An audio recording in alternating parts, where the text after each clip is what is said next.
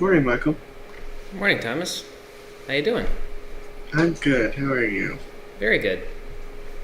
Awesome. Right.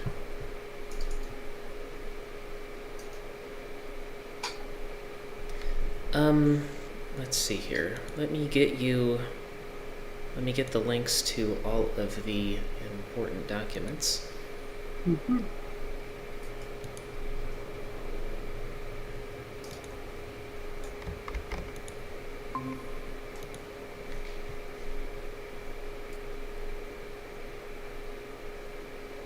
Hi, Edwida. How you doing? Hi, I'm good. How are you? Very good, thank you.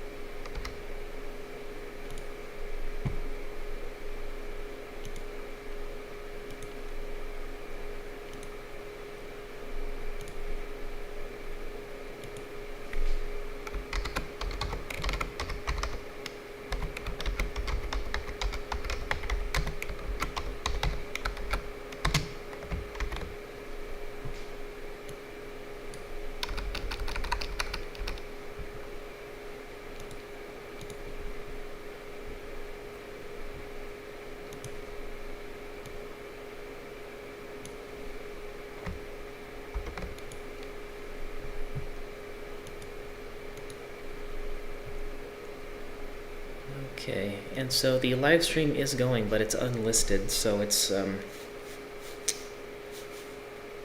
as usual, gonna do like all the testing before we make it public. And of course, that also means that when after the lab workshop is over, I will make sure to go back and chop off all of the editing time. Because once I click live, then everything is able to be seen. So, Right. and Oh, sorry.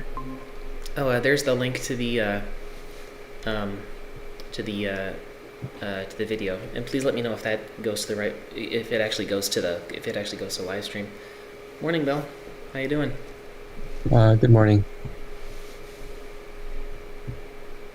Oh, do you have the link or the like token that generates for you? That's the OBS one that you pop in OBS, so I can set up the secondary. Yes. You need the you need the key, right? Yes. Okay.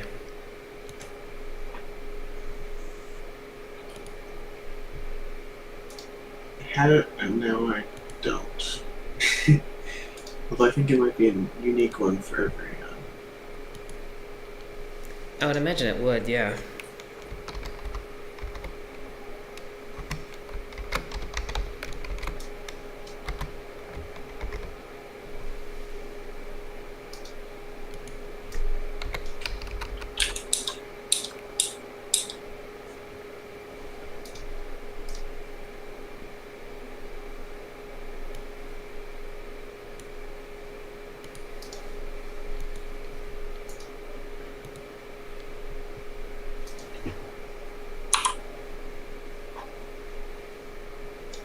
There we go. Okay. So I did that right. This is a big F. But,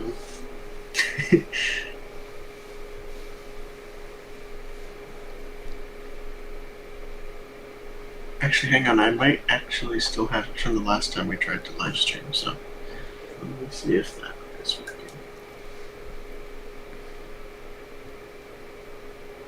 working. Michael, for Robert's description in the moderator script, there's a mention of Greg Fahey. Is that how you pronounce his last name? Or Fahey? I've heard both.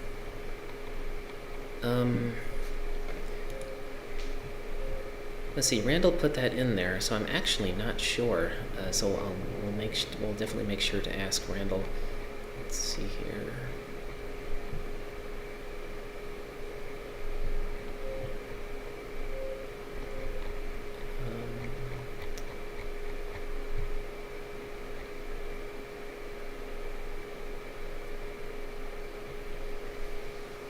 Greg. Oh wow, yeah. Phi. Yeah, that's a doozy. Yeah, I don't know. I'll ask Randall. I checked with like online pronunciation resources, and I think most of them say Fahey. Okay. But yeah, we'll just ask Randall just in case. And Robert's last name is McIntyre. Is that right? Yeah, that I made the mistake too of saying McIntyre, but yeah, because it looks like it, but yeah.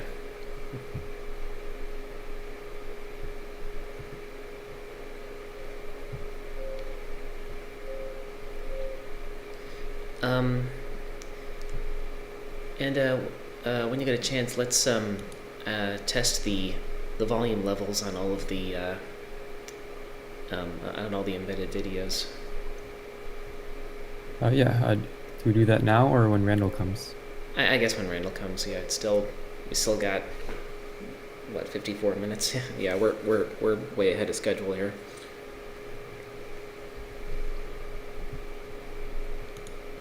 Yeah, so if anybody needed to do anything else, like feel free to do so, because I think we're in good shape. Is Robert planning a PowerPoint? So do I close my screen once he starts speaking? I don't think that he is. He did not say. I would expect that he isn't. So, if he says he has a presentation, then we'll then we can do that. But we'll just plan on him just starting the discussion. Okay, so should I keep my screen shared the entire time, or should I turn it off like we did last time during the discussion? Oh, during the discussion, yeah, I think it's probably a good idea to turn it off, because then we can then we can see everybody's cameras. Yes, that's probably a good idea. Okay, I'll leave it on for a second or so after it starts, just for transitional purposes, but after that I'll turn it off. Okay, yeah, that sounds good.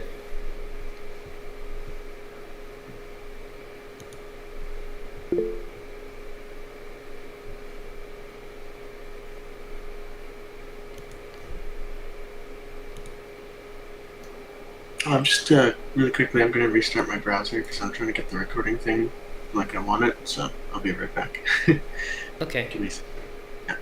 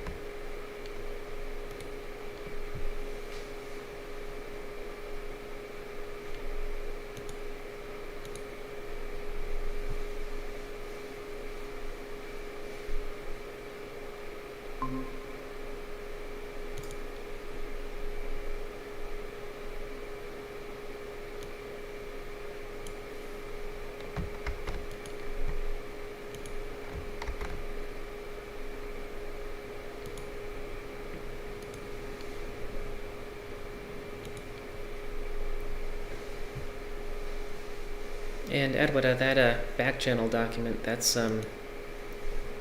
like our primary note-taking document, and also for communicating with each other, aside from the Google Meets chat. So it's actually, yeah, that's pretty much it. So yeah, and there's a link there in the chat there. Okay, I'll look at it.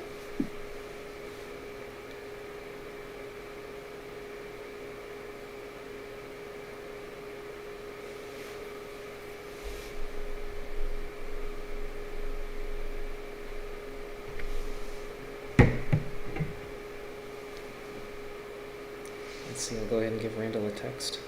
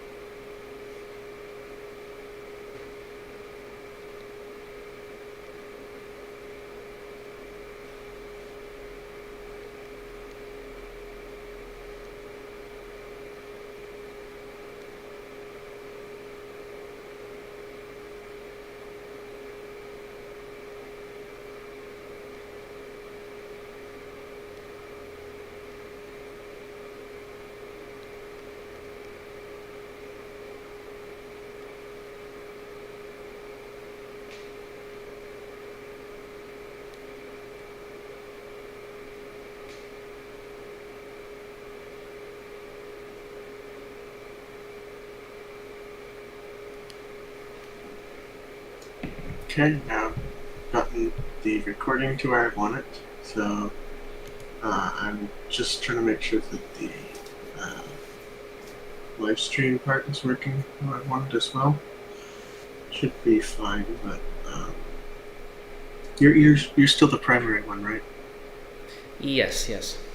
Okay, in that case we should be alright. Let's see. The only thing I guess we could try is try temporarily stopping yours in OBS and make sure it transitions to mine. Sure, yeah. You don't have to, it's up to you. I'm just afraid I might have the wrong streaming key or whatever, token, whatever they call it now.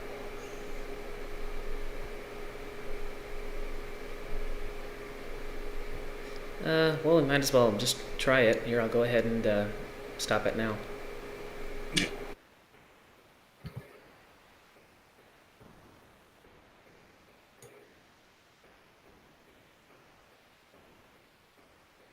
Let's see. It's got the timer thing, so it's figuring it out. It looks like. Okay. Yep. It's still streaming.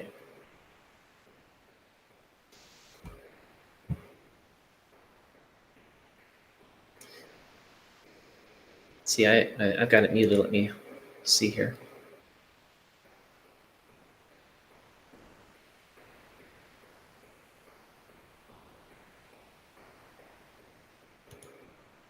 Yep, it works. There's that 15-second delay. So yeah.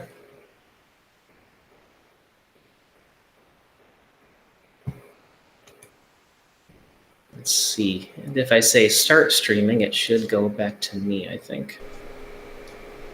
See, I might have to temporarily disable mine. I think it will by default stay with. Is it? Is it still on mine? It is, yes, and I started the stream again. Alright, let me stop mine really quick, and then wait for it to transition, and then I'll start again. Okay, looks like I'm back. Alright, now I'll start mine up again. Okay, awesome. We've got that figured out. And I think this one's going to go wonderfully. All right. Is there any way I can hide this stupid microphone icon at the top here? I know I gave it permission to use my microphone, but can you go away? I don't want to see you. Go. Get out. Go. Okay, I guess it won't let me do that. Okay, I guess I'll just leave it in the middle of my screen then. Oh, now it's off center. Okay. One moment.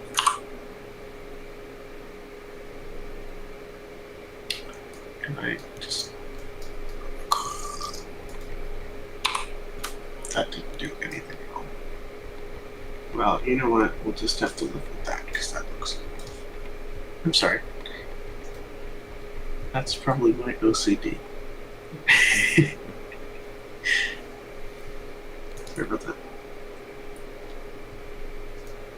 And the other thing I'm just testing now is to make sure that the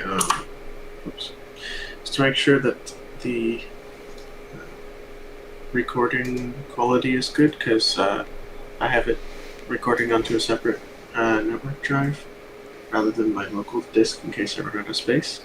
Okay. So I'm just checking to make sure there's no buffering problems there.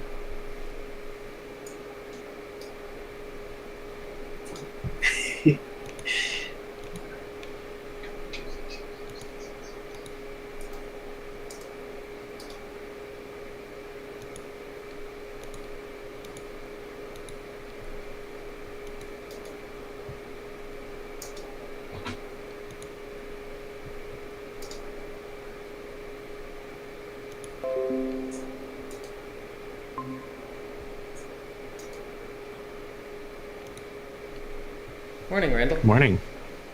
Morning.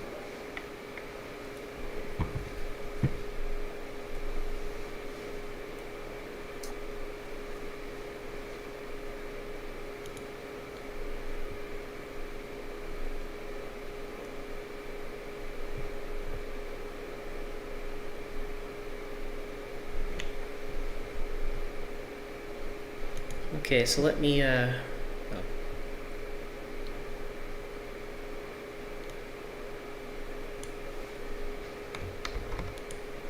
Okay, so Randall, here is the moderator script, the back channel document, and a link to the live stream. And it's unlisted right now, as usual. And Thomas and I just tested the primary and secondary. I guess you would call it connections. So if my OBS Studio goes out, then his will pick up, and so the live stream won't be interrupted. Oh, it works. That's great. Mm-hmm. Yeah. Fancy. I'm sure there are other things that we don't even know about yet that we could do as well. Yeah. Like my hilarious art house production that I did yesterday. It was it's wonderful. Well, I liked it, and that's why I put it in there. Oh, I know. I love it. It's just it had me laughing. I couldn't stop. I was uncontrollably laughing after I started thinking about it that way. So, this is what some sort of serious Swedish film student would do for their first thing or something like that. I don't know. You'll see. I mean, you've seen it already, but anyway. I must be missing something here. Yes, you're missing something. You're missing a bit of context, but you'll see soon enough. Okay. All right.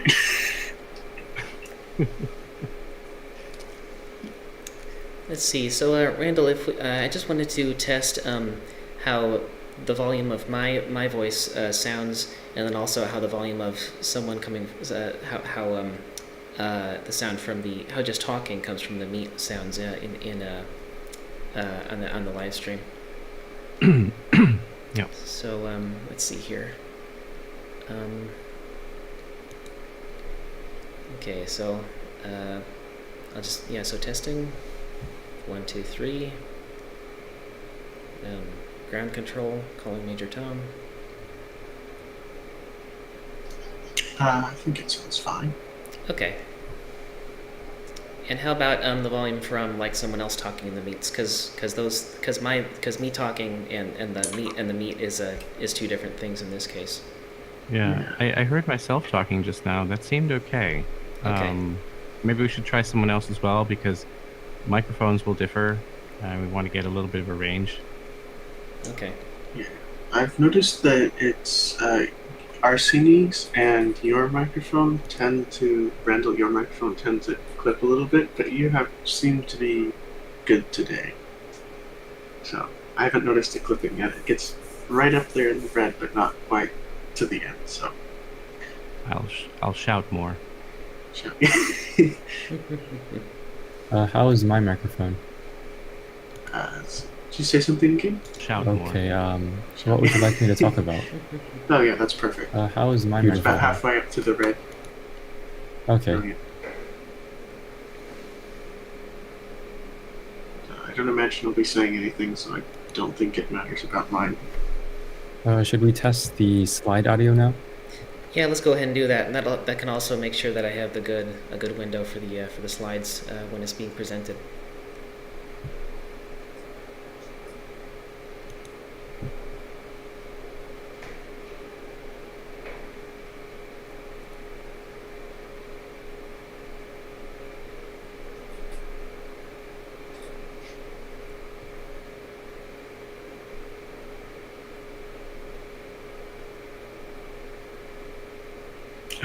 Is there supposed to be audio or?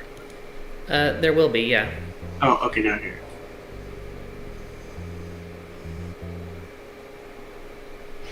So I hear it now. How high is the volume supposed to be there? For that intro music, it's meant to be quiet enough where you can still hear it, but you can also hear other people talking.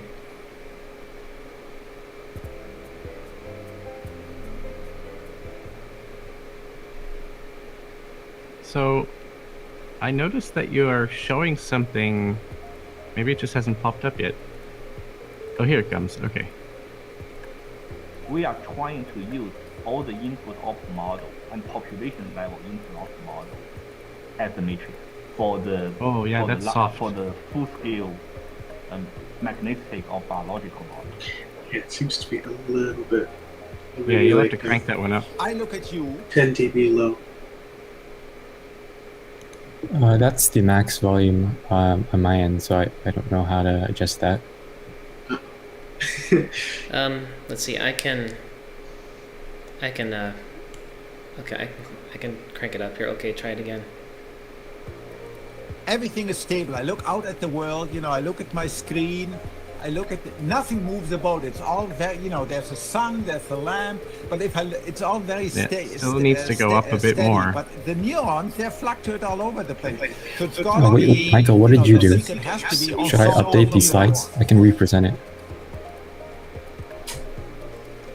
In general, we don't test if the models work outside of the domain on which we test them. So there might be an experiment where everything the visual system ever sees is straight. Oh, I'm not sure if this matters either, but it looks a wee bit fuzzy. How well that then works at predicting things that are not stripes is very unclear, and it often doesn't do all that well.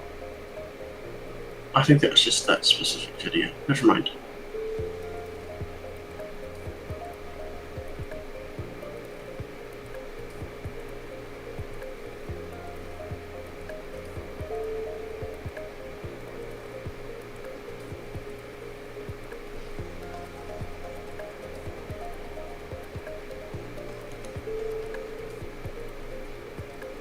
I don't know which kind of programs you're using to do the audio on these things, but I typically, for instance, I use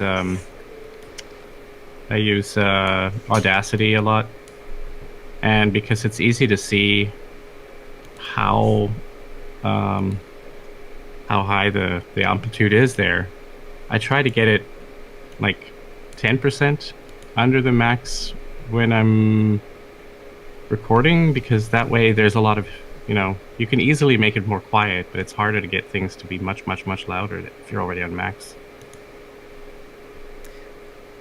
Yeah. I put the interview audio on full volume, so I'm not really sure. On my side, when I turn up the volume on my computer, it's pretty loud. Okay, let's try the next video.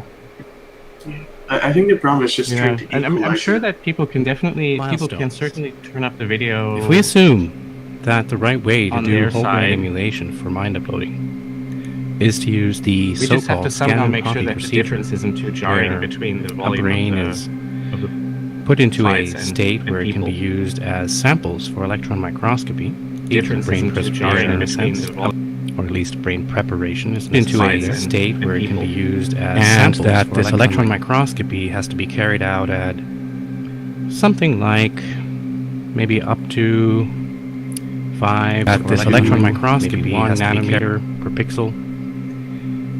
Okay. Then we see looking at recent results from the Drosophila hemibrain at Genelia Research and from the Cubic Mouse Brain Project at the Allen Brain Institute that the principles of that kind of imaging are now a matter of fact, not just a matter of ambition. That one sounds okay to me on the... Yeah.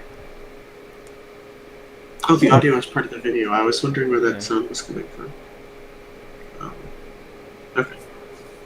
Yeah, by the way, Thomas, that was my art house production. When you have more time to focus on it, you'll see what I mean. Oh, okay.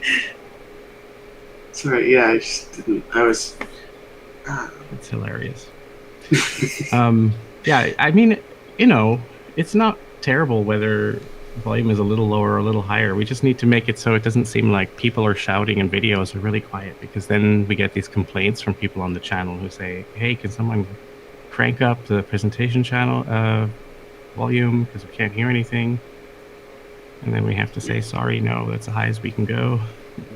Crank it up on your end. Actually, are there recorded interviews? Because we need it to be about the same between those. Yeah, Bill, could you first go to... Oh, go ahead. But it might be too late to fix that because, yeah, unless you have complete control over what's going out and you can just really raise and lower it on your end, Michael, if you can do that well enough for each of the videos, and you can see that it always reaches about the same volume, that might work. Yeah, I'll do that as much as I can. Yeah, Bill, if we could go to... Yeah. I was more interested in Ken's because there's a part in there, there's about 6 minutes where it's where the recording, I had messed up on that, and where the volume was just way too quiet just because, and so I had to add subtitles, so I just wanted to see how jarring it was from when I went from the subtitles part to where it starts to where the volume is back. Yeah, sure. And that's going to be at the 7-minute, 17-second marker. Do you want to start with Dongsong's or Ken's? Let's start with Ken's. I think Dongsong's would be pretty much the same anyway.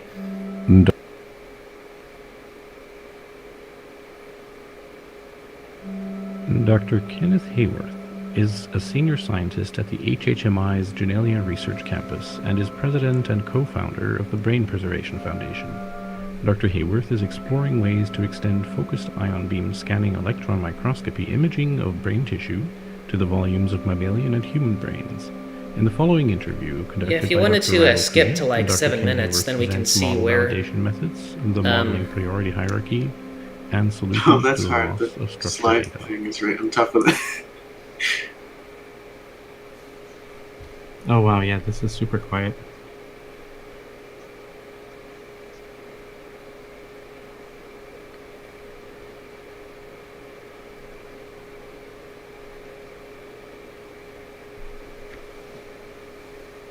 It's a nice effect you did there with the blurry screen and then the text on it.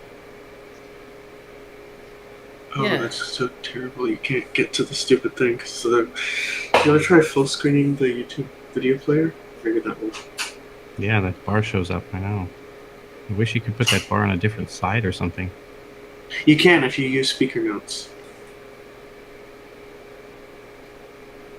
Which mark, Michael? That's good because at 7:17 is where the or I don't know if it's there yet, but at 7:17 is.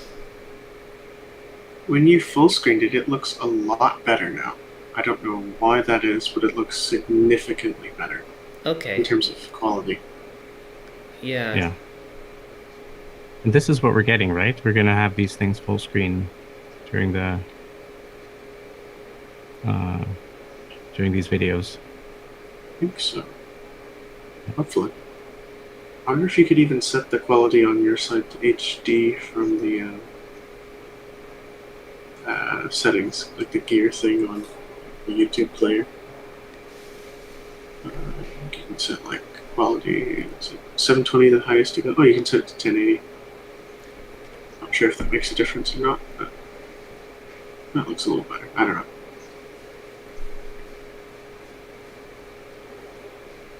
We're streaming at 1280 by 720, right? That's what's coming out of OBS, and that's what goes through YouTube as well, I think.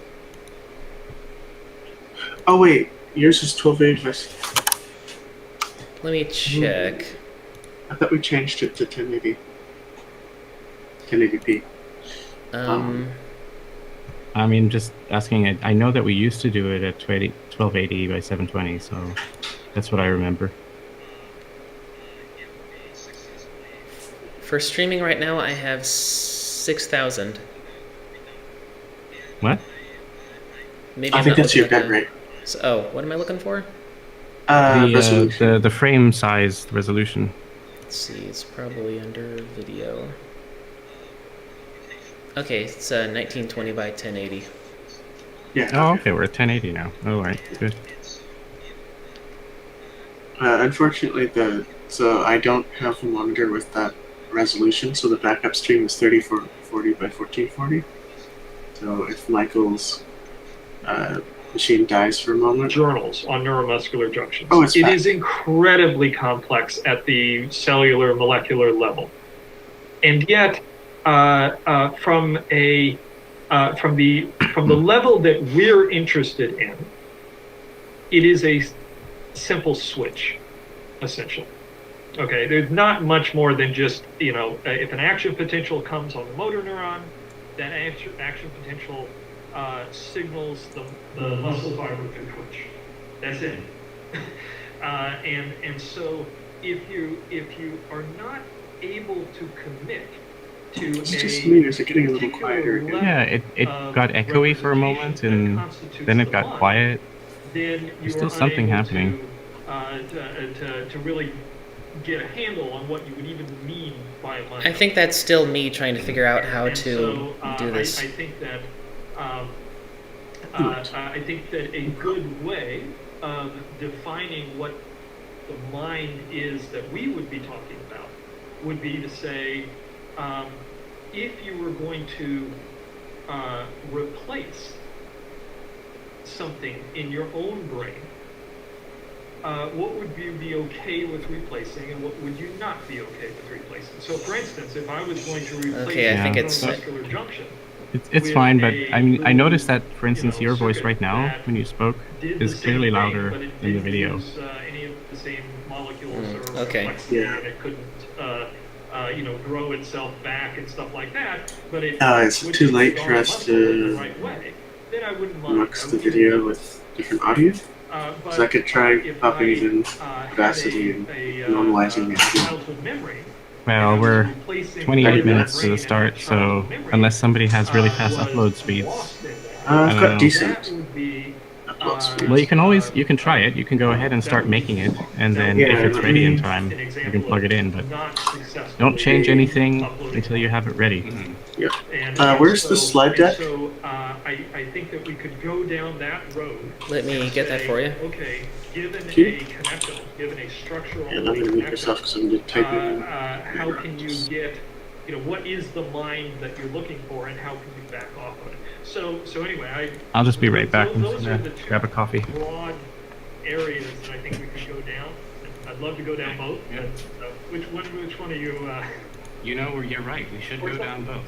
And I know that we've tried to do this bit about success criteria for mind uploading, which is what the second topic is, in other workshops where we try to stay more on that side of things than the technical problem of how do you build models. But you're right that it matters here. And it matters very much, especially considering the kinds of conversations I've recently had. I won't immediately give away who it is because you'll talk to them at the debate anyway. But so I had a chat with a good friend of yours, and when I talk to him, I hear the voices of others as well. Like I'll hear a little bit of Ed Boyden and a little bit of people who tend to often tell us that there's very little we really know about the brain and how it works, and that we need to get very deep into it, and all these tiny little details that matter so much. And I'm of two minds about that, because on the one hand, you're absolutely right. I don't care which synapse fires. I don't know which synapse is firing right now. I don't know which neurotransmitters I'm using. I don't know any of that about my mind. It's not what I sense as my state of being. This isn't who I am. I am not that, even though I'm composed of that. But at the same time, one of the things that we used to say way back when, talking about whole brain emulation as an approach to getting to mind uploading, is, hey, the cool thing is that in whole brain emulation, you don't need to understand the mind entirely top down.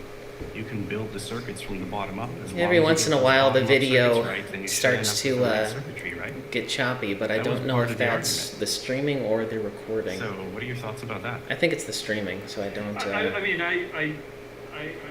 Yeah, I agree. If it's the streaming, then maybe we don't actually have a connection that can support 1080. The visual system. I think we.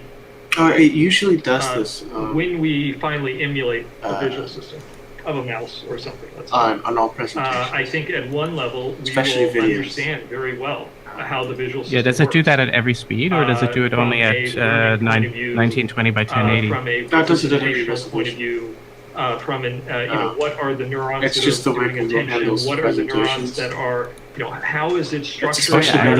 What is actually the highest resolution of the meet session? Recognize faces or recognize 720. The send resolution? So the 720 is the highest resolution that we actually have when we're seeing people in the meet session. And so even here, the interview with Ken was done at 720 then, because there's no way that it was higher, right? Right. And upscaling only gives us chunkier pixels. It doesn't give us more resolution. On Mars or something, right? So going to 1080 when actually everything's recorded AI at 720 these days hardly spend any time. It's a little you're just pumping more through your channel, more bandwidth, but you're not actually gaining anything. So what I'm about to say comes more from ignorance of the field than knowledge. So I can. But I think that the places where I've seen gap, you could go down to 720, and then you'd probably have a more reliable stream. Seem like there's so I'm gonna stop streaming, and I might have to. And I remember now that it's why we had to at 720. Like OBS makes its window at 720, both recording and output. Stream at 720 because we use Meet as our platform. That's our limit. Exact same brain to know. Yes. Okay. Does that make sense? Right. So these cells are in this part of the brain. They're part of this circuit, so they probably have these kinds of gap junctions. We can maybe even abstract out that they form a unit that activates together in a certain way based on what we've seen elsewhere, and we may not need to measure the gap junctions directly. It is. Exactly. It is. And of course the I should say that could be completely wrong, and if it is, that would that would screw up a lot of things. If it turns out that gap junctions, I guess maybe it'll get better when you change it, because the live session definitely is a lot more choppy than the meet session. It's the source of consciousness. Yeah. Then that would be a big problem. But I think in general that would be just to bring it back around. Once we have a concrete, live streaming doesn't have to be choppy. It's not like everyone who live streams has choppy video. Then we can start to ask that about a whole bunch of it. Once we, so for instance, live streaming doesn't have to be choppy. In your head, it's good. It's always good as choppy. Imagine how much you're downloading and uploading at one point in time. Like, are you sending? We need one per region. Are you sending a stream? Well, I mean, there is a whole bunch. I mean, your own meet session plus downloading the meet session that you're in from others at the same time. For no reason, but yeah. So how many bits are you really streaming up and down at the same time? I get the feeling that there are probably inhibitory neurons, like the ones out of the basal ganglia. There certainly are information carriers. Oh yeah, that's a different story. Yeah. There's a whole bunch of different classes of inhibitory neurons in the cortex, and I wouldn't be surprised if some of those we would need. Who's streaming right now? We would need the connectivity or anything. You are. Because it's like this is very good. This looks about as pristine as the meet session. Simulation. Yeah. Computation. Yeah, and I think sounds likely. Yeah. Fall into that category. How's the audio as well? Yep. Great. By the way, I guess I'll have to mute the mute session for a second so I can listen to the... Sure. Ask Ken your own questions. Please go ahead. Ken, yes, thank you. Well, first of all, I just want to make sure, can you hear me? I had to switch out my mic. Oh, thank you. Okay.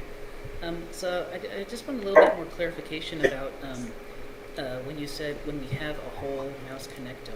Yeah, so when I only listen to the live stream, the volume, I guess, is okay. It could perhaps be a little louder, but it's okay. The main problem is that I hear a lot of fan noise in the background. You do.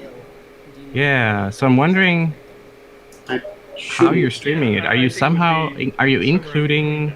Oh, you have your mic on, of course. Let me and mute myself. And you mute yourself. What does it sound like then? Okay, so I'm muting now. Voxel resolution.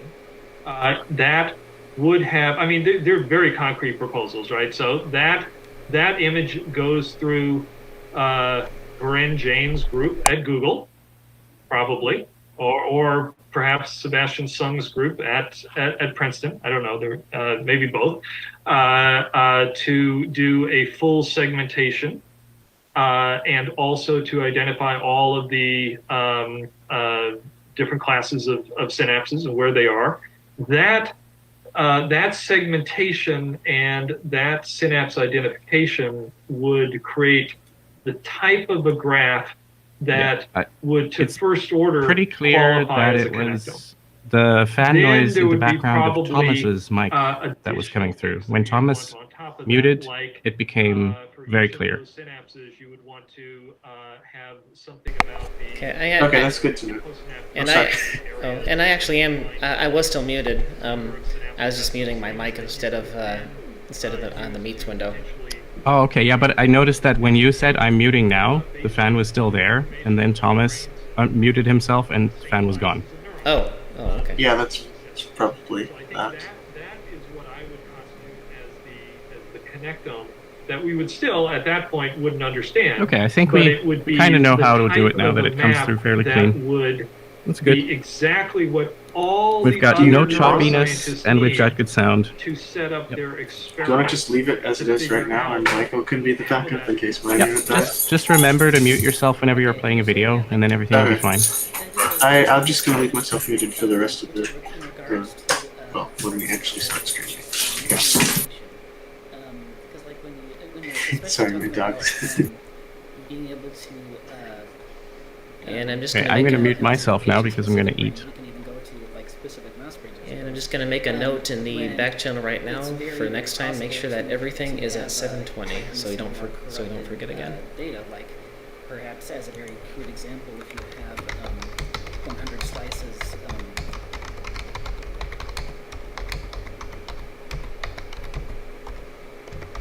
Yeah, I think it's just, one of those skills that people learn after a while is to always think of, like, the pipeline. Like, what are all the resolutions in the pipeline? Whatever your smallest resolution is, that's the narrowest part of the pipeline.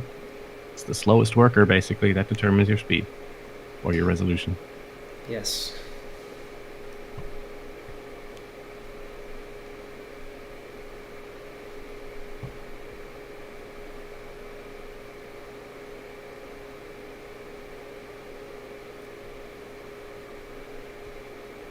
Sorry, I didn't mean that to come off lecturing.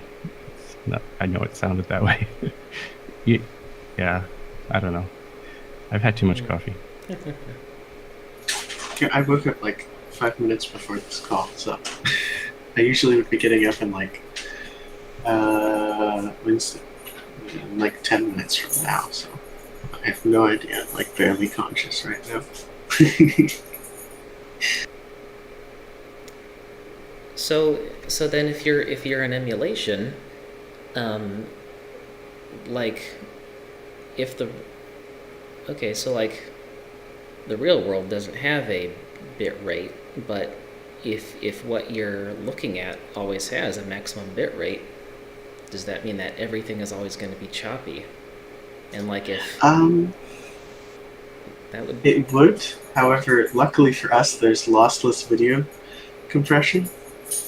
It just eats a lot of bandwidth, but it is possible to have, like, if you did like 8K lossless streaming, you can do that with DisplayPort cables. So you just need to match the amount of bandwidth with the DisplayPort cable over your network card, which you could probably do with like a 100 gigabit InfiniBand card or something. Or there's also like video DisplayPort over IP or something. You know what? That's probably outside the scope of your question. But yes, you could, in theory, do it without having the choppy blobs everywhere. Okay.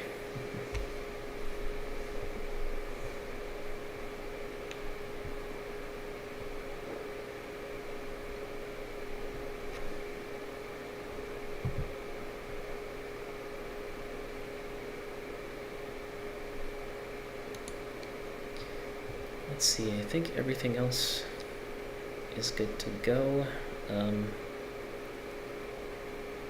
Oh, how's our website doing? Like with that thing that points to our live stream?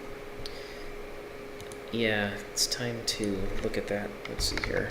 And remember, I don't know if you guys changed it, but back when I built that page, it just had like these blocks you could activate, deactivate to either point to or not point to live stream. But that may be in the past. I don't know. Haven't looked at it.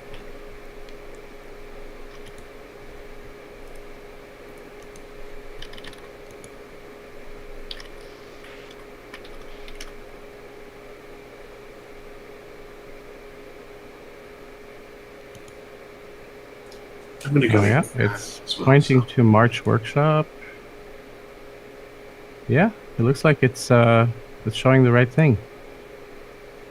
Oh, excellent. All right. And I think we have Jesse to thank for that, because there wasn't. He did send an email, so yeah, awesome. So that's good.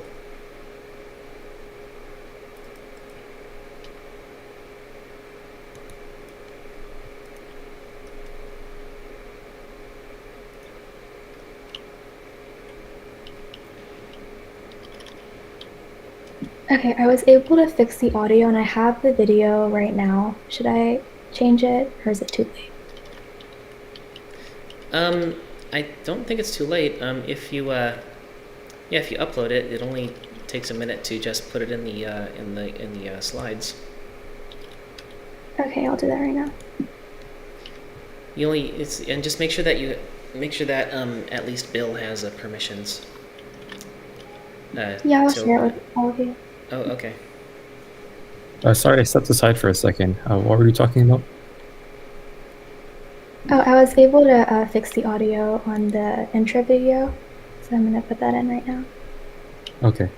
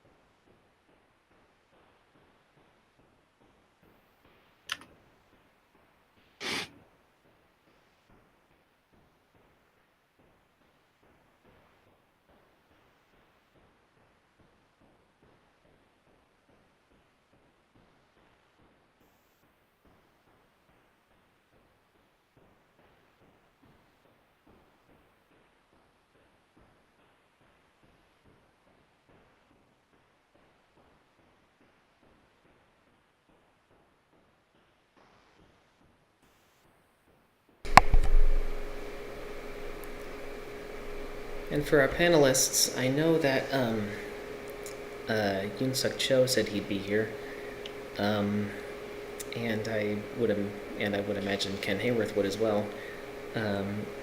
So let's see, we'll have at least Yoon-Suk, Ken, and Robert, I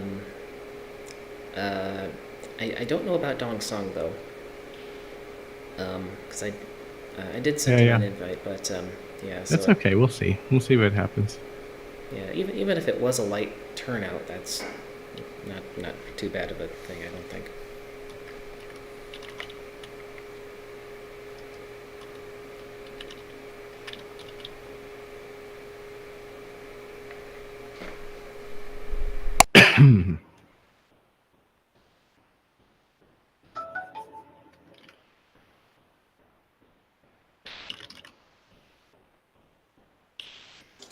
See, I'm sorry, I'm not sure what's going on with my network connection right now, but I'm noticing that I'm getting about half the bitrate I should be. So I'm going to adjust my network and my streaming settings to cut the bitrate down by about 8 megabits, so that it should be a little bit more stable. It really shouldn't be having any problems, and yeah, I'm getting like half the bitrate or half the internet's upload speed I was advertised to, but yeah. Sorry. So, Michael, it will probably kick the stream back to you for a moment while I adjust the settings here. Unless I can do it while it's just...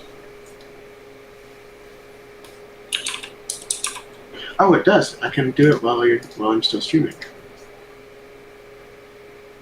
Wait, no, it's not taking me. Okay, give me 1 second.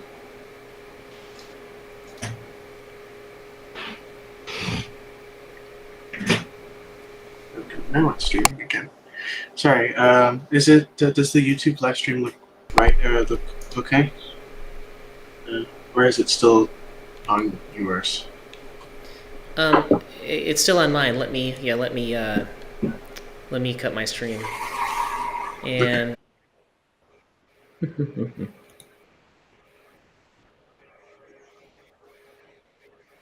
well, if you own stock, they might listen.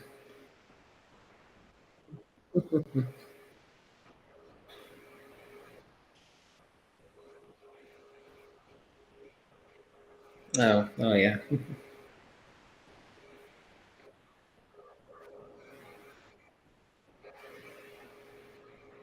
Okay, it looks okay for me.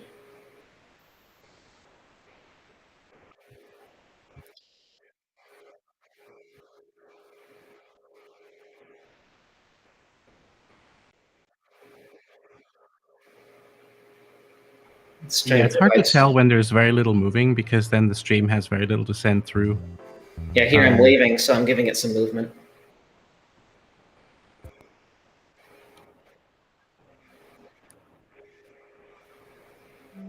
Dong Song is professor of biomedical engineering and co-director.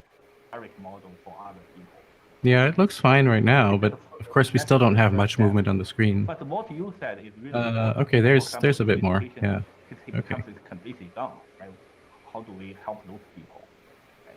So that's actually a very new territory.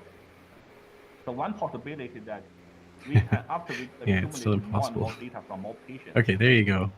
It looks fine. Looks fine. Totally good. Whether there's some generic featuring. Yep. So we are actually trying. Comcast in the next few days because stuff. But once I get my internet fixed more, then we can actually stream it at 25 megabits a second or 35. I'd keep it at like 28 max, but yeah. Wow, that is really high resolution. Bill, are you streaming or are you presenting? I am, yeah. This is ridiculously high resolution. Hang on 1 second. It's still not going to be more than 720 on the meets, obviously, because that's the max that meets allows.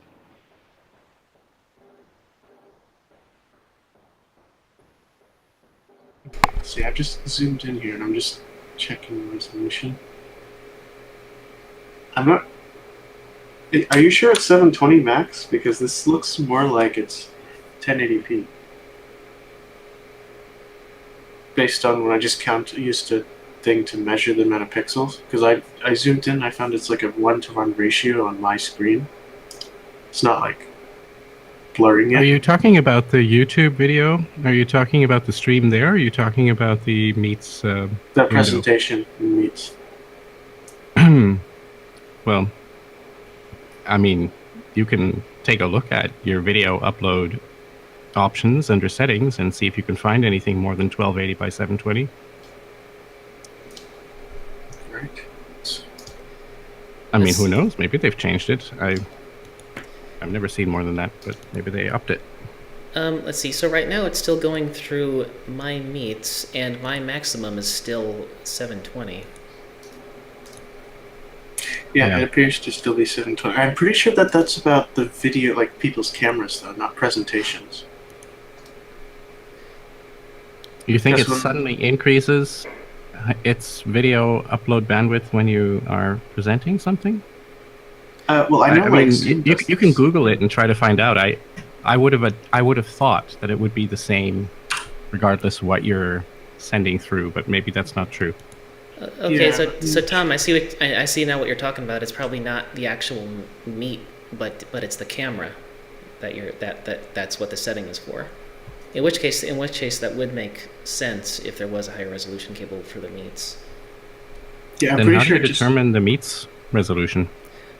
I think it's based on the max resolution of whoever's presenting.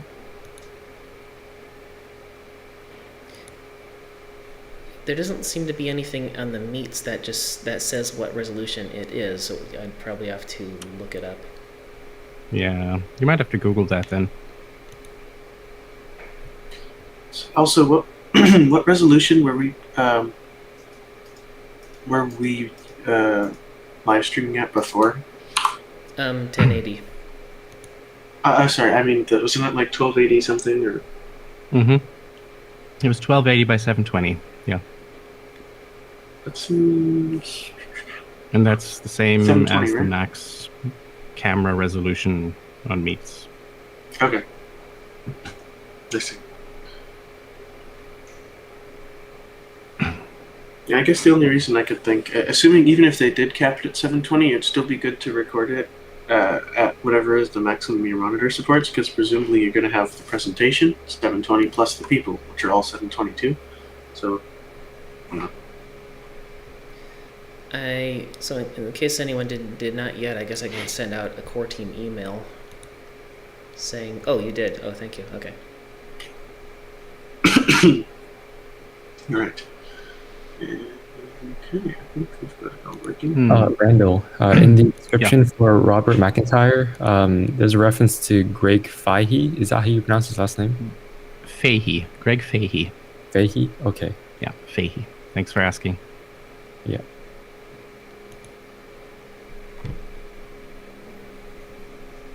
And we're still as unlisted, so in 3 minutes, I can just give it 3 minutes before I change it to public.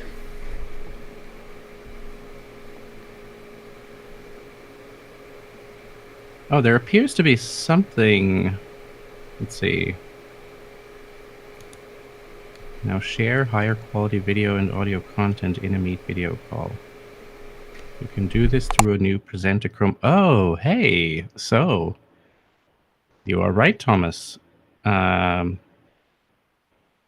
you share a Chrome tab, you can get a higher resolution than the highest resolution for your video. Yeah, that seems about right. Because I was just looking at this and it didn't seem like 720, but it was really just a qualitative. Yeah, this is a new thing, apparently. I mean, not that new. It's April 2020. There's a Googled thing about that.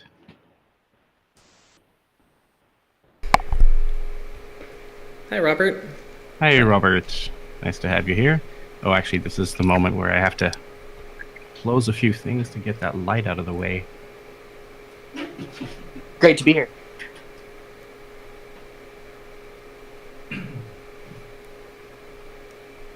Let's see. And at the moment, the YouTube live stream is still as unlisted. In about 1 minute, I will change it to public.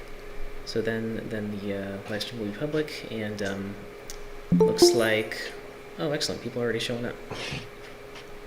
Randall, it almost sounds like you have servers there. Did I have servers there? Yeah, I thought I heard some fan noise, but could be wrong. I did have earlier, but I hear your fan noise, so I guess you've got servers there. But I know that. I think it's because my microphone's literally sitting on top of mine, which is not ideal. One moment.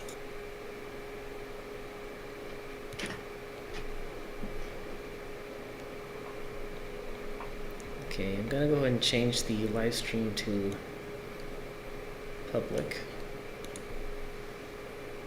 Is it by any chance better now?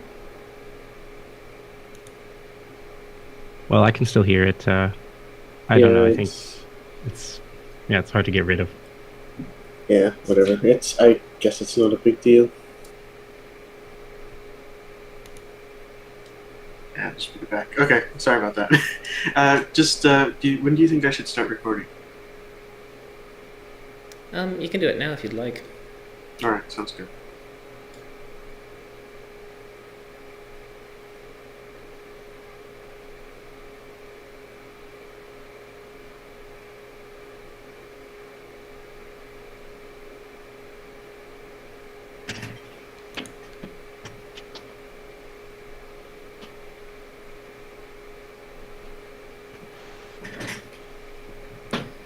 Let's see, and Bill, I don't hear the wait music. Let's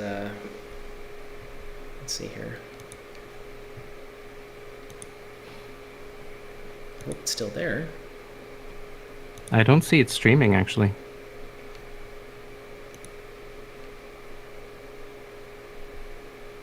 Did you change the stream URL? Oh, it's still streaming. I can see it. Really?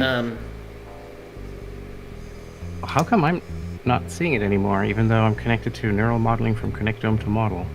Okay, so maybe since it's public, maybe it like switched it. So let me Oh, it's coming. Here it is. Oh, okay. Is it working? Yeah, I think it just took a moment. Oh, wait a minute. So wait, I'm not on live right now. Okay, now I'm live. There we go. Yeah. Alright.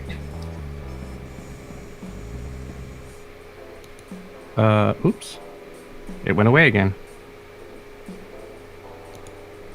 Hang on. I'm gonna try joining from my phone. Michael, could you send me an email with the link to it? Are you guys switching who's doing the live thing or something like that? Is that what's going on? I'm not. Yeah, I'm not either. It's still there. Well, it shows, that to me, it shows that thing where it has like all the different pictures of stuff you could go see at YouTube. So it doesn't have our live stream right now. Okay, let me see what's going on with that.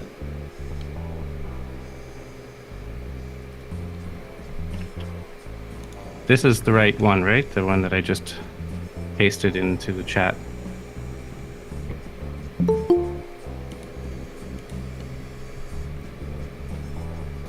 Oh, Michael, it looks like you're the one running the primary stream right now. Yes. Okay. Is that what we decided we were gonna do, or I thought I was. Okay, so has someone checked the URL that I just pasted? Okay, so. Yes, it is working. Really? Yes, I can also confirm from my phone it's working. Then why am I not getting anything here? Okay, now it's back. Let's see if it stays this time.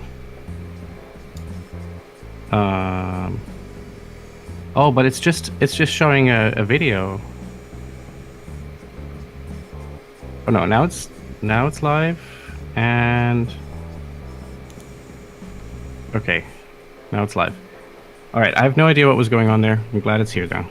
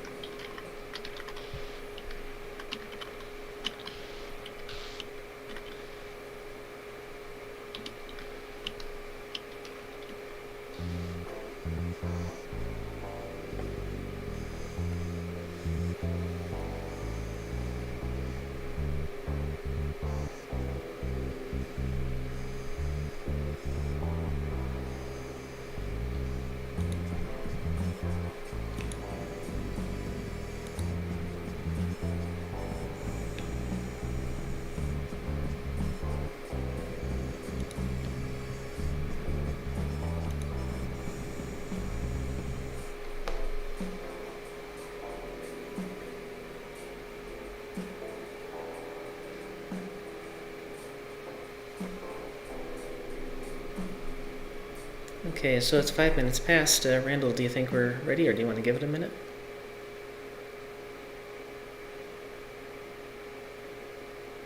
It's probably fine to get going. All right.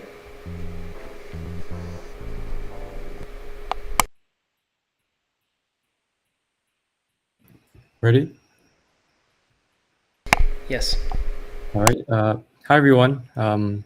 Welcome to the Carbon Copies Foundation March 2021 workshop event titled Updating the Roadmap to Whole Brain Emulation, Part 7, Neuromodeling from Connectome to Dynamic Model. This event is the 7th installment of our series where we collect expert input to update the roadmap to whole brain emulation.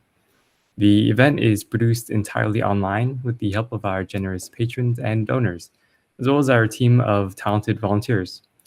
My name is Bill Nguyen, and I will be moderating today. For this event, we'll be continuing with the topic of neuromodeling in whole brain emulation, with emphasis on how to use petabytes of data that measure the ultrastructure of the brain's connectome to build a working dynamic model of that brain. Our agenda for today will consist of the following. Start off, we'll have a brief video introducing the topic and recapping the discussions from our previous workshop.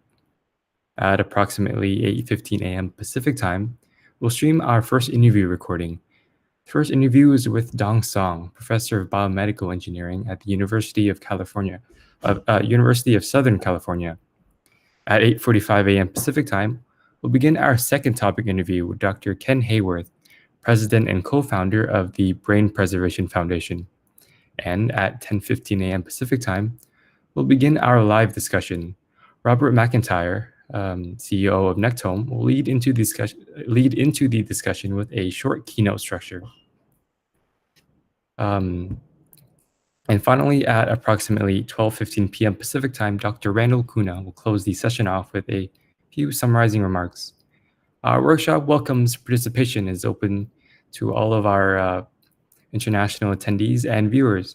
And for our viewers on YouTube, you are invited to write questions directly into the chat that is enabled for our YouTube live stream. From there, one of our excellent staff members is monitoring the chat and will alert the panel to interesting and topical questions. Longer or more complicated questions where it is important to establish that the question is both properly understood and answered are best asked by directly engaging with the panelists. We make this possible through our call-in number. The number and PIN are shown at the bottom of the screen as you can see now. They're also written in the live stream description and on the livestream.carboncopies.org webpage. They are as follows: 786-540-5631 with PIN 180-618-986#. If you're calling from outside the US, you may also use the web call-in option at call.carboncopies.org to avoid telephone charges. The process is similar to calling into a radio show. Your call will be monitored and a respectful exchange is expected. When your question would benefit from direct interaction, I will invite you to call in if you can. If you want to add a note to your question stating that you can call in or that you can, that can be very helpful. Of course, our many thanks go out to our patrons and donors, to our team members, and to the many experts who make time in their busy schedules to participate in these workshops. As a reminder, we are a 501c3 nonprofit foundation operating with the sole mission of advancing research through whole brain emulation. We appreciate the many contributions that have allowed us to organize events such as this one. If you'd like to become a monthly donor or make a one-time donation, you can visit carboncopies.org/donate and donate by PayPal, credit card, bank transfer, or cryptocurrency. We greatly appreciate your help with this ambitious undertaking, whether it is by volunteering your time or your financial donation. And now, before we get started with the first interview, here are just a few technical comments that are important for our panelists and for others who have joined us directly through our online meeting tool. First, please mute your microphone when you're not speaking. If you happen to also have the YouTube live stream open on your computer, please mute that YouTube player to avoid echo effects. We'll be presenting our recorded interviews through the online meeting tool. And unlike some of our early workshops, there's no need to switch from the meeting tool to YouTube to watch the interview recordings. And please let me know if any of this is unclear or if you experience any technical difficulties. At this point, we present a brief video recapping where we left off at our previous workshop.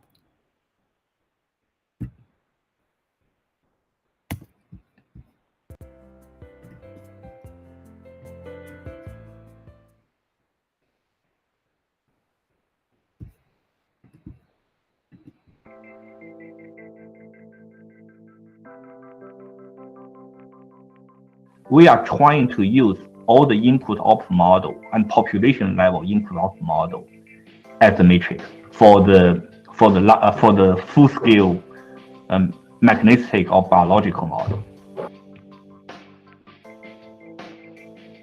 I look at you, everything is stable. I look out at the world, you know, I look at my screen, I look at nothing moves about. It's all very, you know, there's a sun, there's a lamp, but it's all very steady. But the neurons, they fluctuate all over the place. So it's got to be, you know, the secret has to be ensemble of neurons. In general, we don't test if the models walk outside of the domain on which we test them. So there might be an experiment where everything the visual system ever sees is stripes. Now, how well that then works at predicting things that are not stripes is very unclear, and it often doesn't do all that well.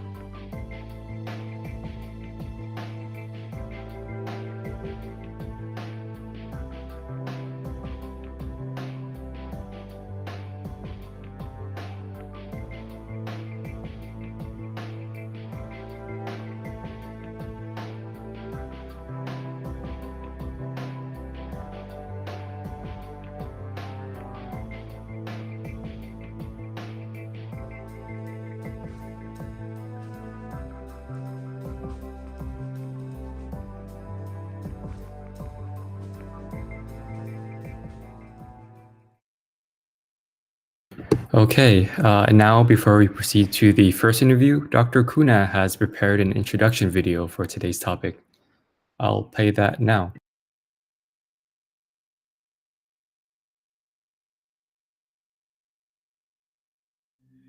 Milestones.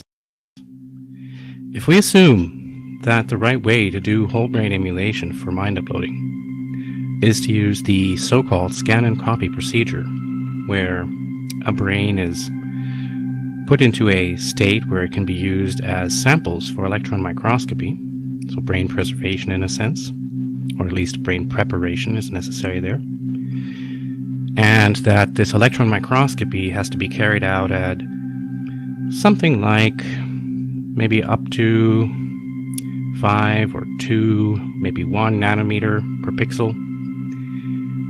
Then we see, looking at recent results from the Drosophila hemibrain at Genelia Research and from the cubic mouse brain project at the Allen Brain Institute, that the principles of that kind of imaging are now a matter of fact, not just a matter of ambition. Now, of course, the Allen mouse brain cubic millimeter that was published in Nature this year took about 5 months to collect, process, 5 to 6 months. And this was with 5 electron microscopes running pretty much 24/7 and a lot of post-processing. That isn't the highest speed that's achievable now, of course.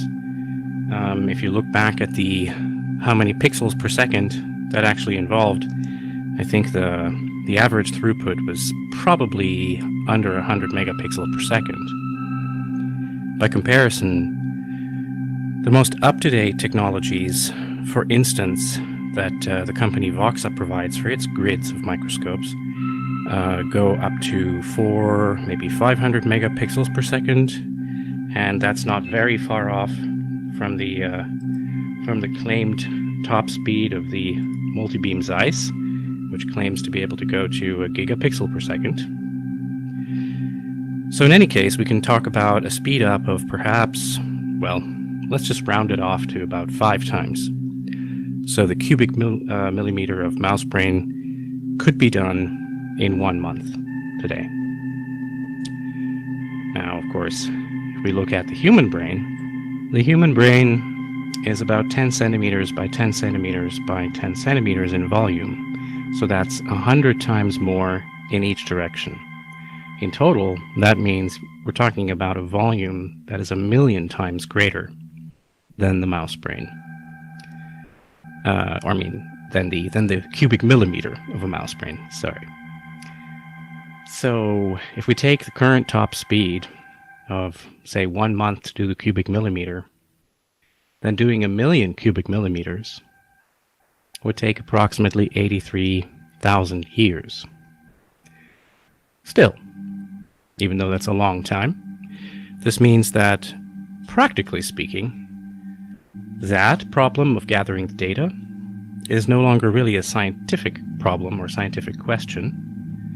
It is a question of engineering. Either you need to allow for this sort of time and carry out the project over 83,000 years, or you need to have more microscopes. I mean, if you had 83,000 times 5 of them instead of just 5, then you would probably be done in a month, right? Of course, there's some other engineering involved, like how to send the various sections of the brain to the different machines and all that, but it's still just an engineering question. And engineering questions can be solved with can-do spirit, in a sense, that you can decide that something is important enough to build the facilities for it, kind of like a battery pack gigafactory for Tesla. So that is, in a sense, scientifically solved, assuming that indeed the data collected in that method is what you need to be able to carry out whole brain emulation for mind uploading, that you can infer from that structure everything that you need to build a working model, assuming that you've had enough time to explore brains to understand how structure relates to function. So this is a milestone when something like that becomes engineering instead of science. No matter what the other questions are that are still outstanding, that is a milestone. And this leaves us wondering, what's the next challenge? Well, it's already in that question, isn't it? It's in the statement about that milestone is the next question. How do you do that? How to do the translation from that data that you collected about the structure to an operational model? This is clearly the typical case that you always have in modeling, where the data that you've collected is not actually the data that you put into the model. Your model requires certain parameters. Say, for example, you have a model of a neuron and it needs to have an after hyperpolarization of a certain decay rate, so it needs to have a time constant in there and it's exponential. Where do you get that time constant from when you're looking at the structural data? So this is really the next big hurdle that needs to be addressed in whole brain emulation.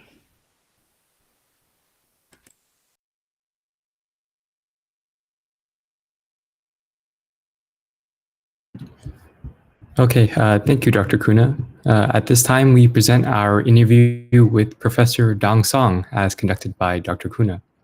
The interview presented is, in fact, the second portion of a longer interview with Professor Dong Song that spanned a set of issues for neuromodeling. You can review the first part in the Fall 2020 workshop video on the Carbon Copies YouTube channel. Today's part of the interview focuses on the curse of dimensionality.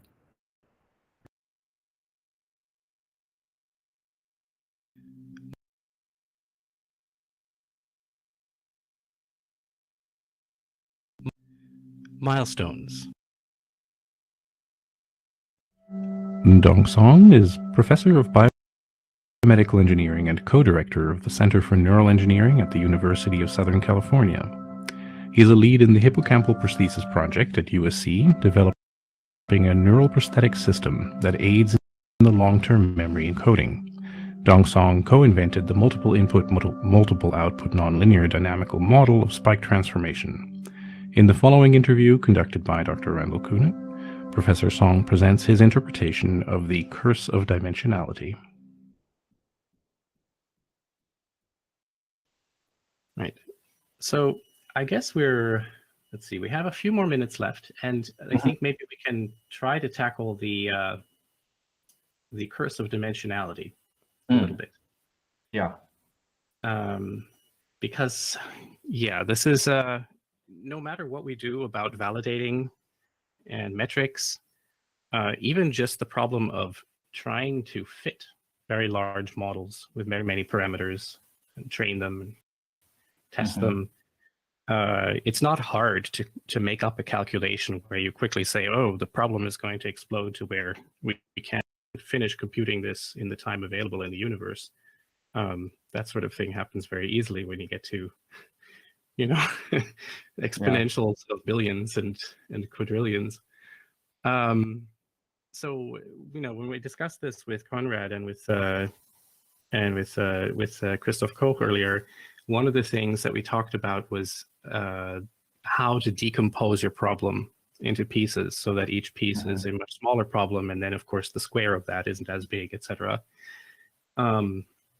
What are your thoughts about how to tackle this problem, this explosion of your parameters, which I'm sure you deal with just trying to run your models in a supercomputer? Sure. Yeah. So, my view on this problem actually start to change over the years. This is a very big topic. Model selection, model fitting, right? It's a very big topic. Even you constrain that to the statistical sense, that's still a huge field, right? Yeah. So, I'm sure I did some work on model selection, right, for building a better MIMO model. Yeah. Using, I think, just combination of two technology, right, or technique. One is the basic function, right? You want to find the appropriate subspace of your model parameters, right? Because you have a lot of prior knowledge about things, right? One example is that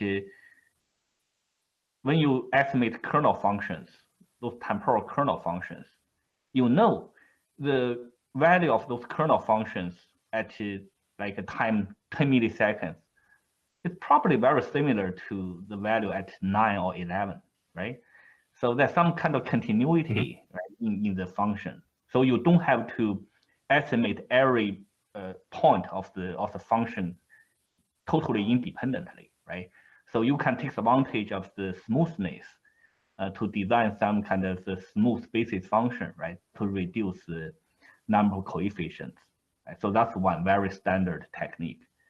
And the other one is the sparse estimation, right?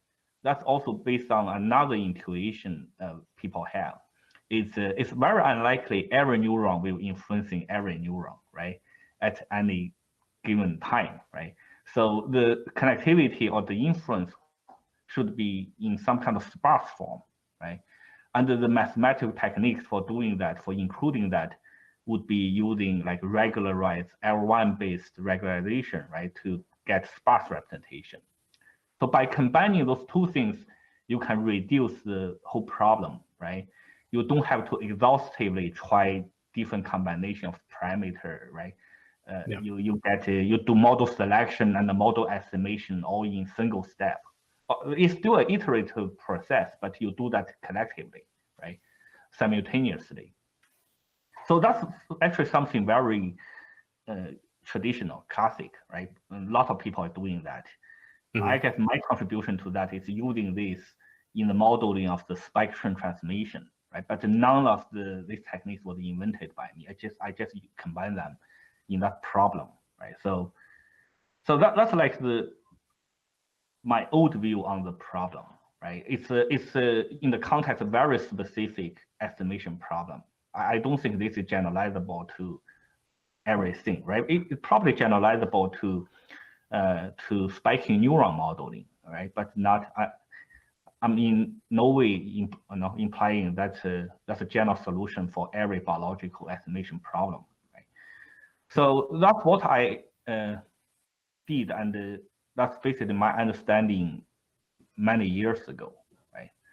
But now I'm sure you also know this, right? With the advance of machine learning in the past decade, you actually, if you see the modern approach, the regularization-based estimation is actually getting less popular than before. Mm-hmm. The new trend is not to, you don't even try to get perfect estimation of the parameters at all, right? The new trend is you start to use like an over-complete set of parameters with the specifically designed hierarchical structure. I basically mean deep learning, right? That kind of structure. Yeah. And you train them in a specific way, like a dropout, right? So you stochastically train the parameter, and you train with a lot of data for long time, but not super long time. Definitely not like right, like something what you say like unlimited time, right? It's definitely not that. It's very manageable amount of time, and you don't want to uniquely estimate the value of each parameter at all. Yeah. So yeah, so that's more like the new trend. And I got a graduate student, and my project for him is basically exploring this in the modeling of the spiking neuron, right? So I think the problem in the field has been kind of redefined, at least in super difficult machine learning problems. When I was a graduate student, and when I started those models, right, you always want to reduce your model complexity to the level is just enough, right? And you even use model selection to further reduce the model complexity. And you have this minimum set of parameters with the minimum structure, minimum function. And given that you want to estimate every single parameter perfectly, right? You want them to converge. You want them to be, everyone be uniquely identified, right? And the number of open parameters has to be much smaller than the number of data points, right? Yeah. But now none of this is true anymore. It's not. It's necessary anymore. Your parameter representation, right? The space can be equally large, as almost as large as your sample, right? your number of samples. Yeah. When I was a student, this is like the last thing you want to do, right? That immediately makes the system not identifiable, right? Because if you have 3 unknown, 2 equations, right? It's just not enough, right? 2 samples, it's just not enough to uniquely to identify those 3 unknown, right? For X, Y, Z, you need to have 3 numbers at least, right? 3 different combinations. But now it's no longer true, right? I'm sure you read like Tarasnovsky's recent paper on deep learning that review. It's PNAS, right? That's short review on the history of the So in that paper, he mentioned this problem. That's what people see, like the overfitting is kind of it's a solved problem by dropout algorithm. Those stochastic training algorithm, right? So yeah, so no, I can give you answer based on my past experience, but now my understanding changed by the recent advance, right, in deep learning. It's so effective, right? Now we try dropout too, right? We have a model with over 1 million parameters, but we don't see overfitting, right? Even we only train that with a much shorter data length, right? But those parameters, they are not overfitting at all. So I think the problem kind of changed.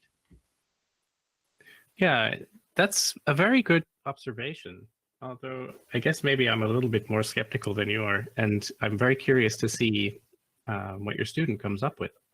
Because, dropout is an approach to dealing with overfitting, but it doesn't help you with underfitting.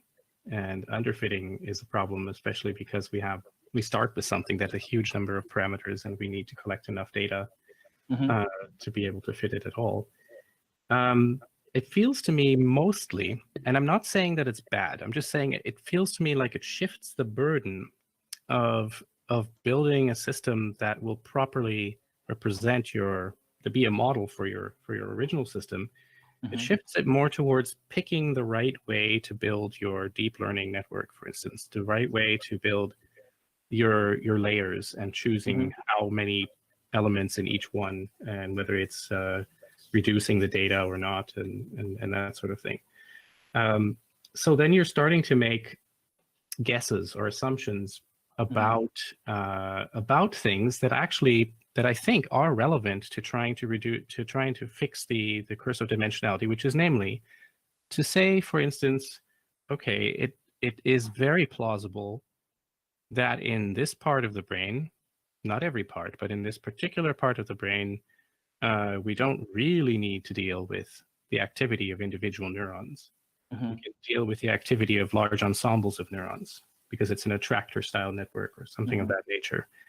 And so we can either use this deep learning network that already reduces the data to some degree, or we can use some other approach where we do what you might call like, throwing away the original data and instead using a compressed sort of feature extraction, something like compressed sensing also does, right? Where you take the meaningful features out of the data. So if you can see that there is an ensemble doing something, you can kind of just look at the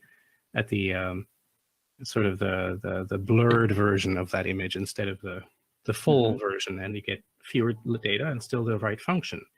And if you know what you're doing, if you know how you're doing this reduction of your data before you even start training your model, then you can indeed end up with something that is not just feasible, but may even be better and more reliable than what you would otherwise have gotten. So I completely agree there. And I see deep learning as kind of applying that principle. Right. But what's not clear to me is how much deep learning can also apply the smarts, the intelligence on the inside of being able to pick how to build up your network, where you're going to carry out these kinds of compressions, these kinds of reductions of data. Right. That's tricky to me. And I don't know if you found any ways for that. Does it just magically solve itself, or is that where the I don't know. student is going to be busy? All the current deep learning networks, if you look at structure, it's pretty uniform, right? It's almost like just a general matching machine, right? There's no specific structure in it, right? It's definitely not the most efficient way of representing any function, right? But it's working, right? It's working beautifully. So, and that dropout actually solved a lot of the overfitting problem, right? In a way, it solved the in terms of the parameter estimation. There's also this curse of dimensionality, like you cannot exhaustively consider all the different combination, and dropout in a way will solve that problem. So I spoke with the head engineer on the Tesla navigation problem, because in Tesla they're trying to use vision and not LiDAR to do their navigation, and so that's a bit of a tougher problem for them. And they actually they've spent a huge amount of time dealing with what he calls, the tail of your distribution, all of these special cases that they don't have a lot of data on, and that needs to be able to deal with those special cases. Otherwise, it cannot be approved to drive on a road.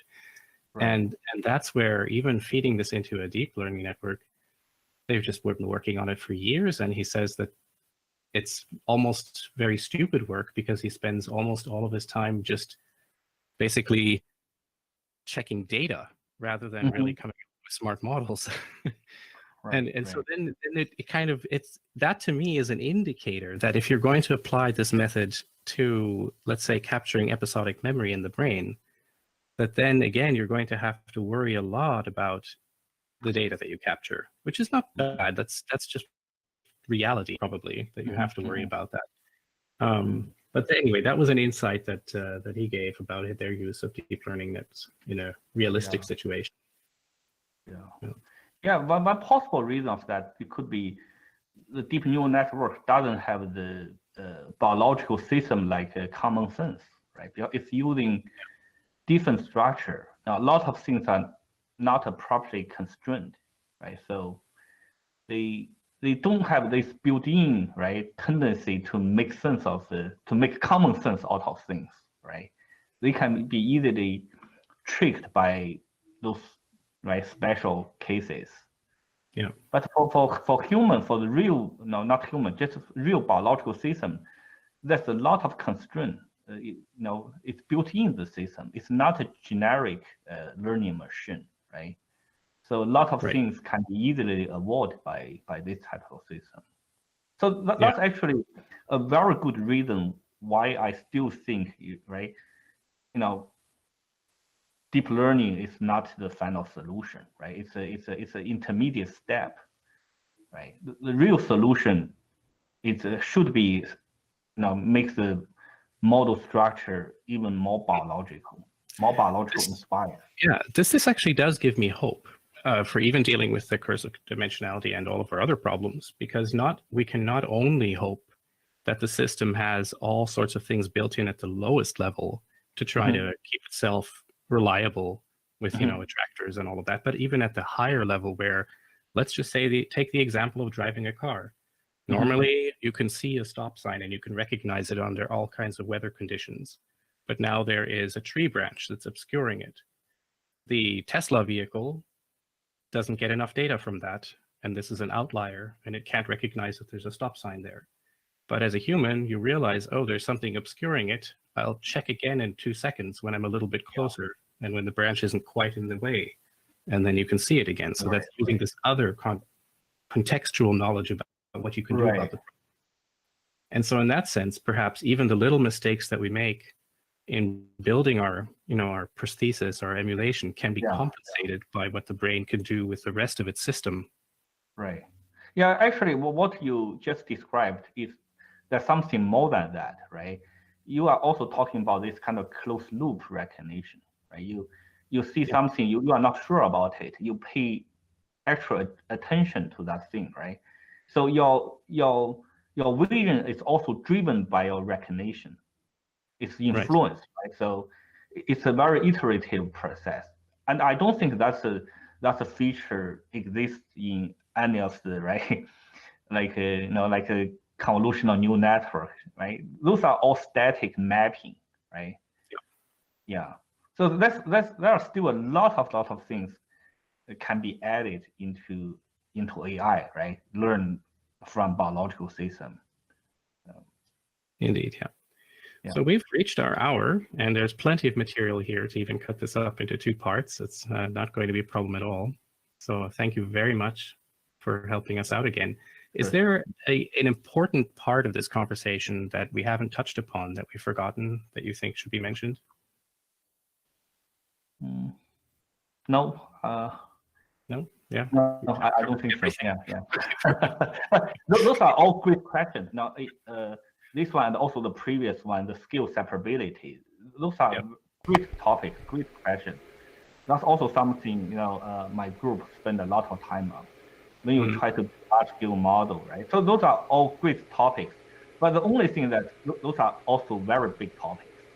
Oh, yes. So when I try to give you an answer, I always try to limit the problem, right, into a much smaller problem. Then I can give you a firm answer, right? But those are super big problems. I would say don't worry about it, because this whole thing is, of course, a very iterative process. And even just in terms of our wanting to collect information to start improving on a roadmap and et cetera, it's very iterative. So, we start looking first at acquisition, then we started shifting over to things like the scale of separability problem, and now this modeling problem. And then there's going to be a part B for the workshop on modeling, because it's so much information. And I'm sure then we'll wrap back around, because then we'll identify the parts that are specifically hard or that need extra attention, and we'll get back to those eventually. Yeah. It's an ongoing process, and I wouldn't worry about it. But sorry. Yeah, this conversation. Sorry for interrupting you, right? So to ask me whether I have something I want to emphasize or I think I miss, right? But I do have one thing I want to emphasize, just based on what they said, right? Actually, I have a pretty strong feeling about the term data science and data scientist. I don't like a lot of the biologists start to call them data scientists interested in biological problems. Data is important, right? Data-driven modeling approach is important. But as a scientist, if you try to model, right, a biological system, data is not enough. It's always data plus some theory and knowledge. Yeah. Right? But I don't know for what reason, a lot of people, they start to call them data scientists, as if that's a new trend. It's very popular right now, yeah. It's a new trend. Data scientists also earn very large amounts of money and things like that, so it's very popular. I think scientists, by definition, should go beyond just data, right? Although data is extremely important. So back to, this is related to this whole conversation. So to the model, my strong opinion is that it should be a combination of the theory of the knowledge, theory knowledge plus data, right? You cannot just believe there'll be a generic learning machine that can solve all the problems in the world. All you need is just more data. I don't think that's true. I fully agree, because I think that anytime there is this generic model for solving your data problems, the generic model is, like all models, is not correct, is incomplete. And every time, science doesn't just consist of data. I mean, making experiments and collecting data is definitely an important part of the scientific method. And then analyzing data is an important part of the scientific method. But hypothesizing and creating models, which is a kind of hypothesis, is entirely important for the scientific method. And then, of course, the iterative process, the continual review, that's essential. And I think ultimately you have to find, even when we talk about this in the large sense of, just neuroscience pushing forward, sure. But even in the very specific problem of, say, let's build a neural prosthesis, or let's build a brain emulation, inside that system, that process of making that thing work, you have to basically have this iterative loop in there, where you are, because that's why model selection is separate from model fitting, and then correction, and you may want to test multiple models at the same time, and so forth. Sorry, yes, Michael. Professor Song, do you mind if I ask you a question? Yeah, please. So I was wondering if the hippocampal prosthesis, if it is meant to be non-patient specific, meaning like is the model that it's using meant to be used universally for every patient that would be able to use it, or like if because as I understand it, the sample that it's getting from like the number of neurons that it is replicating the signal for is small enough now where it can be universal. Is it meant to be that way for the purposes that it serves, or would there be a reason for having patient-specific models for being able to better replicate those neuron signals in the hippocampus, like to better serve its purposes?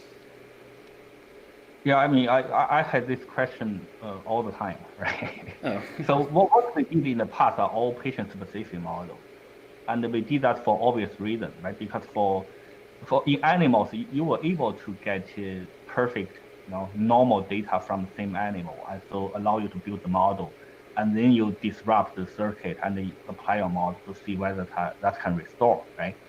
And even in those human patients, they are not real Alzheimer's disease patients. They are not, having any, they have seizures, right? So they actually have a pretty normal hippocampal function, meaning they have a pretty normal hippocampal data, allow us to model, right? So now that's a necessary first step. Now we want to show, like, even you can get perfect data from individual patients, allow you to build this specific model, whether this approach can work, right? If this doesn't work, you don't even bother try to build a generic model for other people. Right? I see. So this is just a necessary first step. But what you said is really important. For example, if this patient, his hippocampus is completely gone, right? How do we help those people, right? So that's actually a very new territory, right? So one possibility that we can, after we accumulate more and more data from more patients, when we can start to look at whether there's some generic feature into it, right? Okay. So we are actually trying to borrow some idea from deep learning, right? So although from different patient to different patients, each neuron they don't match, but it's reasonable to believe certain representation exists, right? Are consistent across different patients.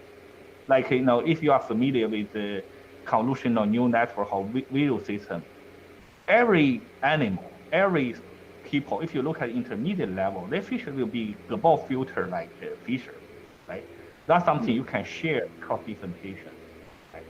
So that's something we can try to learn from existing patient to help the new patient. Even in that new patient, they don't have any data. Right? Oh, okay. But you still need to match. You need to still have to do a final match, right? Ideally, you match to each specific neuron. And for those patients, that wouldn't be possible. So the hope is that if we provide this kind of pattern, right, whether the brain, the downstream region can adapt to that, right, to make sense of this signal. This actually happens in a lot of brain regions, like in the somatosensory cortex, right?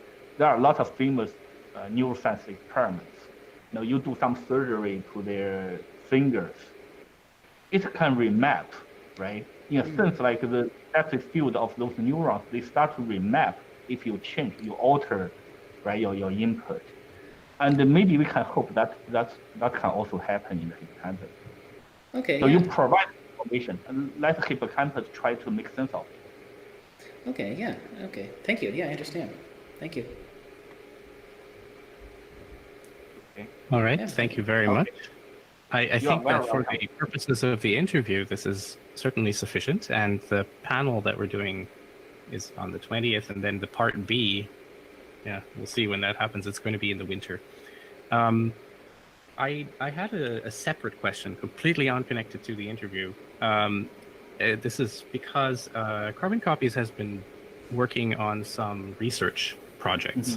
One of those projects is a purely computational neuroscience project where we are trying to look at what it's like to do MIMO models with different arrangements of electrodes in virtual tissue. To see what kind of effects it has if you have different types of virtual tissue underneath it, more few recurrent, etc., where you have different arrangements in there. And we wrote a proposal that we did together with CNR in Italy.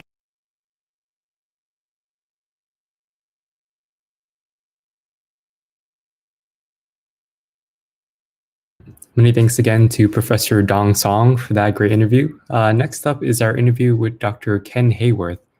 But please be aware that for the first 7 minutes of the interview, we experienced audio recording difficulties.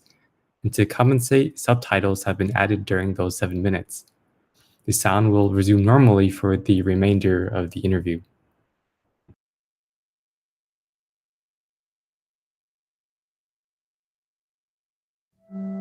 Dr.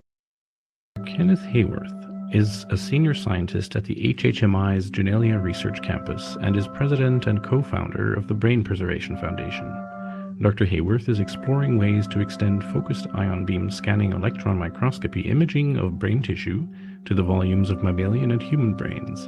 In the following interview, conducted by Dr. Randall Kuna, Dr. Ken Hayworth presents model validation methods, the modeling priority hierarchy, and solutions to the loss of structure data.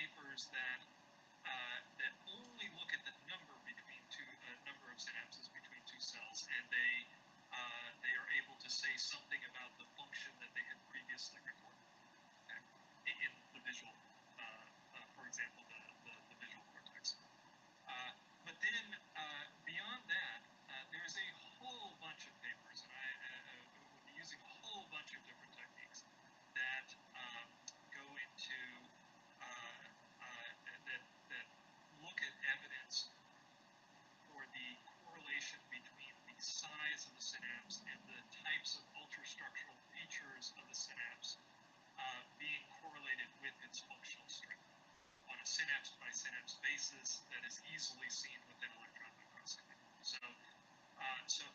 I think to the neuroscientists that are listening, that is a key question that I always get from neuroscience colleagues is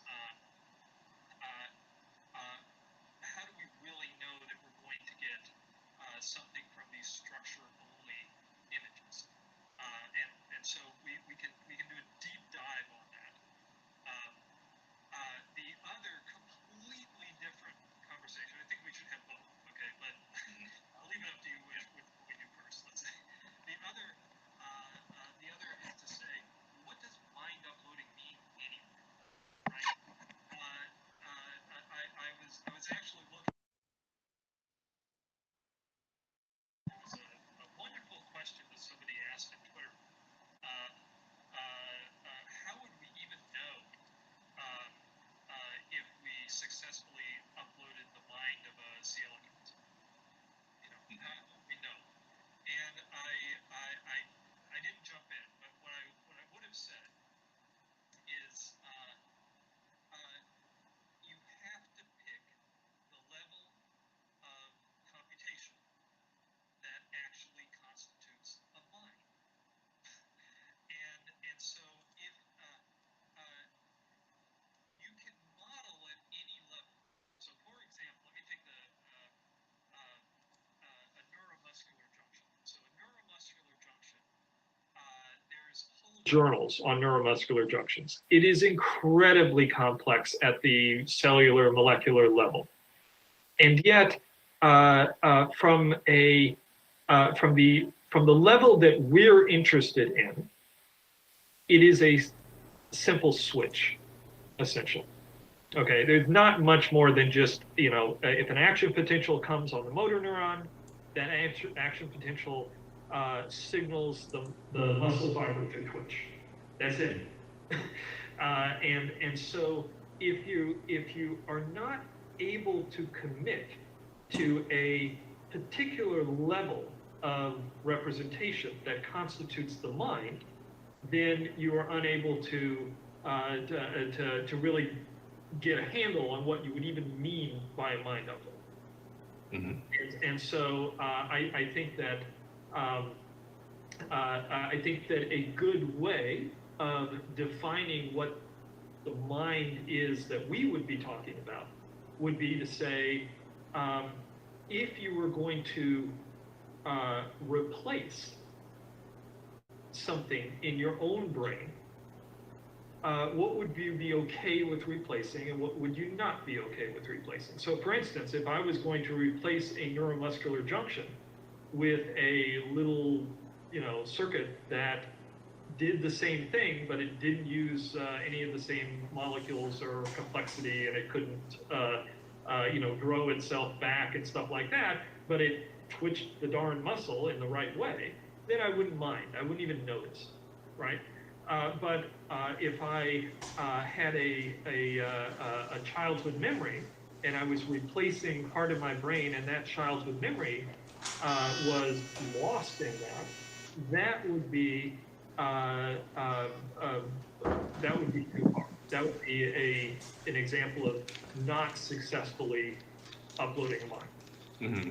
And so I think that we could go down that road and say, okay, given a connectome, given a structure-only connectome, how can you get, what is the mind that you're looking for, and how can you back off on it? So anyway, those are the two broad areas that I think we could go down. And I'd love to go down both. Yeah. But, which one are you? You're right. We should go down both. And I know that we've tried to do this bit about success criteria for mind uploading, which is what the second topic is, in other workshops where we try to stay more on that side of things than the technical problem, how do you build models. But you're right that it matters here. And it matters very much, especially considering the kinds of conversations I've recently had. I won't immediately give away who it is because you'll talk to them at the debate anyway. But so I had a chat with a good friend of yours, and when I talk to him, I hear the voices of others as well. Like I'll hear a little bit of Ed Boyden and a little bit of, people who tend to often tell us that there's very little we really know about the brain, how it works, and that we need to get very deep into it, and all these tiny little details that matter so much. And I'm of two minds about that, because on the one hand, you're absolutely right. I don't care which synapse fires. I don't know which synapse is firing right now. I don't know which neurotransmitters I'm using. I don't know any of that about my mind. It's not what I sense as my, state of being. This isn't who I am. I am not that, even though I'm composed of that. But at the same time, one of the things that, we used to say way back when, talking about whole brain emulation as an approach to getting to mind uploading is, hey, the cool thing is that in whole brain emulation, you don't need to understand the mind entirely top down. You can build the circuits from the bottom up. As long as you get those bottom up circuits right, then you should end up with the right circuitry, right? That was part of the argument. So what are your thoughts about that? I mean, I don't think those things are incompatible with each other. I think there is a, for example, very concretely, the visual system.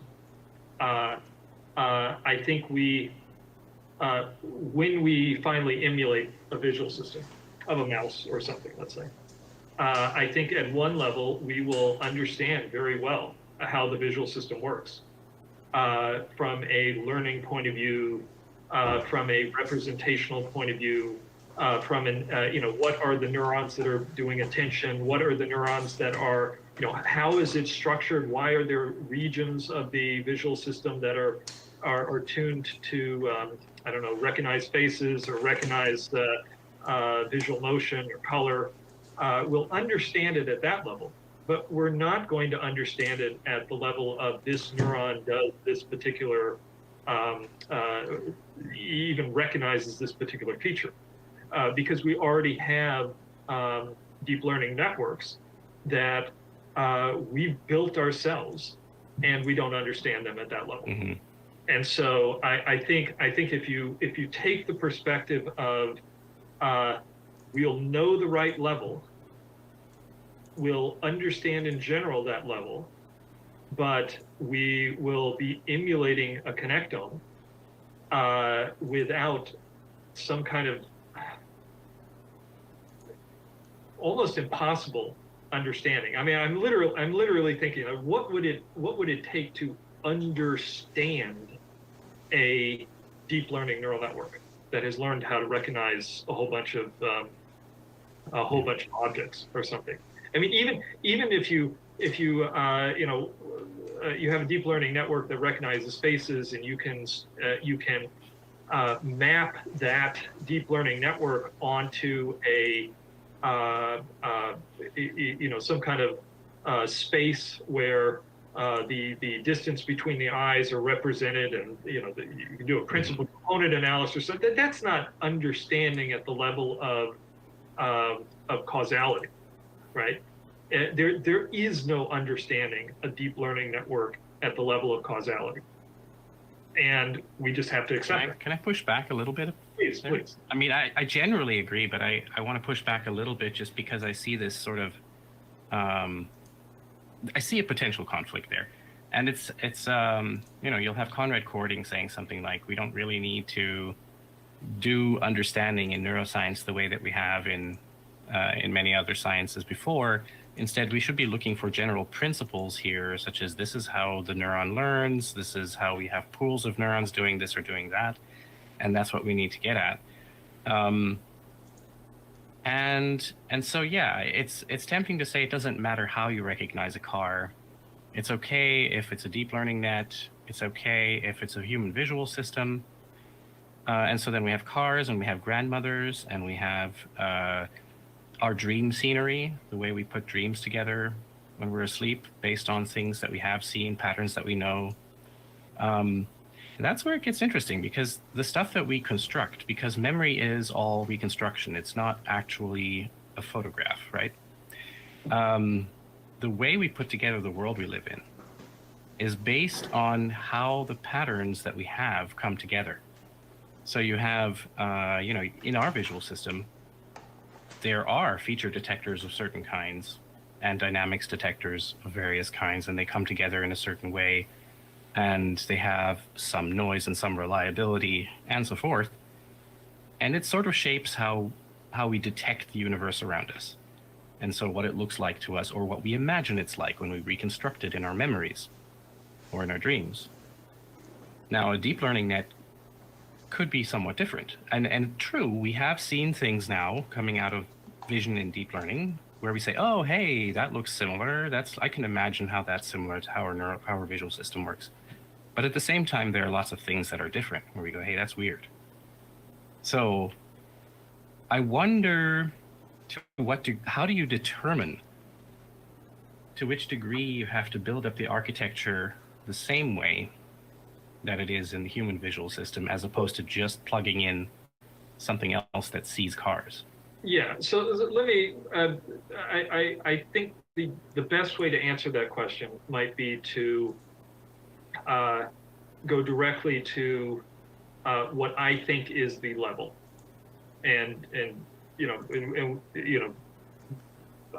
I could be extremely wrong, and that might be the the easiest way to define that, right? So to me, one of the most important things that neuroscience has discovered is that is the basic unit of representation in the brain. I'm being as exact as possible. So somebody could definitely come along and say, no, that's way too. But this is not like I'm coming up with this. So for example, I'm reading this new book by Buzaki that is saying the fundamental units of the brain of representation are these particular patterns of firing, and those particular patterns of firing, they're not even what we would necessarily consider a neuronal ensemble, a set of cells out of a larger group of cells that are all firing together. What Buzaki stresses is that it's more of a inbuilt sequence of cells that you then use to that you then associate with something in the external world, or you associate with something in the internal world. So why is this relevant? Well, first of all, if you look at the decoding that neuroscientists do, originally neuroscientists they could only look at single cells, and they would say, well, this cell must be representing this particular visual feature. But today, if you've got multiple electrodes, or if you've got calcium imaging covering thousands or tens of thousands of neurons, the decoding is on the basis of a whole pattern of neurons firing. And so when this neuronal ensemble is firing, that means something. And how do we know that it means something? We know because we can reliably decode that when this ensemble of neurons is firing, that means that the mouse is thinking that it's at this point in the maze, because of the reliability and the behavioral predictions that can be made off of that. So this is something that it's a real piece of knowledge that we have about the brain. That I agree. That these are representational units, and it's also it makes sense because and this is, again, Buzaki probably makes this case better than anybody, that the reason why this set of neurons firing means anything to the brain is only because downstream regions are able to decode it. Of course, and so the fact that these cells firing has a reliable effect because of the circuitry on a downstream region is making it not only, from an experimental point of view, it looks like this is the key representation, but from a functional perspective, it's a good engineering design to make this the fundamental representation of the brain. By the way, this is why you simultaneously do and do not have Jennifer Aniston cells. Exactly. Yeah. So it'd be great to record enough neurons so that you can actually see the pattern of all these neurons firing that really does mean Jennifer Aniston. Mm-hmm. Yeah. So let's take that as a possible. We can pin that on the board. That's something we've got. Yeah. So let me be as controversial as possible with this, just to make sure that we're agreeing on that, or maybe that we're not agreeing, but just to hold my feet to the fire on something. So what I'm saying is that to have a proper mind uploading, what is important is there are a set of neuronal ensembles or more complicated attractor states in the brain that have been grounded through learning to mean things, and it is not important how those get activated, and it's not important that there are physical neurons that are firing. It's important that the mind is the interactions, the state transitions, essentially, and the dynamics that make those state transitions between those neuronal ensemble symbols, essentially. That is the model of the brain, that the level of the brain that constitutes us. It constitutes consciousness, perception, intelligence, action. Everything is that's the assumption that it's at that level. And so, to be even more concrete, okay. So, is glutamate important? If I were to take every molecule of glutamate, so I'm using this as an analogy, but yes, you're okay. So if I took every jumping to the conclusion, but yeah, glutamate and change it to a different molecule, but also take every receptor that was looking for glutamate and change that to instead look for this same other molecule. No, of course you could use a telegram instead. Why not? Exactly.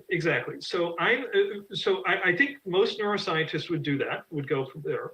But now I'm saying something different. I'm saying if I took every neuronal ensemble that and changed the neurons that constituted it, but if I changed every receiver to now when it was recognizing neuronal ensemble A, it would activate this downstream receptor of A, this downstream recognizer network of A. If I made it instead B, but had the downstream network behave the same as it used to for A, for this B ensemble, we would not notice. We wouldn't care. Of course, you could replace that with a post office. Yeah. I'm glad that you're agreeing with this, but I totally agree with that. People would jump off of that. No, I think yeah, okay. So we're probably going to have some serious debates with some other people about the other stuff, and I'll get back to that in just a moment, just because I want to mention one particular thing that came up. But before we do, we can stay where we kind of agree already, and there's one thing that we have to tack onto it, because now, of course, people are going to say, okay, so these are the things that we say it doesn't matter if you replace them, because as long as the context is the same, you're good. As long as things operate together in the same contextual manner, then you're fine, because that's where meaning comes from. Meaning comes from context. The question is, what does matter? What do you have to constrain? So, for example, do you need to constrain something in terms of what kinds of patterns or context can be described or can be built? Or do you have to constrain in terms of temporal dynamics in some way, how these different contextual parts operate together? Where do you actually have to lay down some constraints that makes this brain at least human and ideally your brain? Yeah, I mean, so these representational units are the atomic pieces of larger scale syntactic structures, right? So if I had a memory of if I had a childhood memory of going to a birthday party and dropping my ice cream, okay? Yeah. That is not going to be a single neuronal ensemble. That is not even going to be a single attractor dynamics that is associated with something. It's going to be a whole constellation of those that are related to each other, but they're also accessible to other regions of the brain in a very particular way. Yeah. And so, that to the extent that that dynamics matters, then of course it matters. Yeah, so it's kind of like this replacement of the functional parts and the messengers that works if you in fact do whole brain emulation. So if you have captured all of these contextual units, then you've got the full measure of context that is there, and that puts down the constraint that makes it into Ken's brain, in a sense, right? Yeah, I mean, so we're really saying that if you were to change this in my brain right now, that I literally wouldn't notice, and so it's almost like, there's a set of I've been watching some physics videos, so sorry for me. It's like there's a set of symmetries, right? All of modern physics is just in love with symmetries, right? I mean, it's like for every symmetry there's a conservation law, right? Yeah. And so and there's symmetry breaking. Yeah. Yeah. Well, I mean. Yeah, but essentially, it's like if you are able to if you're able to do the same experiment today and tomorrow and get the same results, then that you can derive from that the conservation of energy, right? There's so what we're kind of playing around with here is asymmetries of the mind. Yeah. That these are transformations that will not change the mind. And I think that's the whole basis, isn't it? Isn't that the whole basis of the idea of whole brain emulation, is that you can apply transformations, hence, straight into be on a different platform? That's the whole idea, because you can never recreate exactly the same thing. You need this idea of scale separation and therefore a transformation from one universe of representations to another universe of representations. That's basically the idea. Yeah. But it's you could imagine that representational level that has these core representations and their interactions. That could be at multiple levels. So, I mean, I've run into a whole bunch of neuroscientists that say, what do you expect to get out of the connectome? You've got to, you might be having to emulate every molecule. And I can give them the benefit of the doubt and say, okay, so maybe they think that, and we should definitely go into why I don't think this, but maybe they think that we wouldn't get the right dynamics if we don't understand where each molecule, every molecule. But then once we do, we could back it off and use a different substrate at a different level and get to the same thing. I could give them the benefit of the doubt, but when I listen to them, most of the time it doesn't seem like that's what they mean. And I could be wrong, and I don't want to put down my neuroscience colleagues or something, but I think that there is quite a few that when they're thinking about consciousness, they don't make this level separation. They kind of at some kind of gut level. That certainly seems to be popular right now, to kind of think that it's somehow a property of matter or something like that. Yeah. So I think we should be clear that this is kind of it's certainly not novel at all. It is something baked into the whole idea of whole brain emulation, but it is not something that is kind of widely agreed upon.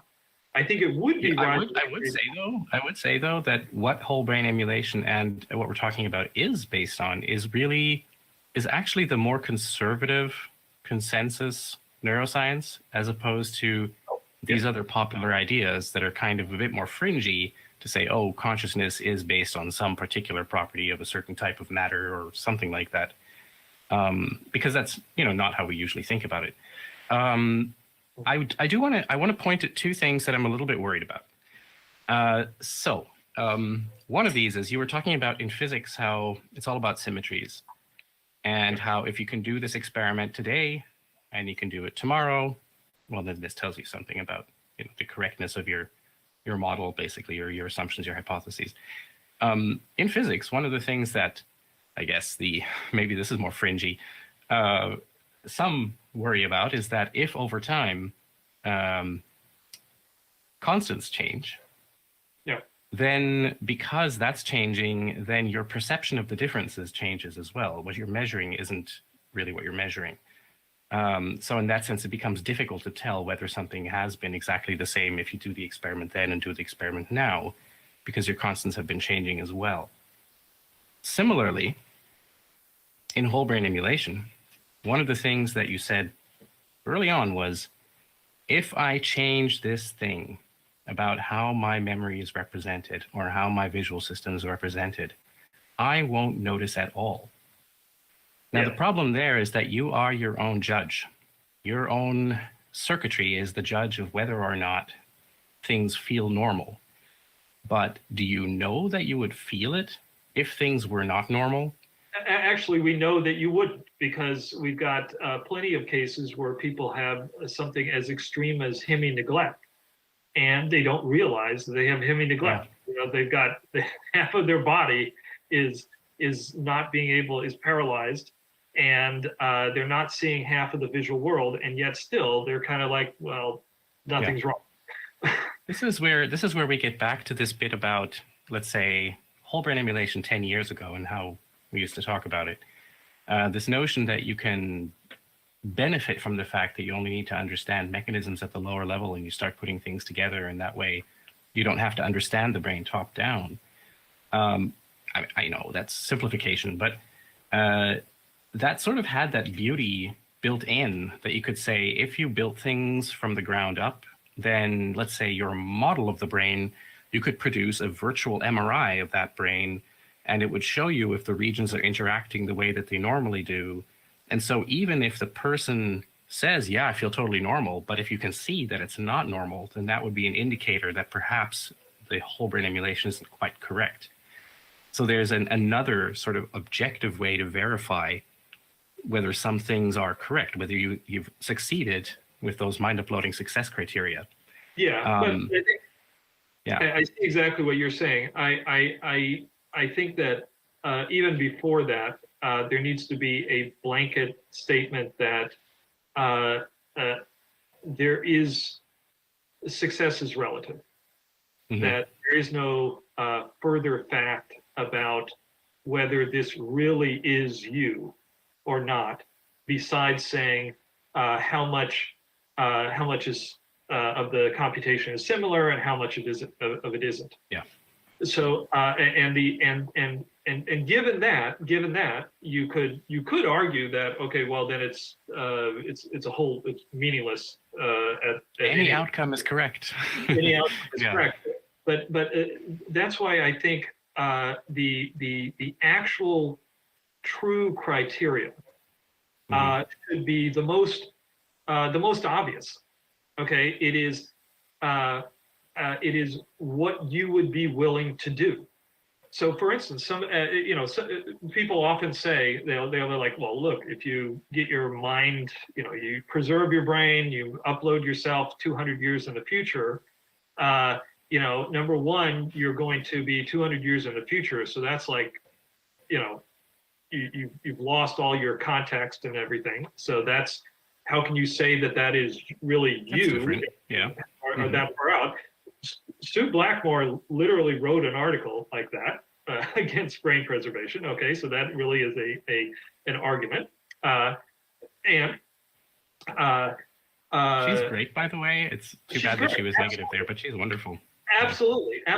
I mean, I agree with her almost 100% on her consciousness stance, which is saying something. Because so the other thing is they could say that people will say, well, look, if you were to upload yourself, the first thing you're going to do when you upload yourself is you're going to be have more and more and more intelligence, right? You're gonna be put into a body that's not that can walk around on Mars or something, right? You're gonna make a whole bunch of changes to yourself. A bunch of changes, yeah. So you're not yourself anymore. So so it wouldn't really be you. I mean, almost really quickly it wouldn't be you. And so my answer to that is, well, first of all, there is no you. So let's not assume that there's a right or wrong answer, but at a deeper level, if a portal opened up right now to the future, I would walk through it, and it would be because I'm excited about that change. If Elon Musk had a product that could double my intelligence tomorrow, with the Neuralink or something, I would go and run out and get it as long as it was safe, even though I know that would change me radically. Yeah, but this is all very relative, right? Because even the concept of what is safe is extremely relative. It's like if you sacrifice something for it. So for instance, let's say we do some abstractions because building a more abstract whole brain emulation is easier than a more detailed one. And, because of the additional augmentations we do where you actually see things clearly and maybe you don't have a lot of hormones regulating stuff all the time, it makes you less emotional. So humans as a whole become less emotional. Are we all still human? Have we preserved what is important to human culture, or have we not? Did we lose something? Did we gain something? It's kind of hard to tell. Yeah, absolutely. A meta point for, I'm sorry. Why don't we steer it back toward the functional stuff? Because that's what people... Yeah, we will. Yeah, because I don't want to hand wave too much. Okay, so let me if I can, let me unpack a little bit of how I think you would be able to get what we were talking about as the proper level from the structure, from a connectome. Okay, so very concretely, if we had a connectome of a whole human brain, I think the very first thing that we would do is we would look for in each of the, we would understand how the brain works from other experiments. We would understand which parcellations are appropriate, what types of cells. All of that would be from side experiments, right? Yeah. So what we would be looking for is we would be looking for extracting those representational units of all the different regions and extracting how they interact with each other. You know, let me say something more concretely. Let's say I remember the sight of a rose and the smell of a rose in the hippocampus because I saw that yesterday or something, right? So where would that be? That would be there would be a neuronal ensemble in parts of the visual system that would be firing. There would be a neuronal ensemble in parts of the olfactory system that would be firing. Those two neuronal ensembles would be sending some of their axons to the hippocampus. The hippocampus would have a unique subset of its neurons that are firing that have. It's a funny example though, because you picked the example of something you saw yesterday, and then it's all LTP, and it's not really visible with the you know. Well, so hold my feet to the fire on this, because I am going to. So I'm saying I'm trying to put forward a sufficiency, and so I am claiming. Really, claiming is not the right word. It's not like I don't have.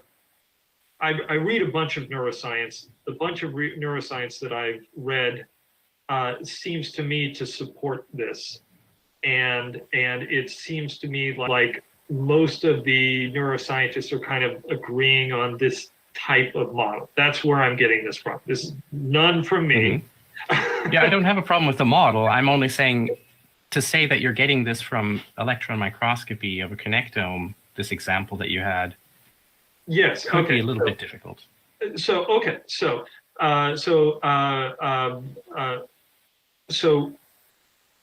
if we were going, so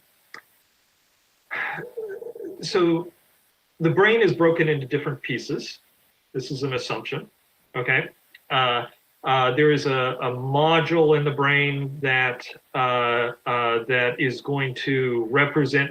It doesn't have to be hard modules. That is not part of the thing. This could be fuzzy modules. But anyway, there's a collection of neurons in the brain that is hooked up in such a way that it represents the color of the rose. Okay. Mm-hmm. Why does this set of neurons fire together?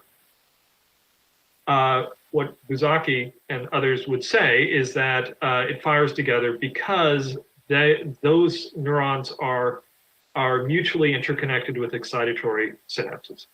And this is the kind of thing that you can see by reading off the connectome.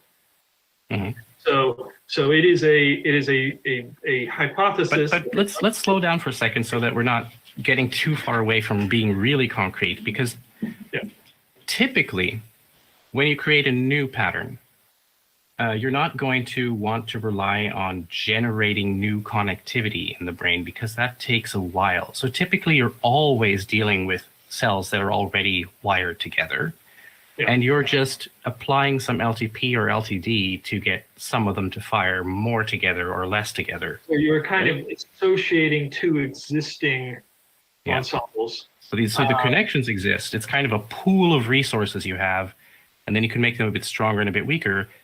And then you've got short-term effects, which is the kind that, when we're talking about LTP and LTD, and you've got longer-term effects when this becomes something that's independent of LTP, right? Yeah. So just to dive into this a little bit more.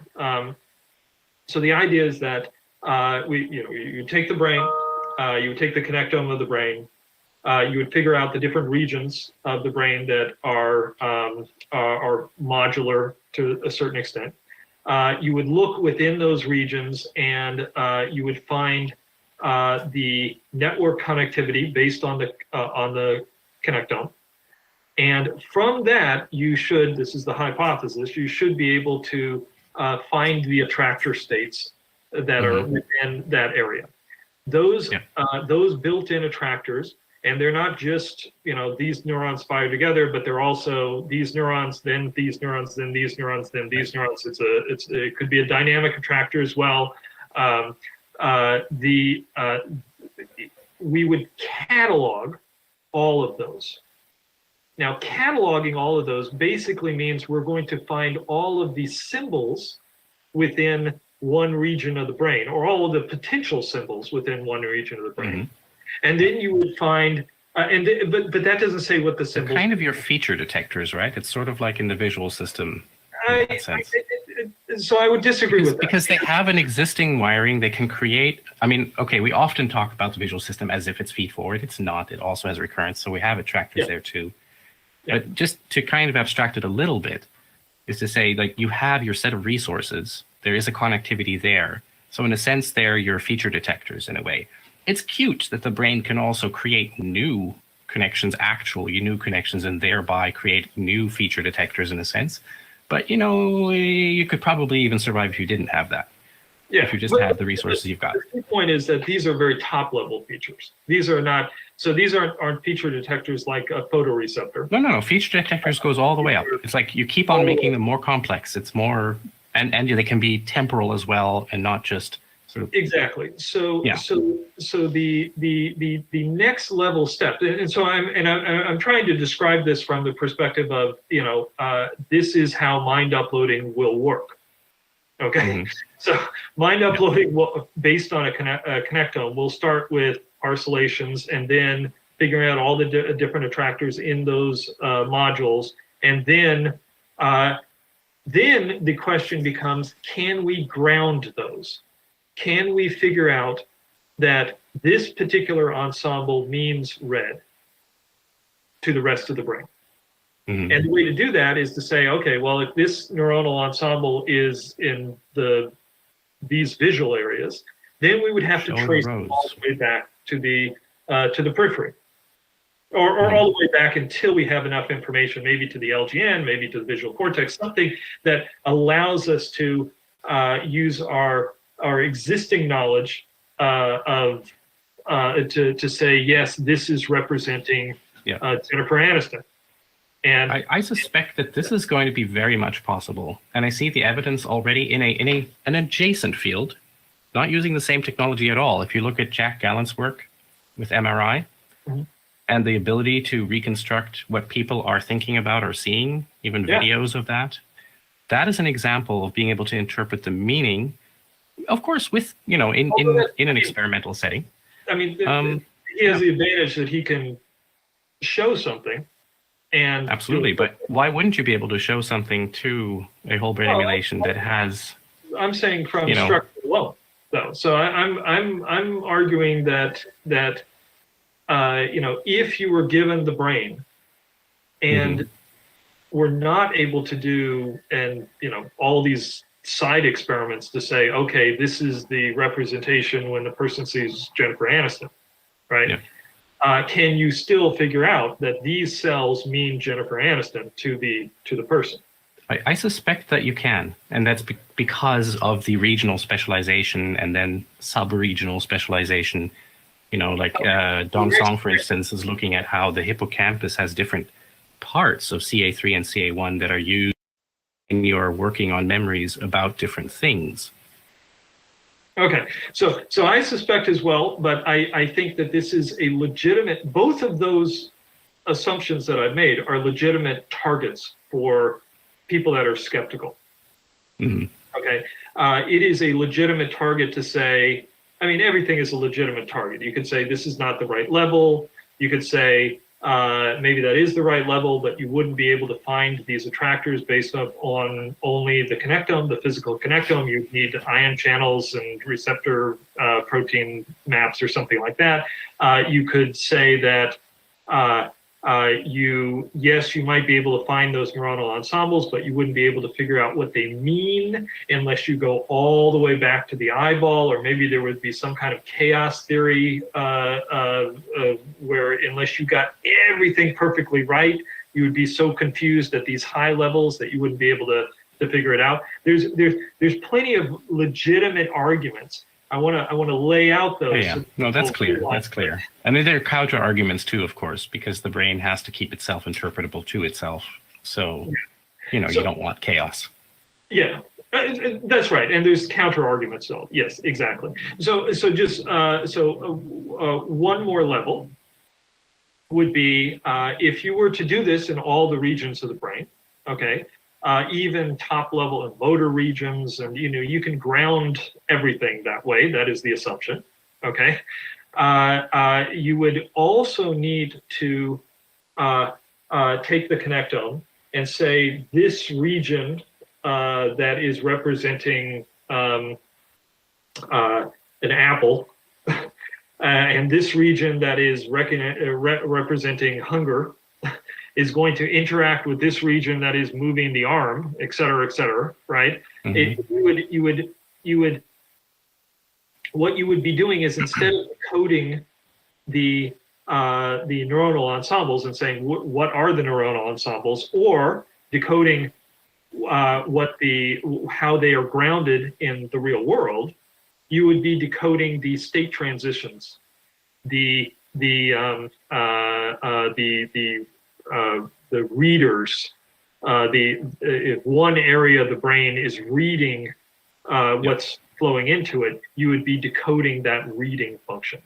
And so the assumption is that that's what would get the mind. And for that to make sense, there is a general architecture of the human mind. A general architecture that says, hey, the basal ganglia do this type of learning and this type of matching, and there's a routing mechanism that might be in the thalamic interactions. There's different modulatory inputs that might say that this is the right time to do learning, or this is the right time to allow this region to be excitable or not. All of that is general, and it would have to be figured out in this particular brain how those circuits work. But in order to get the specific mind, I'm going to try to do the 3 thing here. You would, if I can, before I forget it, you would first use the connectome to get all of the neuronal ensembles and attractors in each of the different modules. Then you would use their connectivity to the sensory system and motor system, et cetera, to do the initial grounding of most of them. And then you would do the higher level, how one region interacts with another, again, via the connectome, which essentially means this neuronal ensemble and this neuronal ensemble will activate this other neuronal ensemble, right? Okay. I really like this. This is beautiful, because this applies the most important thing in modeling over and over again, which is applying constraints. You apply the constraint at what we might call the level that we've decided is the lowest level. This is the ensembles there. Then you're applying a constraint again at the next level, where the regions are working together, and what is a region, and what does a region do, what are its dynamics typically, etc. Everything we know about it. And then what does the whole do together, which is great, because, just having a very explicit understanding of how modeling works, and that you're always applying constraints, because that's how you test your hypothesis, whether this is a good model. And that's how you fill in your model based on data as well. It's all about those constraints. But it does mean that we should at least acknowledge that, you have to move away from what we might call naive whole brain emulation, where the idea is that you can just build it from the ground up. You really do need to have these general principles, these constraints that you can apply from the top down, because you understand a lot about how these types of systems, these things we call brains, mammalian brains, human brains, how they work. Yeah. And you apply that at multiple levels. This is how you get how you go from data to parameters. It's how you validate whether the pieces that you've created work correctly. It's how you validate whether they work well together. It's how you can eventually evaluate whether this is that person, in a sense, right? Yeah. Yeah. And that's a lot of I would argue that that's where we're most ignorant from a field point of view. So, for example, and maybe you can correct me if I'm if you do know how, but like for example, there's a region of the brain that represents color, and there's another region of the brain that represents faces. Why? Why those regions? What innate? Yeah, that's not innate though. I mean, it's innate in the sense that there is a blueprint that we come from. But it's not like, innate. if someone's brain is damaged, you can work around it and reestablish that elsewhere, right? So it's Right. not totally like fixed. Exactly. Yeah. So if we tried to sketch this out, I mean, I don't think anybody knows why, but I mean, if we tried to sketch it out, there must be dedicated circuitry to that region, and there must be dedicated circuitry to the other region, and that dedicated circuitry must be innately controlled in some way. Well, it's not innately. There is an innate blueprint, and the blueprint, of course, if you're connected to an outside world, this is where this whole concept of embodiment is actually useful. I didn't mean to say that in a derogatory way. It's very useful, but you're connected to a world, and the world operates in a certain way. We're not suddenly in a different universe, in a fantasy universe. There is this world around us, so there's a certain kind of input coming at us at a certain rate. And it's sounds, it's vision, it's the stuff that our sensors can pick up, even our skin can pick up, and so forth. And because of that, as you develop, this is me imagining this, my hypothesis, that together with the innate genetic blueprint, it grows out these different circuits and layers in a particular way. It's formed by the input you give them. And that's something you see in AI as well with deep learning, where you see that it is the data that you present to the network, even more so than the architecture that you put in. Most AI scientists these days hardly spend any time designing the architecture of their networks. They're mostly just designing the data they put into it. Yeah. It's the data that grows the brain. Yeah. But there's some seed that is there's an architecture. Yeah. That really was painstakingly found by evolution by natural selection. It's the thing that makes us different from mice. But not so painstaking, because remember that people can work around brain damage. So you can even work with the blueprint that isn't nature's blueprint. Only so far. Oh yeah, of course, everything is within limits, but you see what I mean, right? Like it's not all completely fixed. It's not all in the genes. It's not all just building out that way. The genome is vastly smaller than would be necessary. But let me. I'm always trying to say stuff more concretely, so it's more controversially, right? So, yeah, go ahead. So what I'm saying is, let's make this really concrete, okay? So look, hopefully the NIH is going to fund a whole mouse connectome. Mm-hmm. Okay. Hopefully the community will actually be able to pull that off and get a super accurate, mapping of all of the neurons and all of the connections within a mouse brain. What you gonna do with that when you have it? Okay, so maybe we'll have that in 10 years. It's possible. Mm-hmm. It's unlikely. Maybe take, I think 10 to 15 years. That's probably in the kind of ballpark to get the whole thing worked out. But if we are able to get that type of a level, is it possible? Does it even make sense to say, will we be able to upload that mouse? That mouse. Yeah, if we're lucky, it would even mean we can upload humans then, if mouse brains are a lot like humans. Well, exactly. And so English. Yeah. What would be, because it to a certain extent, it might be a little bit more concrete to say, because we're finally to the level of not laughing when somebody says, "Oh, we get a connectome of a whole mouse brain." We ain't at that level with the human. That's still like, don't even bother me with that. But we as a neuroscience community, we can start to imagine a connectome of a mouse brain, having it in our hands. And we can even, we're pretty close to being saying, we've got a connectome of a fruit fly brain. You got some partial, but you know, we got a big old chunk of the connectome of a fruit fly brain. We ain't uploading it anytime soon because we don't know enough about it. Wait, there's this other part, right, where you said we have to have explored so much about how these systems work, right? Exactly. And so to lay out what is the path to from the mouse connectome to the understanding of the general architecture of the mouse brain, to then reading off that particular mouse's mind and being able to simulate it, right?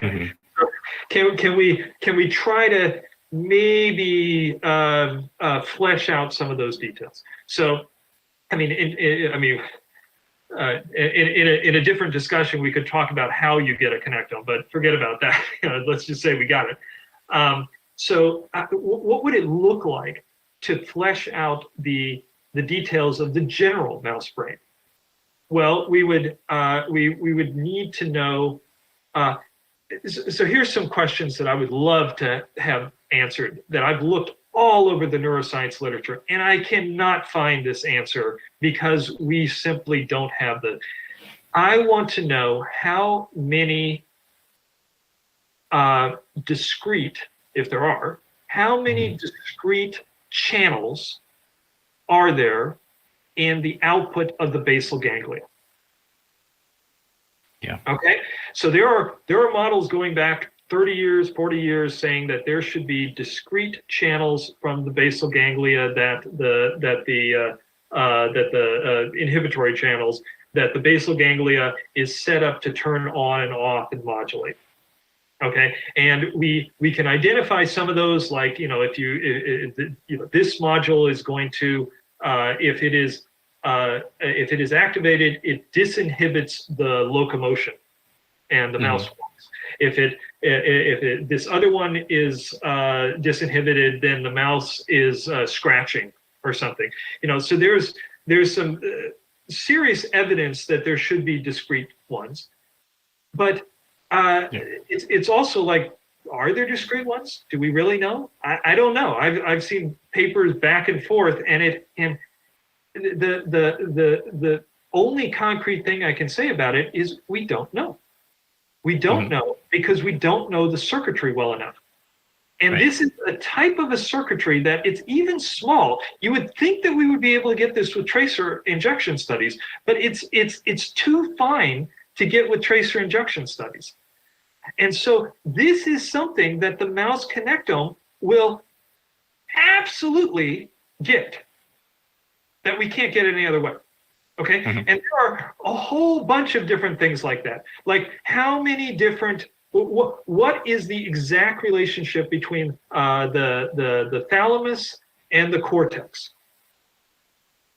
How are there discrete modules where there's a region of the thalamus and a region of the cortex and they communicate with each other? Or is it that there's a connection to the thalamus, and then that connection with the thalamus is talking to multiple regions? How do those interact? How do they allow routing? What are the different modulatory circuits? There's tons of those. Are those modulatory circuits, are they targeted to different modules, or are they more global? These things it sounds like there's a and that's why we can't. Of systematic studies that need to be done, and having a mouse brain connectome would help immensely with being systematic about it, having a systematic approach. It's probably a different way of getting it, but a mouse connectome is kind of a certainty. And so what I'm saying is that getting a mouse connectome will not immediately answer all those questions. I mean, even if but it will definitely pose them. Yeah. Exactly, but it will allow a set of experiments over a few other decades, maybe 30 more years with that mouse connectome, with targeted experiments to then flesh out that general architecture. And it's only when we've got that general architecture that we should even start contemplating the idea of, quote, uploading. Okay, so this is because we wouldn't. This is where you get into the too many parameters problems, right? If you had that architecture, then you could start to say, now I'm going to look, and now I know where to look to get these neuronal ensembles. Now I know where to look to figure out how these neuronal ensembles are going to interact with the basal ganglia, which set up the routing mechanisms that allow these flexible intelligence of the brain. So we need to stop being so simple. And I know you're not. I'm just saying in general. There's this kind of those people that are talking about whole brain emulation, they just think that they're going to take a big old map of the brain and not understand anything, and they're going to put everything into a computer like the Human Brain Project did in Europe, and they're just going to sit back and cross their fingers and hope that it magically turns into a mouse that does good things.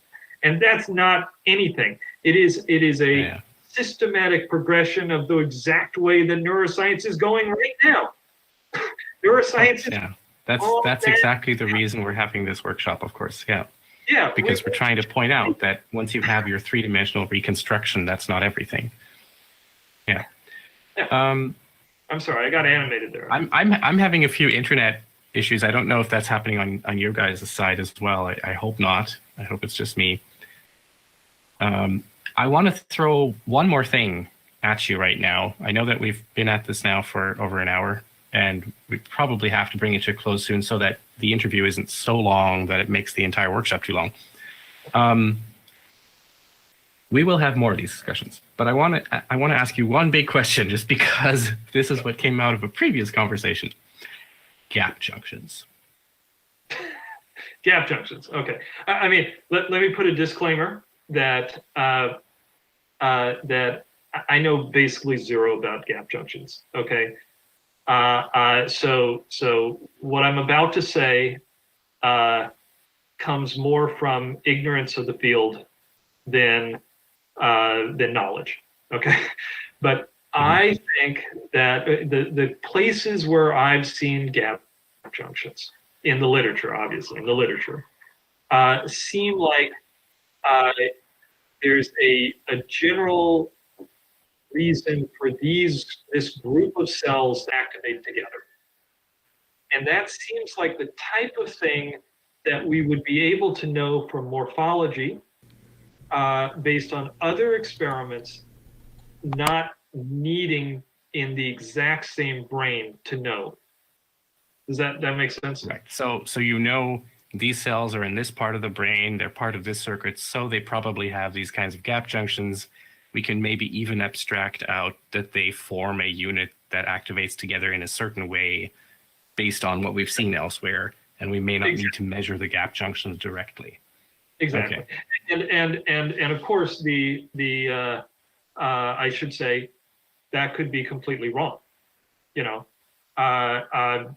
if it is, that would screw up a lot of things. If it turns out that gap junctions are a key determiner of neuronal ensembles, then consciousness, it's the source of consciousness.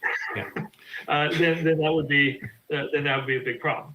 But I think in general that once we just to bring it back around, once we have a concrete idea of what the level is that we should be looking at, then we can start to ask that about a whole bunch of different parameters. So, for instance, inhibitory neurons.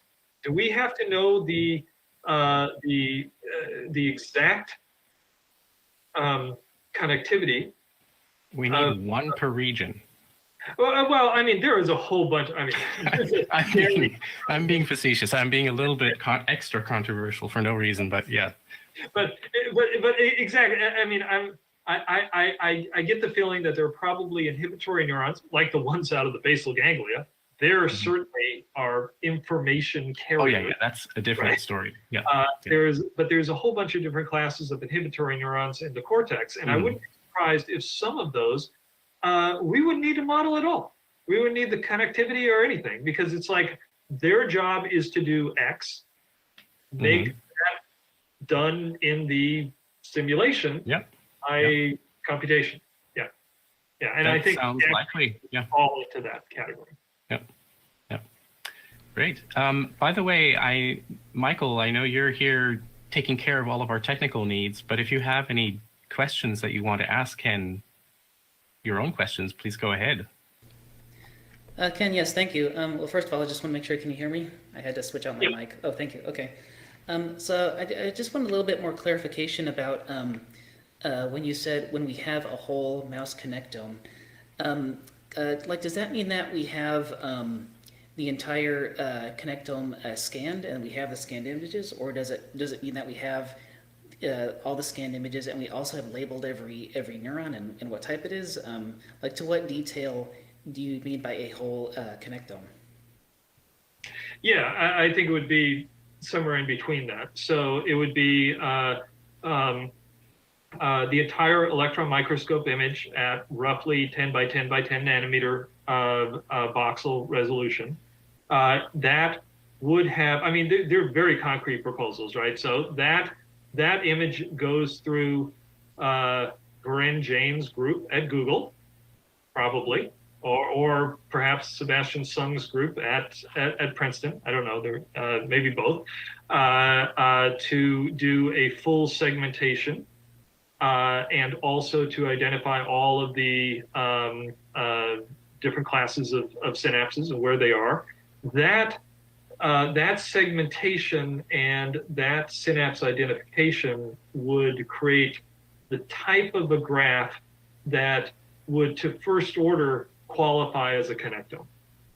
Then there would be probably additional things that you'd want on top of that, like for each of those synapses, you would want to have something about the postsynaptic density areas and the spine volumes, number of synaptic vesicles, things that you could then use to potentially later on estimate based on other information and other brains and the same classes of neurons, the strengths of the synapses. So I think that is what I would constitute as the connectome that we would still at that point wouldn't understand, but it would be the type of a map that would be exactly what all the other neuroscientists need to set up their experiments to figure out how that stuff works.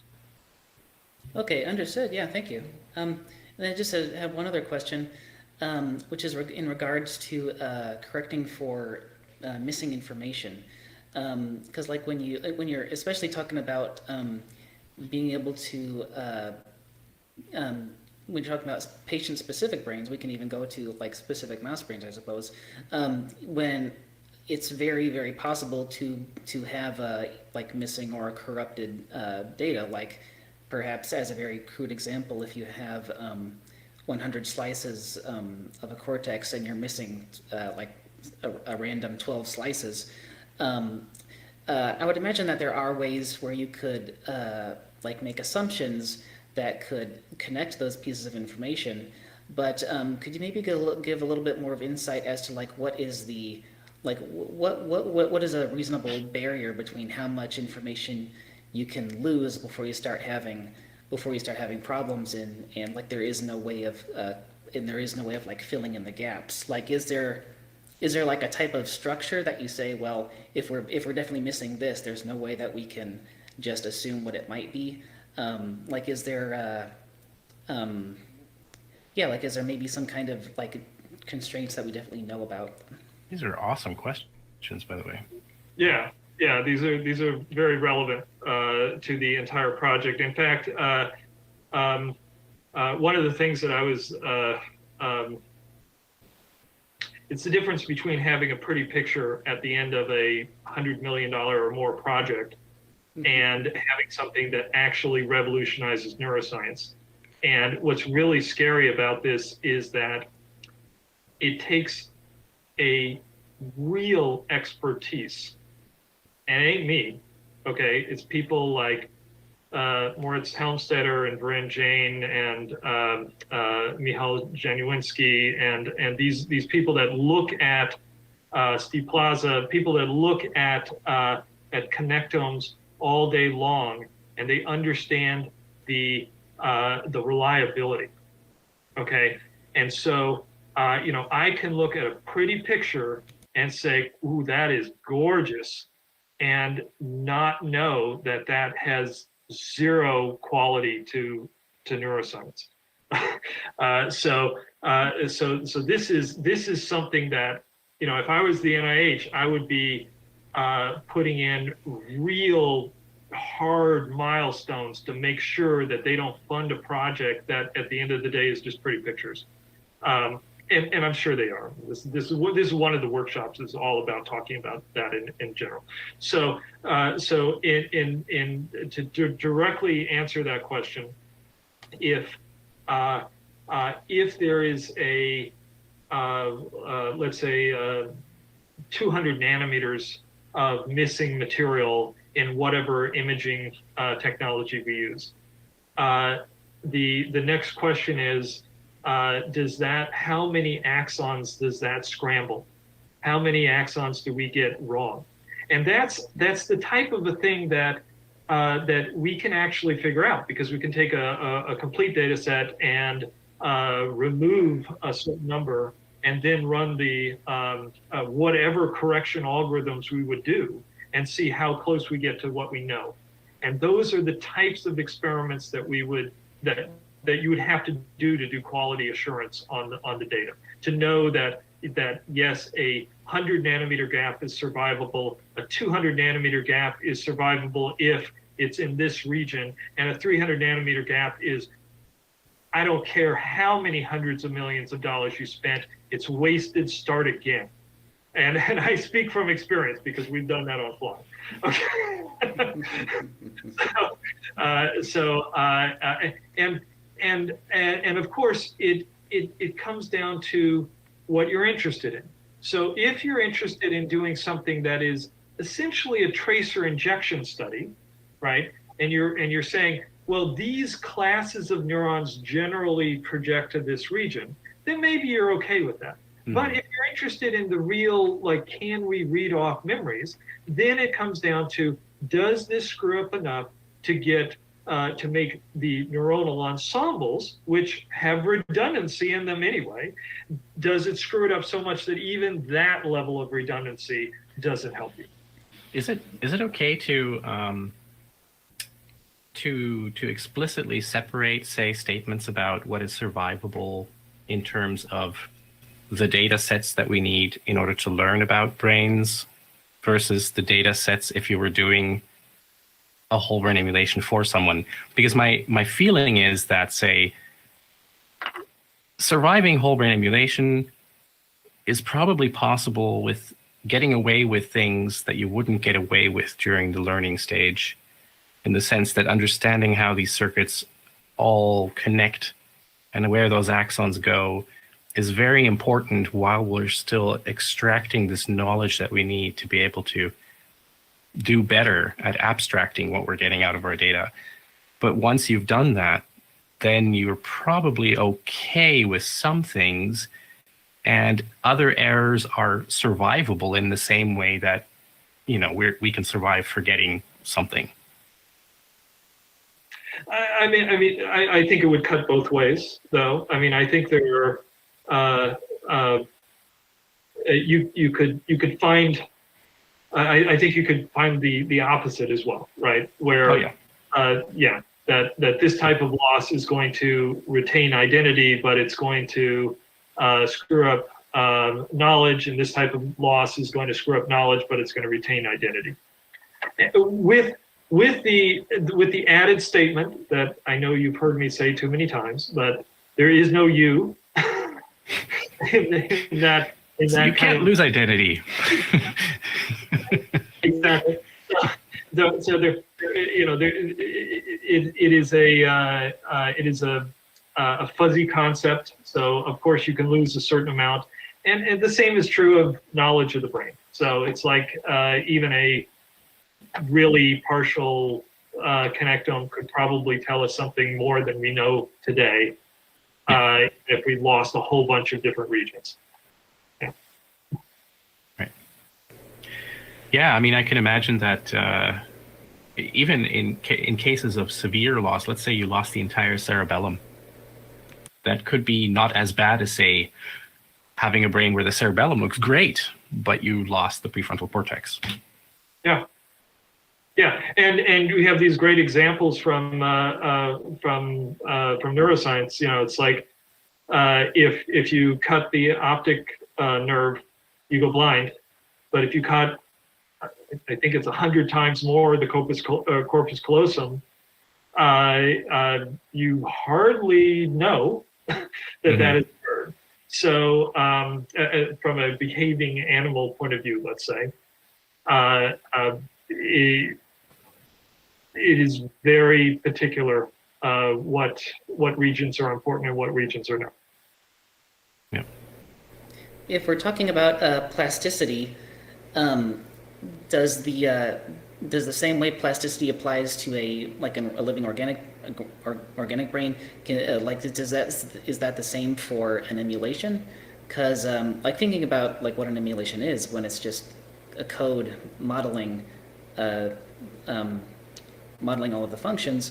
If it seems then plasticity would be just another set of code, and if that is going to, if that can be something that can like take care of missing pieces of what is essentially the models of the structure, would that, I guess as a crude way of asking, would that be the same thing, or can you is that an issue then of of modeling plasticity correctly? Can you manipulate like plasticity to a point where you could where an emulation could even repair itself much better than like a biological brain? So yeah.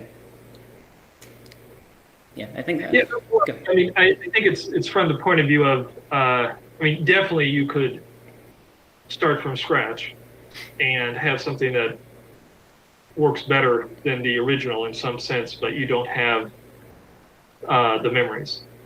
So I've played with neural networks a bit, right? And I maybe this is irrelevant, but you know, I've had some neural networks where you know, you kind of train a pattern and you train a pattern and you train a pattern and it's going fine, and then you reach a point where you get kind of catastrophic interference, and it doesn't take too much, and it's just boom, they're all gone.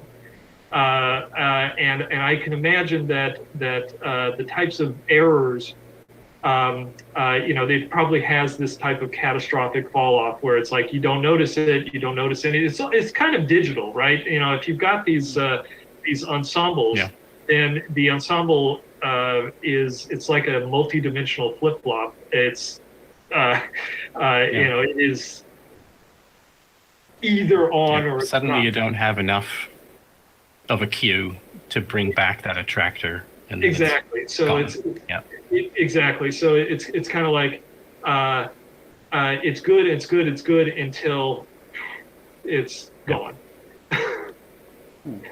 But you know, it's interesting. These questions are really cool because thinking about what you could then do, then I immediately go in so many different directions. So for example, the part that you asked about, Michael, about could you then use the network to repair itself better or something, I was thinking that sounds cool, but just having a backup sounds easier.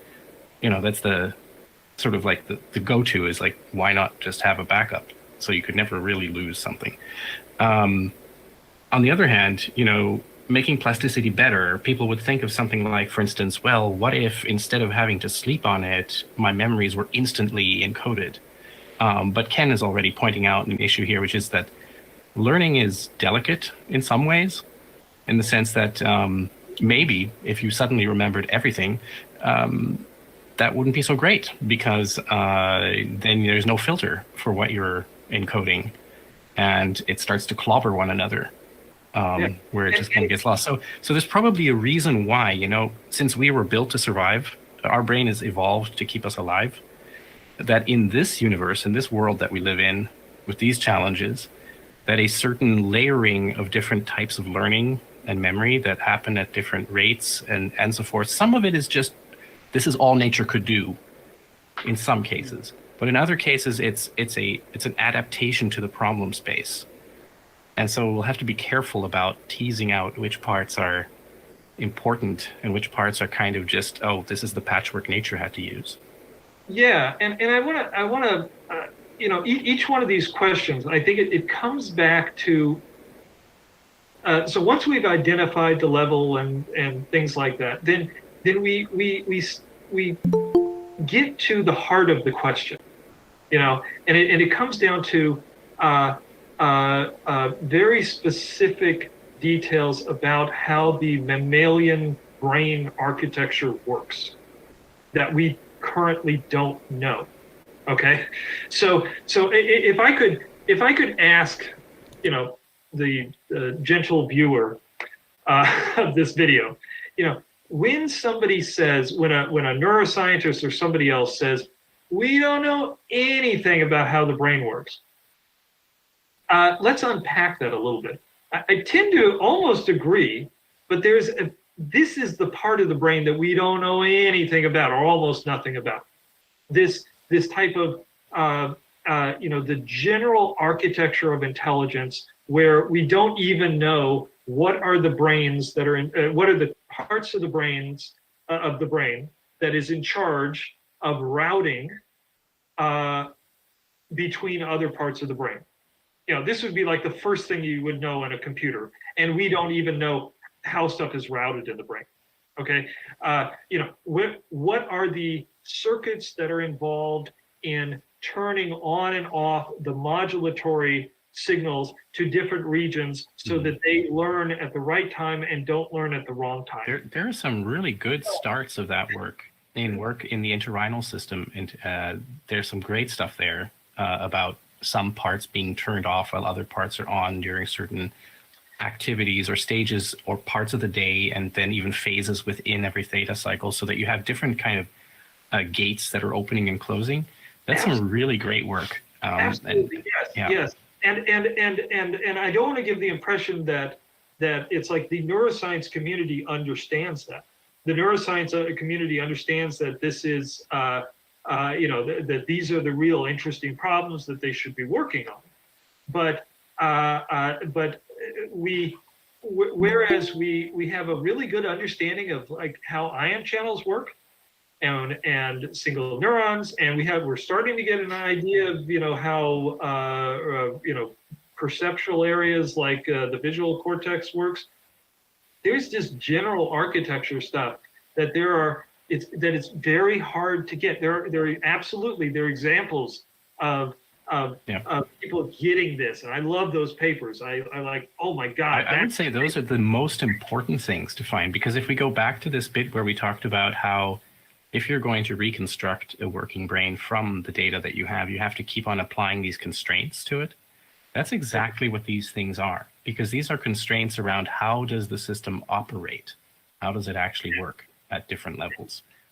And I think we're quite ignorant in there.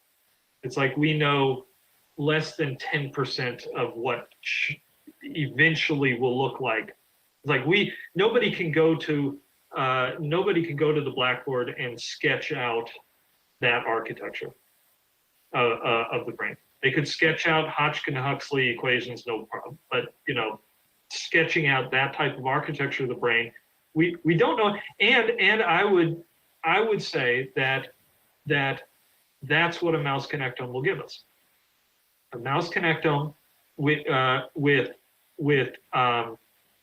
enough decades after it is available to do the guided experiments, that will give us that architecture. And that is so when somebody says we don't know anything about how the brain works, specifically, that's the hard thing that we don't know. And that's why we're doing a mouse connectome, because that is the most direct way of getting that cognitive architecture known. Mm-hmm. This is a great place to probably stop, I think. Very good statement. And thank you so much.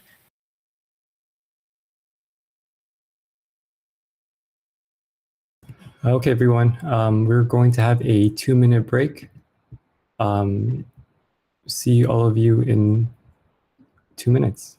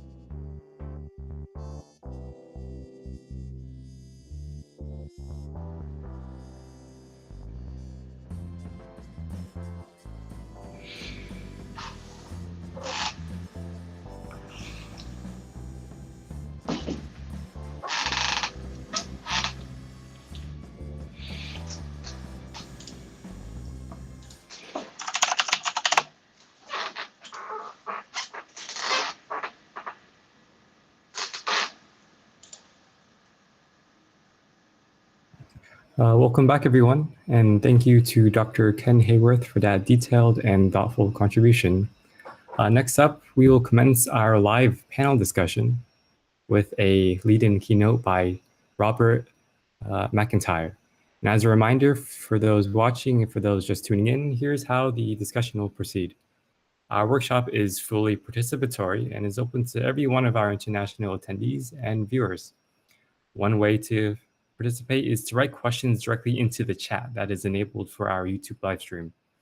And from there, one of our excellent staff members will be monitoring the chat and will alert the panel to interesting and topical questions. More complicated or multi-part questions, where it is important to establish that the question is both properly understood and answered, are best asked by directly engaging with the panelists. We make this all possible through our call-in number. The number and PIN are shown at the bottom of the screen. They're also written in the live stream description and on the livestream.carboncopies.org webpage. They are 786-540-5631 with PIN 180-618-986#. If you're calling from outside the US, it might be better to use the web meeting option at call.carboncopies.org to avoid telephone charges. And this process is similar to calling into a radio show. Your call will be monitored and a respectful exchange is expected. And when your question would benefit from direct interaction, I'll invite you to call in if you can. If you want to add a note to your question and letting us know in advance whether or not you can call in or not, that can be very helpful for our moderator. Now it's time to introduce Robert McIntyre. Now, Robert is the CEO of startup company Connectome. He trained at MIT and made waves when he and co-author Greg Fahey both won first in the small and large animal brain preservation prizes while at 21st Century Medicine, and then co-founded the startup Connectome on the same technology. Robert McIntyre will be leading us into the panel discussion by giving his keynote on the topic of using subcellular ultrastructure data to feasibly derive dynamic models focused on either the emulation of short-term behavior or of long-term system evolution. Robert, you now have the floor. Thank you. Are you able to hear me? We should, yeah. Oh, perfect. Okay, wonderful. Well, yeah, so my name is Robert, and I am going to provide what I think are two useful heuristics in thinking about this problem of mind emulation that I've developed over many years of thinking about them. And I hope these heuristics will be useful both to kind of judge the relevance of any particular literature study to, is that going to be important for mind emulation or not? Is it going to be a problem for it? I think that they'll be able to make a few predictions on how I think mind uploading will evolve over the next coming years. And also we'll be able to talk about how we might even be able to make some mind uploading experiments easier, so that we can understand the first mouse that's uploaded, what sort of tricks could we do to make that process a bit easier. So the two heuristics are this idea of separating mind emulation by timescale between your short-term process emulation and your short-term and long-term process emulation. And I think that that's a very key idea in order to deal with the complexity of the brain. And then the second part, the second heuristic, which is unrelated to the first, is about search. So I see mind emulation as a search process, trying to find an algorithm that accurately represents a person accurately or an animal accurately. And you're guided in the search by a preserved brain and the information you're able to extract from that. And thinking about it in terms of search reveals that the things that really kill you on search are any sort of hidden exponentially variable things. So things that differ between synapses and between neurons that are independent of each other. Those are things that really kill your search process. So we'll dive into these deeply, but for the moment, I want to give a little bit of context on just how squishy the brain is. Certainly, when I look at brain images, they're normally static electron micrographs, and that can be a little bit deceptive. And so I want to share this video, which I think is just amazing. I found this at the last SFN meeting before coronavirus hit. And I think that it's just so cool because they're able to do super resolution microscopy on essentially the extracellular space of the neurons. So if you can bring this video up, Bill, I would really appreciate that. And I just think this is so cool because super resolution, they've essentially labeled the extracellular space with a cheap fluorescent probe, and you can watch in real time this microglial cell just bushwhack through these little processes. So you can see the big neurons around it, and you can see this cell sort of come by. And it's pushing these processes around. I mean, if you saw these on an electron micrograph, that's a lot of axons, dendrites right there that is just kind of shoving its way through, and it's physically deforming the neuron that it's sort of walking on. And when I saw this, I was just shocked. This is, even though I knew the brain was kind of squishy, like seeing this is just very impressive to me.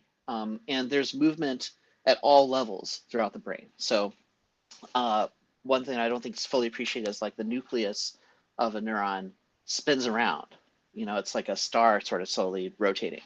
The mitochondria are moving around all the time, and they have things they can attach to. You know, they have cytoskeletal structures that can move around. All of these things are constantly in motion.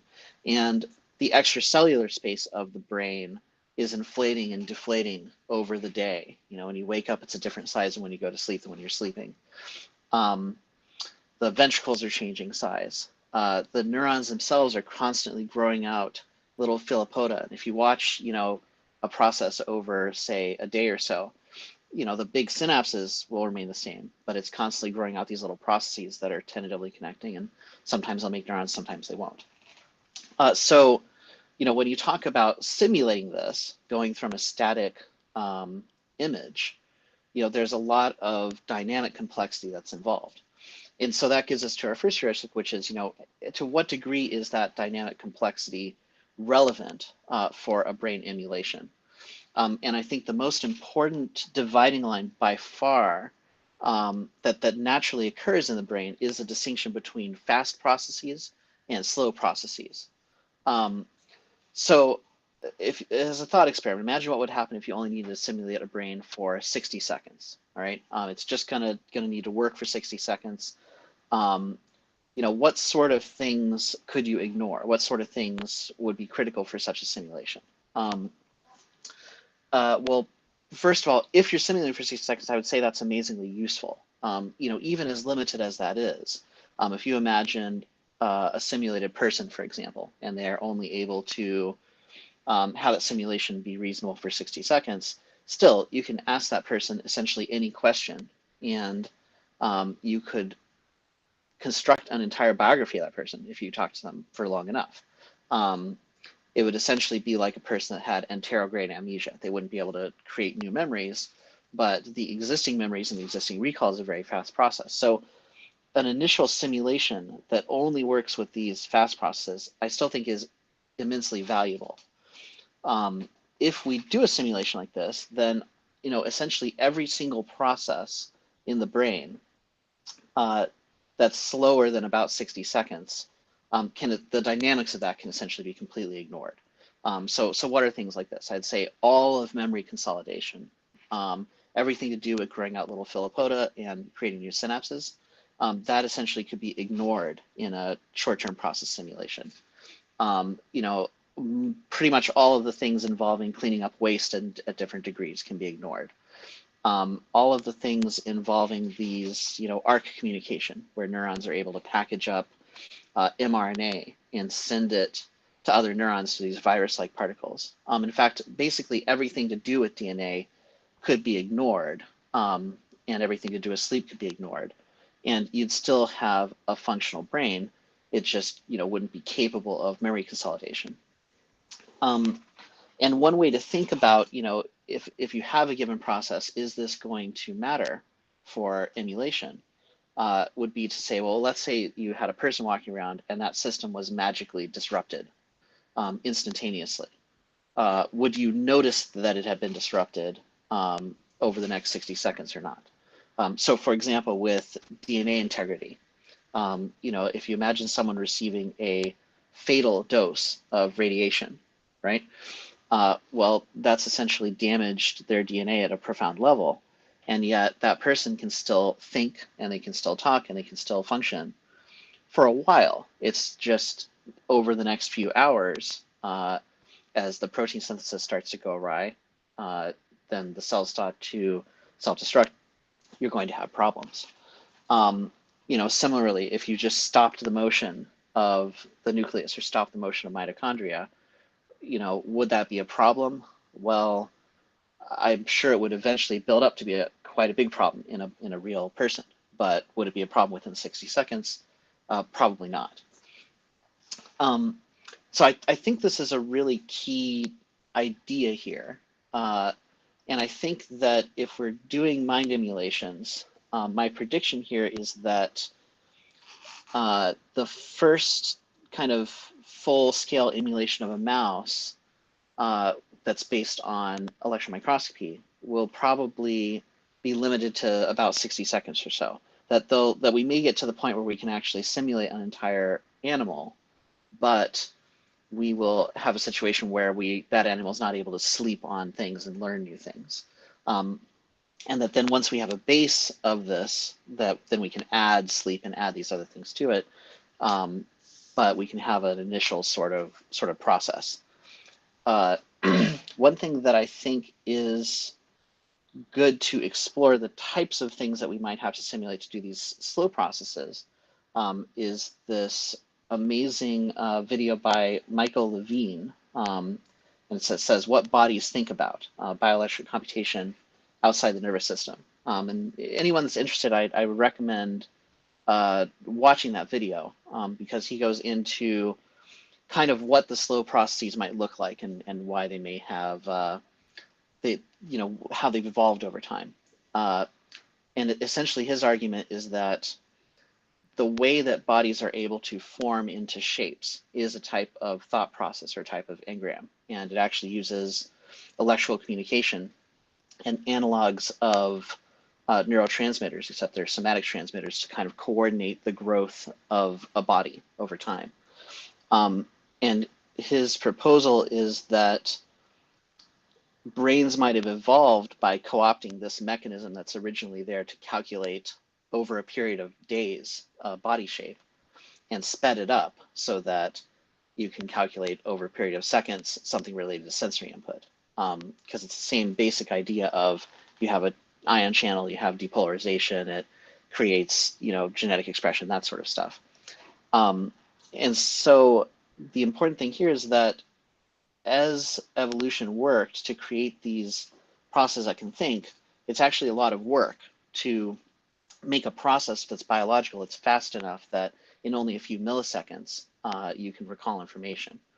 And so nature has put this dividing line in already between, kind of a minute or milliseconds to seconds to a minute to longer than that.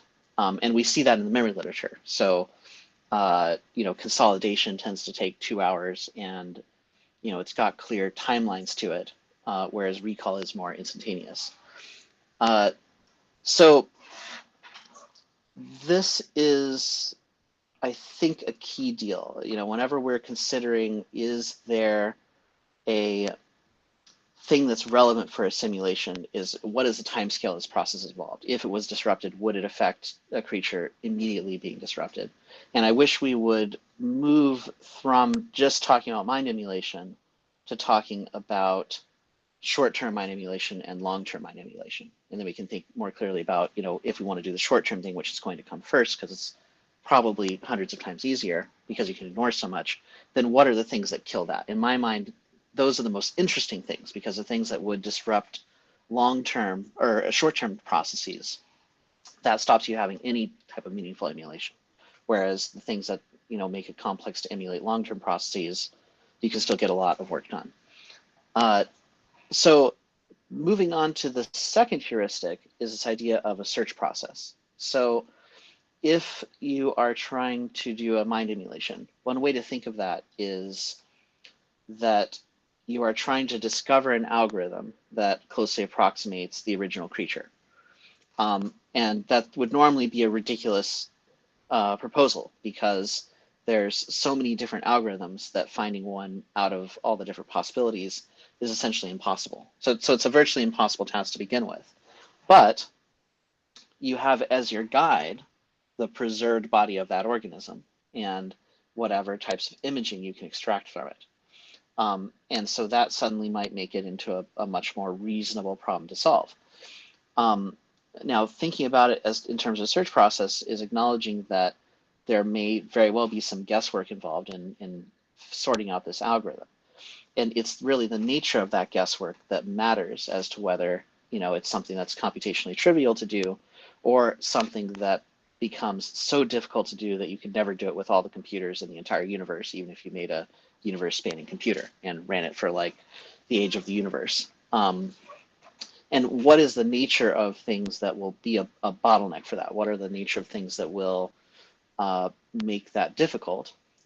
And essentially that is things that vary between neurons and things that vary between synapses have the potential to make it impossible to complete the search process, especially if they are very difficult to determine with electron microscopy, and especially if they're very independent between different neurons. So as a thought experiment here, I'll give a kind of worst case scenario, all right?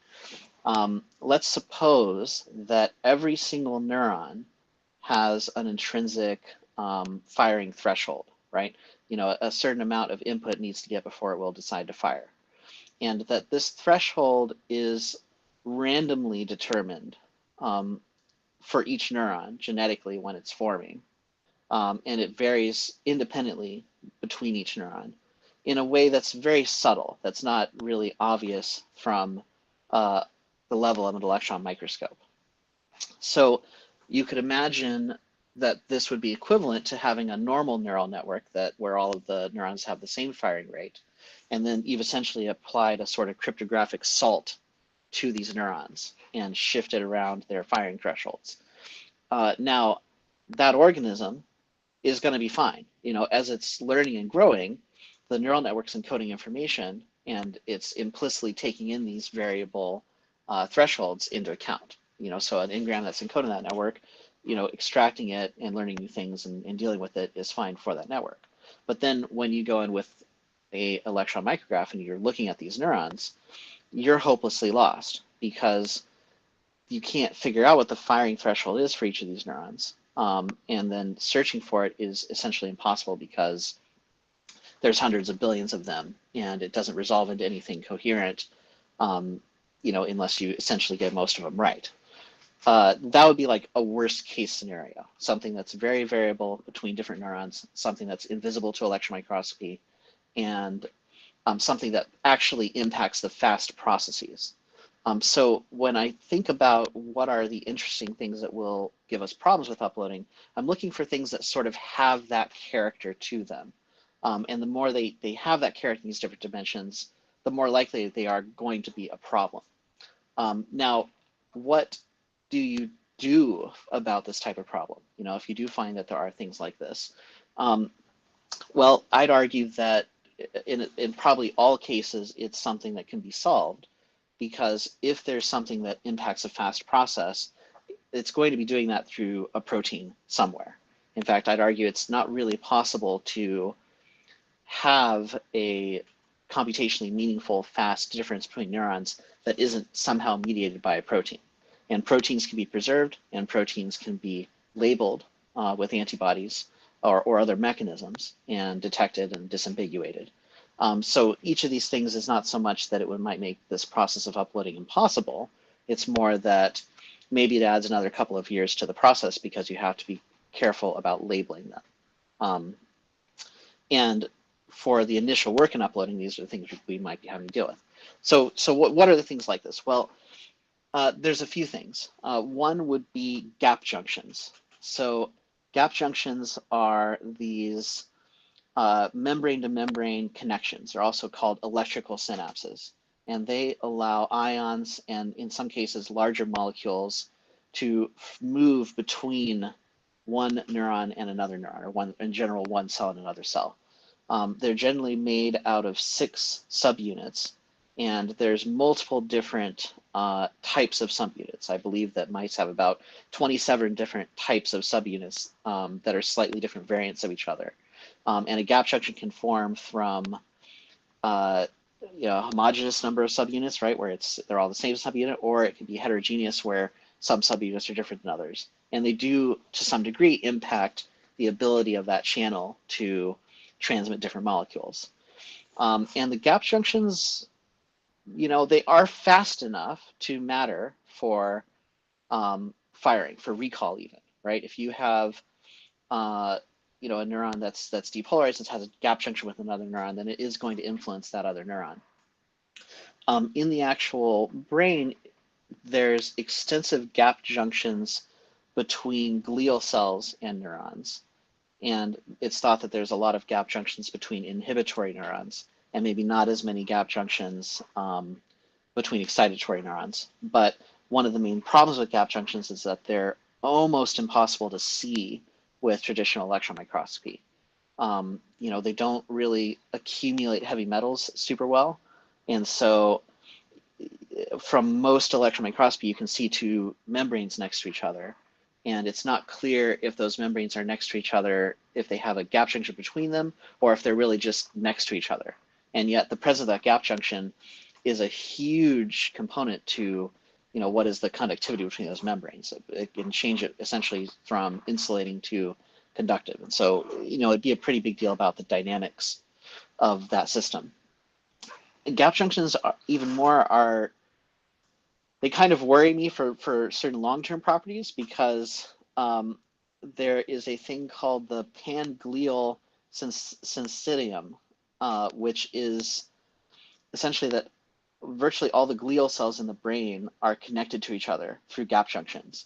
Meaning, like, if you had a small molecule, it can move from one glial cell to another cell, and you could traverse the whole brain if you wanted to through these gap junction connections. And then the glial cells are connected to the inhibitory interneurons. So you could go from one inhibitory neuron to another different inhibitory neuron halfway across the brain just from random motion or from transport. And so, that seems like it could be something relevant for computation. Now, there's not as many gap junctions between excitatory neurons, so maybe it's not as critical. And I think some people like Hayworth might argue that, well, the entire inhibitory system, is maybe not relevant to where the real information is stored. That it's essentially a vast upkeep system where its goal is to push and inhibit the whole neural network so that it doesn't have an epileptic fit. But in terms of the actual data, that it's more stored in the excitatory neurons. So maybe it's possible to, say this whole system is something that could be ignored and replaced with a constant. And if that's the case, then these things don't matter. If it is the case that you need these, then of course we need different labeling techniques to find them and deal with them. But gap junctions, I think, are one of the top potential problems with uploading as we're currently describing it using volume electron microscopy, because they're virtually invisible. They do matter for electrical transmission of information. Another thing that I think is interesting and might matter is the fact that neurons in general can do some pretty crazy things with their DNA. It seems like they can modify it to some extent. When you look at electron microscopy of nucleuses, sometimes you'll see random stuff called fibrillary inclusions and other various things, nuclear inclusions. And they're not super well studied, and it's not clear what they do, and they vary between neurons. So you could imagine that neurons have regulated their genes in such a way that their protein expression could be different and somewhat independent between different neurons. And that whole area, I'd say, isn't super well explored at this point, but that could matter as well. Again, that's making proteins. So eventually you could label those proteins and kind of back calculate what it would be. Another thing that I think is interesting is X chromosome inactivation. So if you have two X chromosomes, generally one of them will become inactive. And this can happen fairly early on in the differentiation process of the brain. So there's people that, their brains are, well, essentially their entire body's a chimeric collection of cells that have different X chromosomes active. So you could imagine that, you're looking at two excitatory synapses, or it's two excitatory neurons in cortex, and they look identical to you at an electron microscopic level. I mean, you can see the X chromosomes in them even, but you don't know which X chromosome it is. And one of them makes the firing threshold be lower, and one of them makes firing threshold be higher. That would be the type of thing that might be very difficult to work out. So the first mouse that's uploaded, you might want to not have it have this whole bar body inactivation to avoid that whole complexity. Another thing that I think is probably important to think about is this idea of silent synapses. So some synapses only have NMDA receptors in them, and they don't have any AMPA receptors in them. And so they don't really play a role in actual firing. Instead, they're sort of like learning synapses, right? They could eventually become synapses that will contribute. But if they just have NMDA receptors in them, it's more like they're just listening to what's going on. They won't actually contribute themselves. And that, again, could be something that might or might not be very difficult to distinguish. because it could potentially require you to look at the actual ion channels that are present in an excitatory synapse to determine, okay, is this really an excitatory synapse, or is this like pretending to be an excitatory synapse and it's more of like a learning synapse or NMDA synapse? I haven't seen a huge amount of literature on how easy it is to distinguish between these things. Maybe Harriet can chime in during the discussion, but that is something that worries me. And then finally, any type of genetic variation that's between neurons, that may be distributed unequally, like this bar body activation or like these other mechanisms that neurons are able to use. I think the business end of that and where the most profitable place to look is in the ion channels and in the reuptake proteins, essentially proteins that clean out neurotransmitter, because any variation in those is going to matter a lot. If the ion channels have a different sensitivity to some degree because they're genetically a little bit different, that might matter.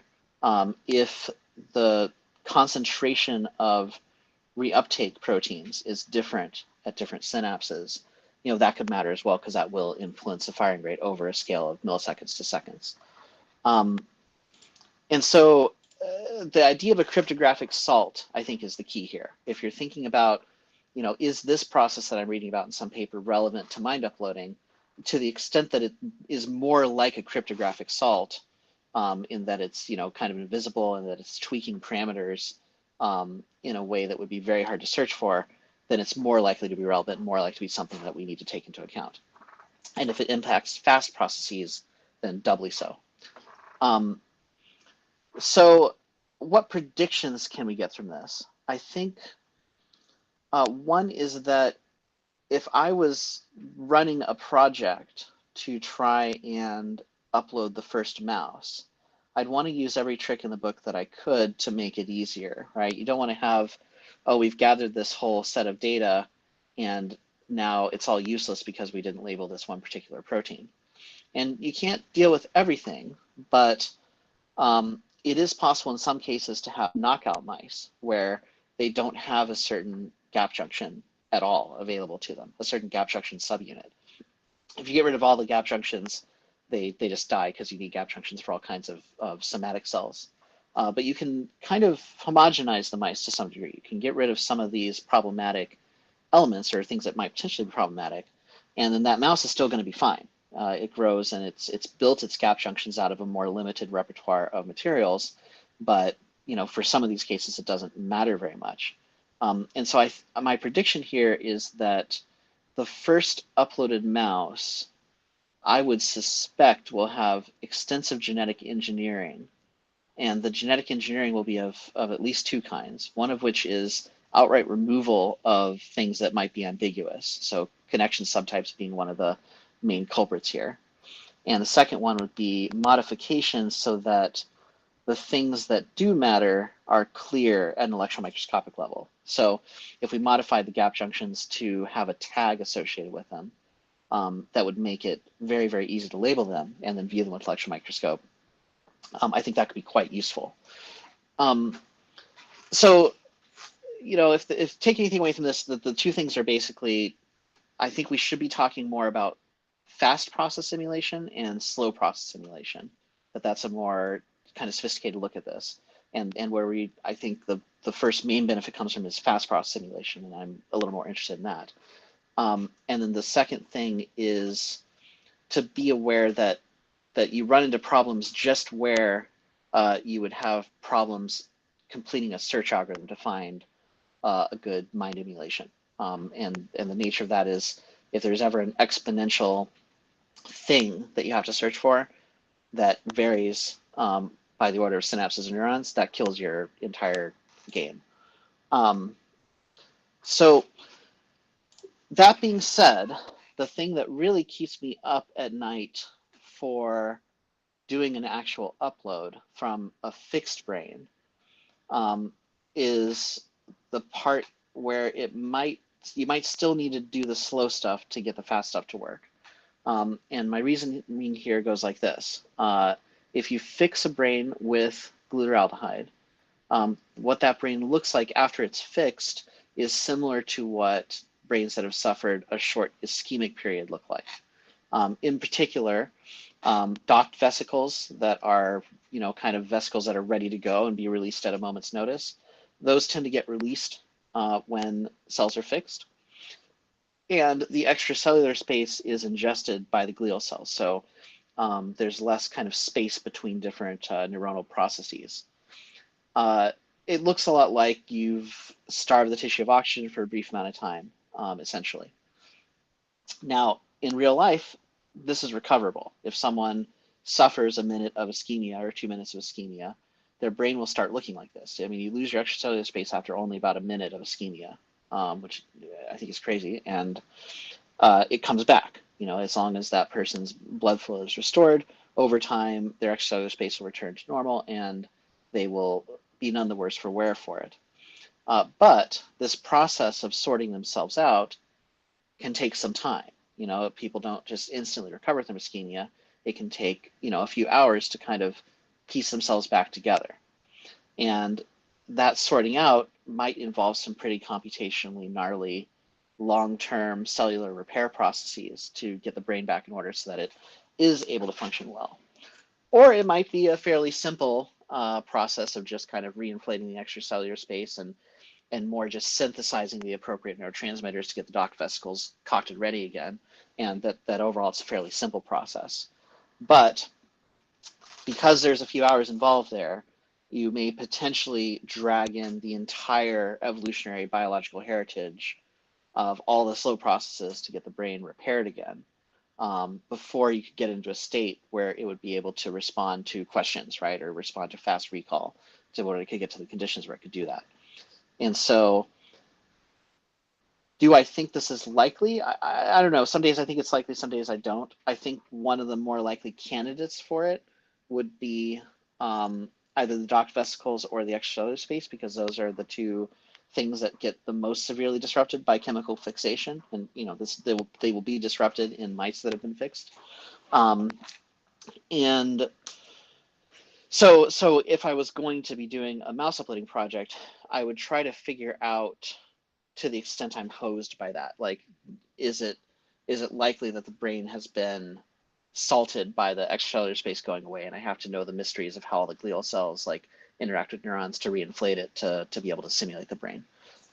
My guess here is that it's probably not that bad of a deal, and my reasoning for that is the synapses themselves don't appear to change from chemical fixation. In fact, there's studies where they do 2-photon microscopy while the animal's alive, and then they fix it and dig out exactly that region and do electron microscopy on it. And synapses don't look different between those two images, other than being in higher resolution from the electron microscopy. I think that's mostly the name of the game here. But I could imagine that the worst case scenario here would be like some synapses just don't really have docked vesicles as much, or they only have a few.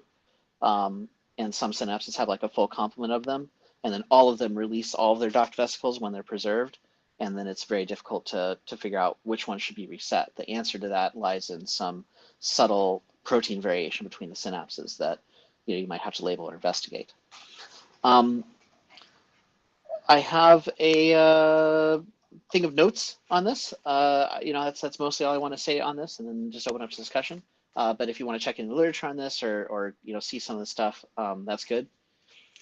Oh, and I do want to add one more thing, because I just think it's weird and not super really well appreciated, which is neurons have cilia growing out of them. Like the type of thing you'd have on a sperm cell, but it's shorter and actually has the subunits to be a little motor, and no one knows exactly what they do, but they grow them, so there's probably some reason for them. And the thought is that it might be some type of chemical signaling or chemical reception. So, I just think that's another interesting thing to think about.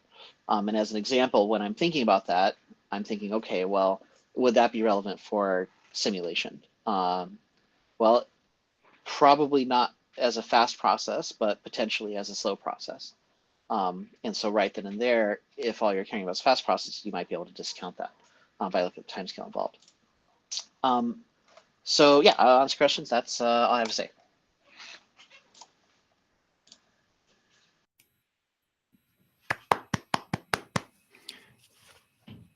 Thanks so much.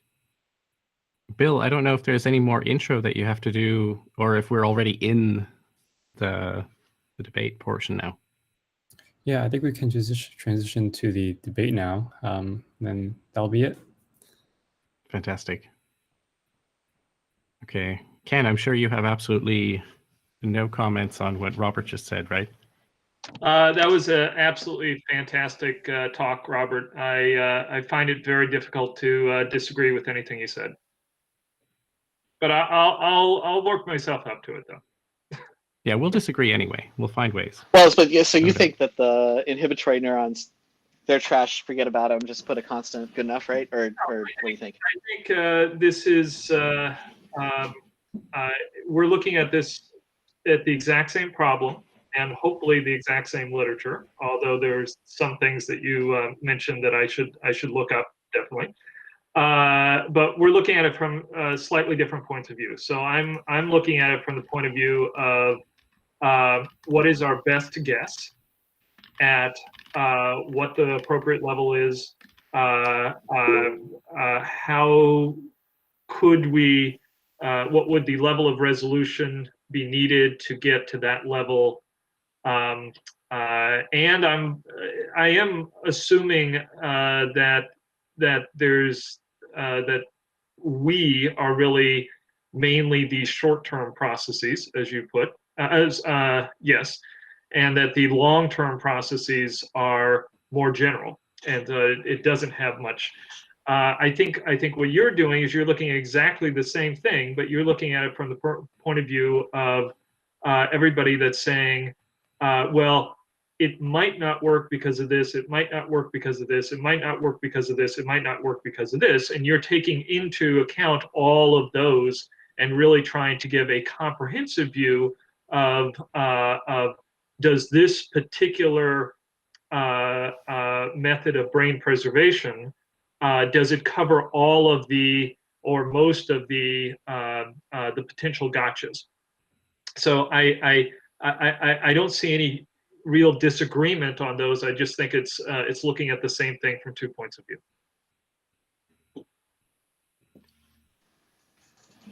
You know, it's interesting because if I think about personal identity, you know, if I was uploaded, right, and it's one of those things where it's like, oh, you can have exactly your long-term process simulated very accurately, or we can just give you like the human standard basic, you know, or like whatever the best version we found amongst humans.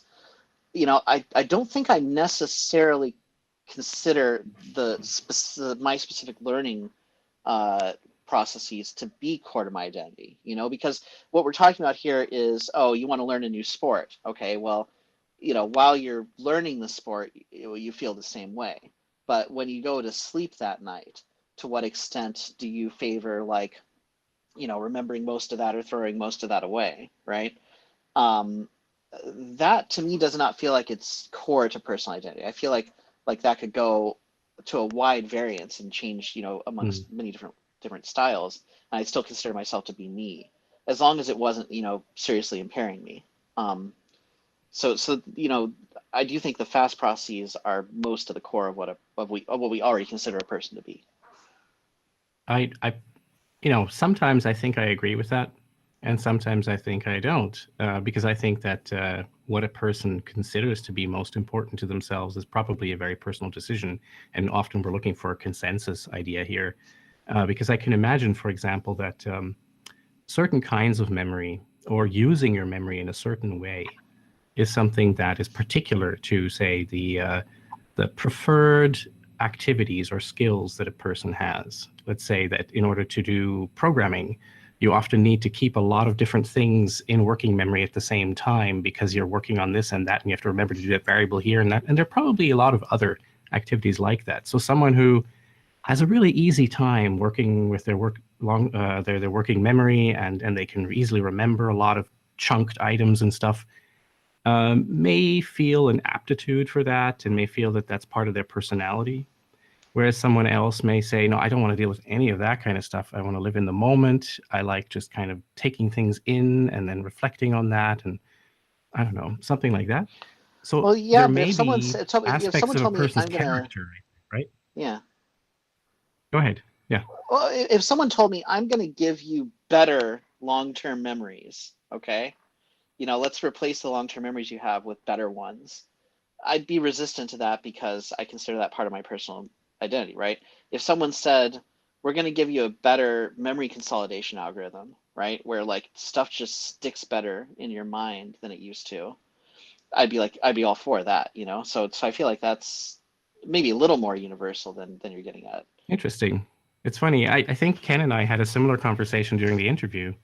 And you can really go either way with that because saying, well, I want all my memories to stick immediately, it kind of breaks the way that we currently filter memories, right? It breaks the way that we sort of take in a whole bunch of stuff very quickly and then only remember parts of it. And it's sort of the things that have emotional importance or are somehow emphasized that really stick, that get repeated during our dreams or our non-dreaming sleep, actually, and in that slow wave sleep period.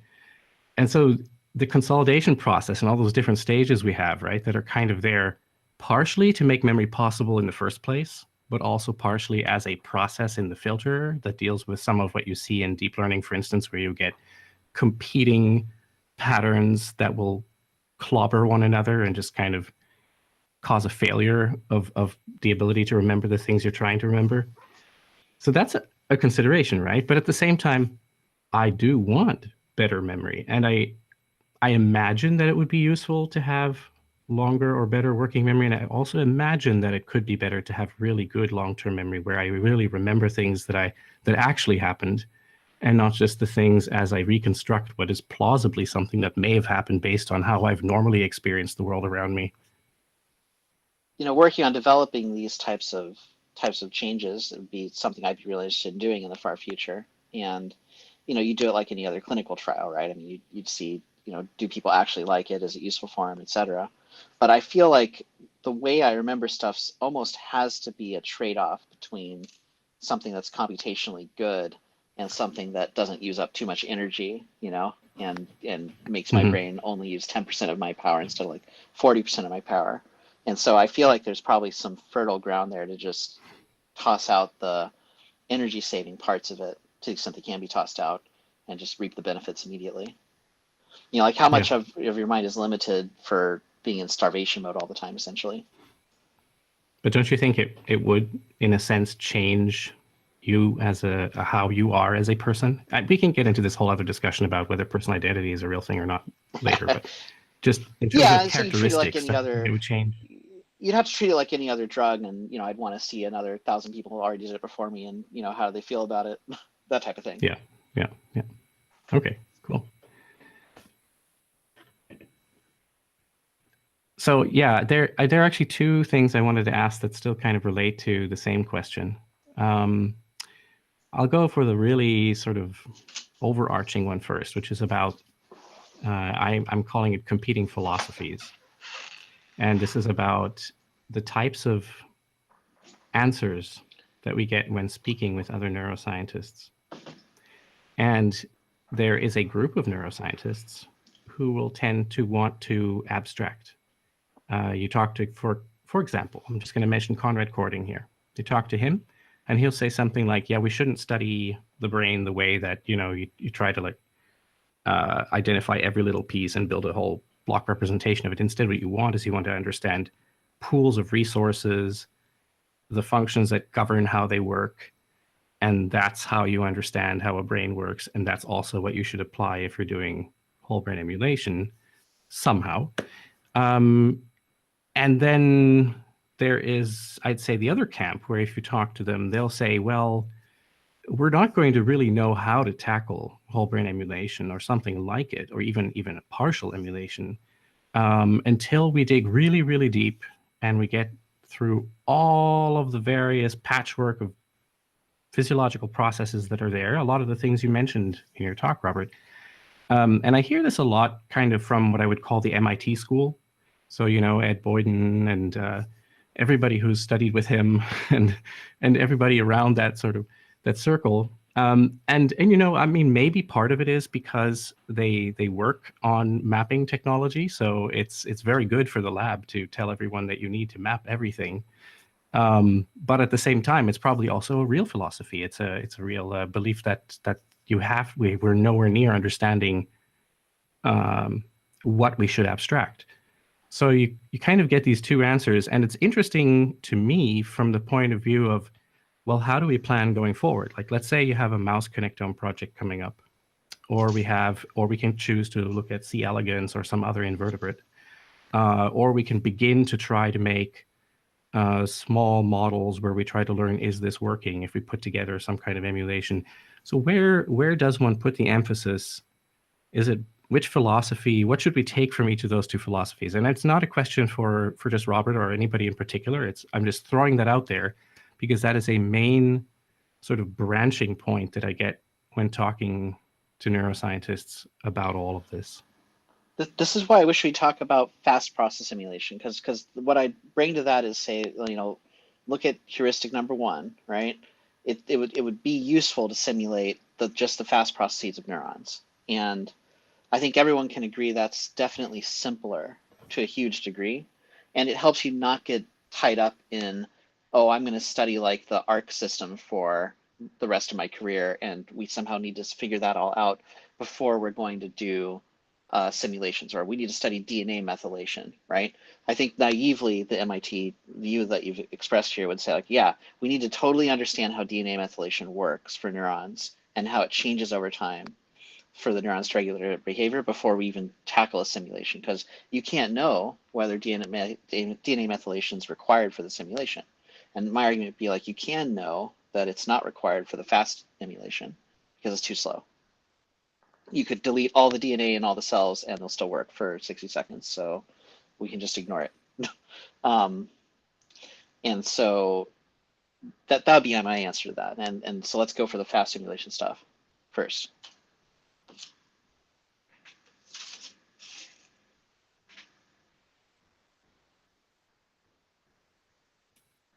No one else has a comment or opinion about this?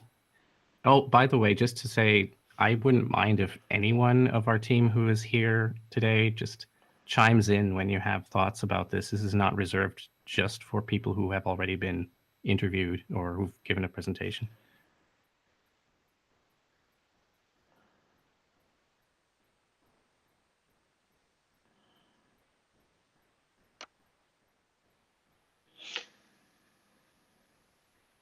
Okay.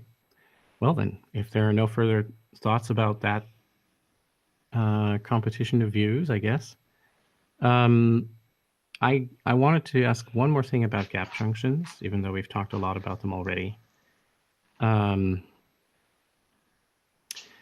Yeah, Robert, when you mentioned the possibility of skipping a detailed look at gap junctions, the thing that you pointed to was, well, if we assume that they are large-scale modulators, in a sense, if you can sort of lump them in there, then maybe you could do that. But there is also the other approach, of course, that is sort of based on what Ken was saying during his interview, that overall, if we look at not just individual neurons and synapses, but instead we consider these microcircuits that are part of how operations are carried out in a certain part of the brain. We could call them ensembles if we want to.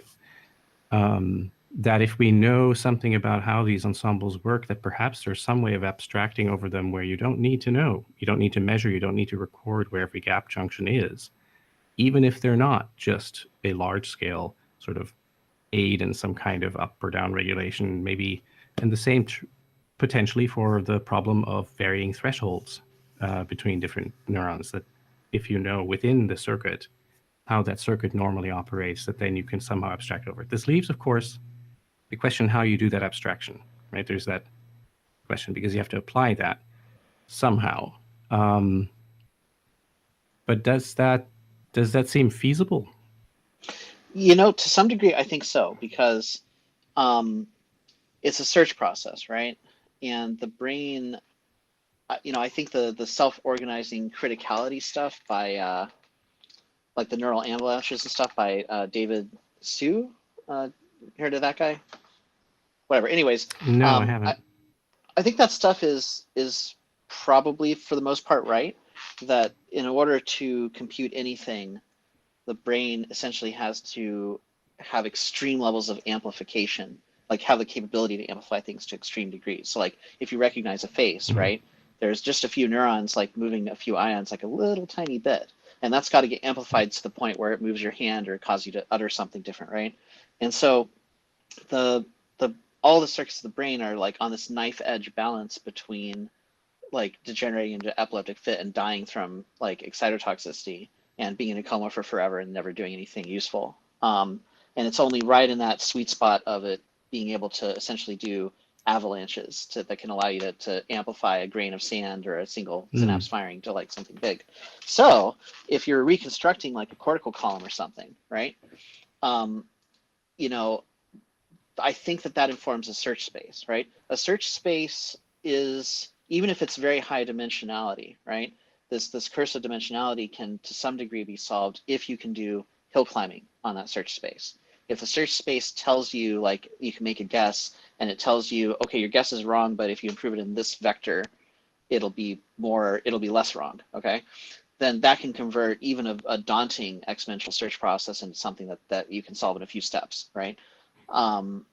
And so you might be able to say, okay, we don't know exactly what the distribution of purported gap junctions are with these inhibitory interneurons, but we know that the cortical column has to be at this level of criticality, right? And so guess and measure the criticality and then, you know, shift them informed by that criticality. You know, like you'd simulate the system for a few milliseconds and just keep tweaking it until, you know, it's something biologically plausible. I can see that maybe getting you somewhere, especially if the gap junctions are there mostly to clean stuff up. And that'd be like an intermediate thing between a number and stuff. Yeah, no, that's great.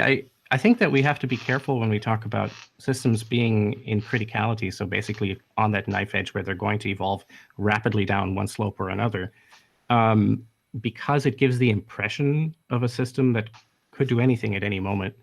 Meanwhile, you know, I don't know if you saw, I guess you've maybe seen the recap we did of the last workshop where you know, Christoph Koch pointed out, well, everything seems really stable to me, even though, you know, my neurons are jumping all over the place with what they do. And that's, I think, where I would, so I personally, I tend towards wanting to look at constraints first rather than the criticality. So I would love to know everything that we could know about the homeostatic processes that are in the system, because I feel like they're the ones that put up all the walls, that put the constraints there. That so even if you have a system that has to be near criticality at a certain moment, that in the next moment it's going to be fine again, right? It's going to fall down this avalanche here, and the next moment you're ready for the next pattern or the next activity. You can always come back to normal. Otherwise, you'd constantly have epileptic fits and stuff like that. So it seems like finding those homeostatic processes, kind of cataloging them and building out our understanding of how neural circuits work almost in terms of those, that's sort of the essential part if we want to be able to abstract out what any of those microcircuits are doing. What do you think? And it's, you know, again, riffing, open to yeah, anyone. I think riffing on that idea of constraints, my suspicion here is that you can probably infer maybe even everything from morphology, even something subtle like you have silent synapses, or you have like this neuron has a different threshold of firing or something than other ones because of genetic reasons. I bet if you really knew what you were doing, it's there in the morphology. We just don't know how to read it properly. Because like a lot of the critics of like Hayworth, right? They'll be like, oh, you think you can figure out, you know, all these detailed parameters or whatever from just a wiring diagram, right? And then when they're thinking wiring diagram, they're thinking like the famous wiring diagram of C. elegans, where it's literally like a node for each neuron and you just have connections for whether there is a synapse or not, right? But when Haber's thinking of like the wiring diagram, he's thinking of like volume electron microscopy, okay? And boy, you can see everything. I mean, you can see little nuclear pores, you can see little like nuclear inclusions, like short of reading the DNA and the protein structures directly, you can see everything like above that level. And so I suspect that if you knew what you were doing, you could say like, oh, okay, the shape of the synapse means that its reuptake proteins are in this configuration or whatever. The same way that, you know, I've had some people argue, well, if you have a neuron in the connectome, you don't know what subtype it is, right? There's like 300 different neuronal subtypes, 300 to 1,000 in the human brain. It's like, would you know what the subtype of a neuron is just because you have an electron micrograph of it? And the answer to that is yes. If you can figure out the morphology of the neuron, you know what its subtype is, then you know what its neurotransmitter is. And now you've already obtained a great deal of information about its physiology and biology. And I think that that field is young, like really seriously being able to infer all these biological parameters from morphology is something that's still mostly just like a, you know, it's at the histological interpretation level. No one's really brought to bear like some very serious analysis, say like, what can you like extract out of the morphology? I don't know. What do you think about that? Ken? I mean, there's some really interesting work in that, you know, they did some stuff with the fly recently where they trained a bunch of neural networks to identify different classes of synapses, and then turned that same thing loose on the rest of the brain, and really was able to kind of say, ooh, well, it can actually learn things that are not obvious for human beings. And so, you know, given that this is just these were low-hanging fruit, I absolutely agree. You know, the level of information that is in an electron microscopic volume is immensely more than just what connects to what. I don't think a human anywhere has ever really seen an electron micrograph at the level of the information it's presenting. We've only ever just kind of assumed stuff and looked at our summaries of it. Like, it's really hard to actually truly see what's going on there. And there's things that have been hiding in plain sight for decades that just nobody noticed. They're right there in the electron micrographs. You go and look at them again, like you can see them. It's like, how do we not see that? Well, you're blinded by your interpretation of it, you know? So I think that was actually part of the results that Ken's referring to, because there, in that case, the trained algorithm was able to detect and identify differences that the onlooker, the trained onlooker, wasn't immediately able to see either. Yeah. Well, looking at it the other way, okay, what would it mean for you to not be able to see this in the morphology? It would mean that there's a meaningful functional difference that's based in proteins that has no like bearing whatsoever on the morphology at the nanoscale level. Like, it's possible that certain membranes could be like a blank slate and like, you know, they're seasoned with different types of proteins and it matters, you know, and you can't see it at all. But it seems hard to do a functional difference without having it have some impact on morphology, even if it's subtle and kind of weird and, you know, not directly related to it. So silent synapses, what about those? So, so in terms of silent synapses, so again, I should preface, I'm not, I certainly don't know the entire literature, but, you know, I'm thinking of a particular paper by Kristen Harris, who actually probably, she does know the entire literature. And my reading of that paper is that silent synapses are learning synapses which have a particular morphology of being a small spine volume, and so at least from what I've seen in the literature, silent synapses actually do have a morphological characteristic that identifies them.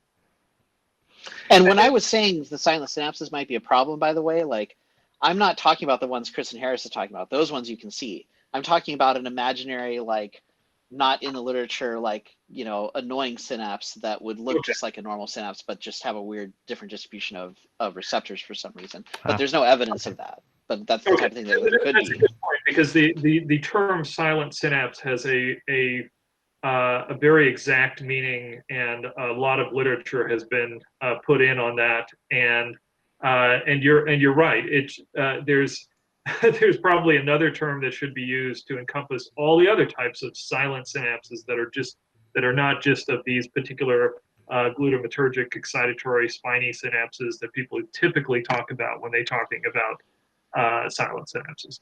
Yeah. Mm-hmm. I think it's funny that if you had a mind upload of a person like that, you got your 3D morphology, I bet you could delete all of the Philopoda and still have a simulation that would be just fine. Yeah, absolutely. I think one of the things that might be relevant to throw into this discussion as well is there was this great book that I read I think about a year ago, Laughlin and Sterling, Principles of Neural Computation, something to that effect. How they were looking at it was from the perspective of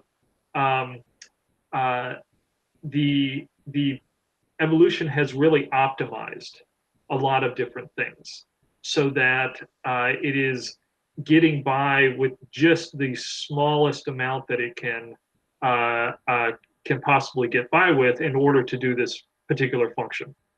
From an energy budget point of view, or size budget, or reliability budget, noise budget, things like that. And I remember reading in one part of that book, they were very explicit to say a synapse is as small as it physically could be. And if it's larger, it needed to be that much larger because it had to fit in the machinery for having that much more functional strength. And so I think there is not only is it a kind of a coincidence, you can imagine like, oh, it's kind of a nifty little coincidence that the size of a dendritic spine is correlated with its functional strength. But I don't think we should look at it as a coincidence. It's literally that evolution tried to make it as small as possible, so they could squeeze as much information capacity as possible into a brain. And that means that there's going to be a correlation between size and functional strength.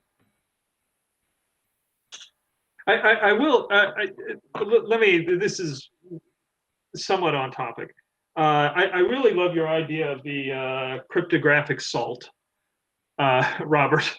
I think that's a good way of framing a lot of different questions that we have. It strikes me that I am ignorant enough in the literature, in the neuronal modeling literature, in the electrophysiology literature, you name it, to suspect that even though I don't know how much we know about the variability of thresholds and how the variability of thresholds would actually impact the overall dynamics of like a neuronal ensemble, it seems likely that somebody else in the neuroscience community would actually have an answer to a lot of these questions that we have. It just seems like so for example, in terms of the threshold problem, there's a whole set of literature right now that talks about I'm going to get the terminology wrong, the excitability. There is short-term changes in the excitability of neurons, and those short-term changes are associated with which a neuronal ensemble will be chosen to represent a new learning. So I can't cite the actual literature now, but I believe that there are experiments where in the amygdala they were able to set up the excitability of certain. They were able to track the excitability of cells and said, oh, cells were momentarily more excitable. That's why that they were incorporated into the memory engram. It reminds me of like requesting a page of RAM or something, Yeah, and the same thing has also been tracked in entorhinal cortex, actually, but there the excitability of the cells is dependent entirely on the phase of theta that they're on. And so the theta phase is the gating function for the chance that these neurons are going to be involved in creating a pattern right then and being involved in a new memory. Yeah. So to me, this kind of suggests, but again, I'm ignorant of the literature enough to know that this is just a suggestion, right? That this is a variable, this is a dynamic variable that the brain needs to be able to use to single out particular neurons away from other neurons. And so it's not the kind of a variable that you could imagine just having randomly set up, because that would probably throw a wrench into the entire framework.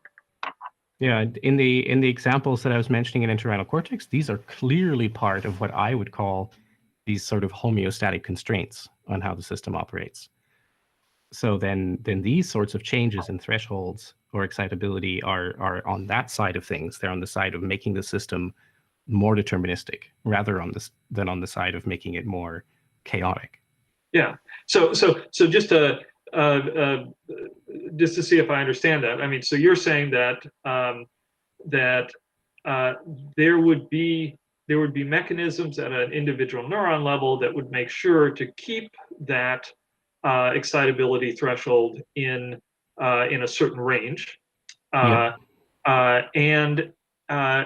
you know, that is something that, you know, I mean, first of all, there's probably a whole literature of that, right? Mm-hmm. And then how that interacts with the whole system, because I could imagine that even if you, you know, if we had even a basic idea of how of where these thresholds were, then we could run simulations which actually say, here is a set of neurons that have these ensemble states. If we salt the thresholds of these neurons in somewhat of the range that we would expect the homeostatic mechanisms to allow, would that really change the ensemble, the attractor states of the network? It's painful because you know, maybe people have already done these studies. I doubt it. I don't understand the stuff that is lacking in order to need to do this. We'd have to dive a little. Understand the literature now. Yeah, we'd have to dive a little deeper to see if what you specifically are looking for has been addressed or not, because this salting of the neurons, or their let's just say their state variables in a sense, and seeing whether that affects the outcome in terms of attractors or the momentary behavior of the network. That kind of thing gets done, at least at a certain level. It certainly gets done. I know I remember doing something quite like that myself with a model of a short-term buffer in entorhinal cortex and looking at the effect of noise on that buffer. That's a kind of salting experiment, right? And there's a publication there. I don't remember whether it was in Cortex or wherever.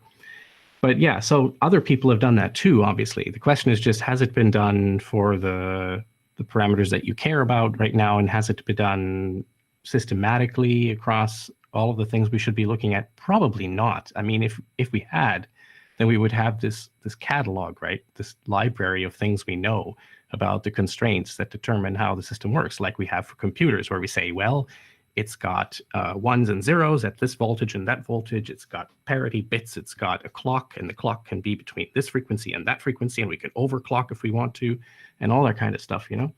So we just have, that's what we know about how to make our analog transistor components predictable.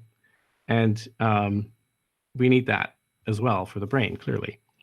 Right, yeah. And a whole brain, and just at a meta level, you know, these workshops are for the whole brain emulation roadmap. You know, in the best case, I think the whole brain emulation roadmap would spell out very specifically these types of concepts, like you know, this is this is the possible level that we should be comparing all these things against. We should be neuronal ensembles, etc. These are fast processes versus slow processes, and really identify a set of possible experiments based upon what is really important. Because I think I think there is a lack of appreciation within the neuroscience community in general about what the real unknowns, what the real questions are involved in this crazy idea of whole brain emulation. It's almost like it's too radioactive of a topic to really dive into. But boy, if the neuroscience community decided tomorrow that it really was going to dive into this topic, it could do it in a really good way. and maybe this whole brain emulation version 2 or whatever will make it so clear that this is a science. There is a science to whole brain emulation and to brain preservation. And there are a whole bunch of concrete questions that are actually available to real research today that people wake up and say, oh, this is a cool idea that's on the horizon, and I can contribute to it today. Yeah, there's some method questions or approach questions that I have for you later, but I see here that there are questions from others that are directly related to what we were just talking about. So for example, our team member Anita, she wrote, how do we test for whether gap junctions or cilia play a vital role? What if cilia are just an evolutionary remnant? Can we genetically modify them away and see what happens? Or is it something we could test in simulation? That's great. The knockout experiments, if you could just have a genetically engineered mouse that doesn't have any of the neural cilia and see, does that work or not, that'd be great. Or if, maybe the cilia are necessary for the development of the brain, but they're not necessary after you're an adult. So if you had a way to remove them with a genetic switch after the animal's grown up, then that could also be a useful thing to think about. I have to warn about knockout experiments. And I'm not even talking about the genetic knockout experiments. They would have the same, just in general, knockout experiments of the brain are very confusing. So for example, there's this one classic paper, I forget the authors, but there's this one classic paper where they go through a set of experiments where they can knock out in a mouse, they destroy an area of the basal ganglia and show that the mouse is still able to do this particular task. And then they destroy the hippocampus in a different mouse and they show that they can still do the task. And they destroy, I forget the other one, but yet a third area and the mouse can still do it. And naively you could say, oh, well, none of these areas are important to the task. But what was happening is that each of those areas was doing the task redundantly. And in a slightly different way. And so with a set of more careful experiments, they could tease out the contributions of how the basal ganglia was learning the task, how the hippocampus was learning the task, probably how the cortex was learning the task. I think any of these, so for example, in a knockout, there's a bunch of knockout experiments where they knock out at least some classes of NMDA receptors, and it doesn't destroy all memory. And it's kind of like, what the heck happened there? Because our theory is it's just that there's other compensatory mechanisms. It doesn't necessarily mean that that those things that were knocked out were not crucial. It's just that they're not that they're redundant mechanisms that are also crucial. Yeah, absolutely. Yeah. I believe Michael has a question as well. Go ahead. Yes, thank you. Well, first to follow up on that, as far as experimentation goes, is it is it expected that at one point we will have to be able to manipulate subcellular structural details to that level where we have to know if whether or not they affect the success criteria for whole brain emulation? I guess another way of asking my question is, to what extent are we realistically capable of manipulating or controlling these factors in order to know or how they affect the success criteria for whole brain emulation?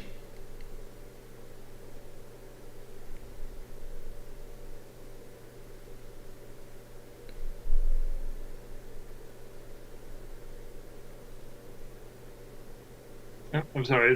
That's for everybody? Yes. I wasn't sure I'm sorry. who the question was for. I'm sorry. Yeah. For Robert, I guess, or anybody. Yeah. Sorry. Are you saying that you're wondering how much we'd have to be able to control the subcellular components? Yes, if we want to know exactly how they do affect not necessarily as far as the emulation, but even just to start with the modeling, the modeling success criteria, are we how do you eliminate something as small as the cilia in a cell to be able to do that knockout experiment? Can you get that detailed? And is it really necessary? If you even can, is it even necessary? Is it a necessary step in the process for figuring out whether or not it affects the modeling process? Or you could use gap junctions as an example. I see. I see. So you're saying it seems really hard to actually manipulate structures like that because they're so small. Is that what you're saying? Correct. Gotcha. But in this case, you would do it genetically. So you'd say when that mouse is an embryo, you just tweak one gene and make it so that the cilia don't grow, and then that get rid of the cilia everywhere once it's an adult. Then when it's an adult, then you preserve it and do your scanning, and now your nice, beautiful volume electron microscopy data that you spent $100 million to collect doesn't have any cilia in it, and because the mouse was alive and healthy and worked fine beforehand, you know that is still a useful and functional brain, but now you don't have to ever worry about the cilia because they don't even exist. That'd be the idea. So you're doing the knockout because it's easy to do. Okay, thank you. That makes a lot more sense.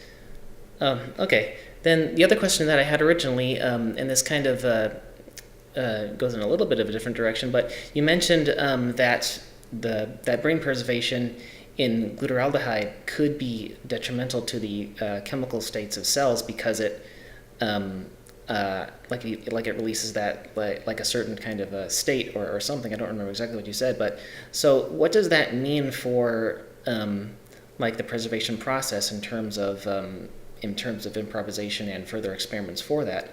If that does affect the process for preservation, does the process for preservation have to be rethought, or do we have to take into that account?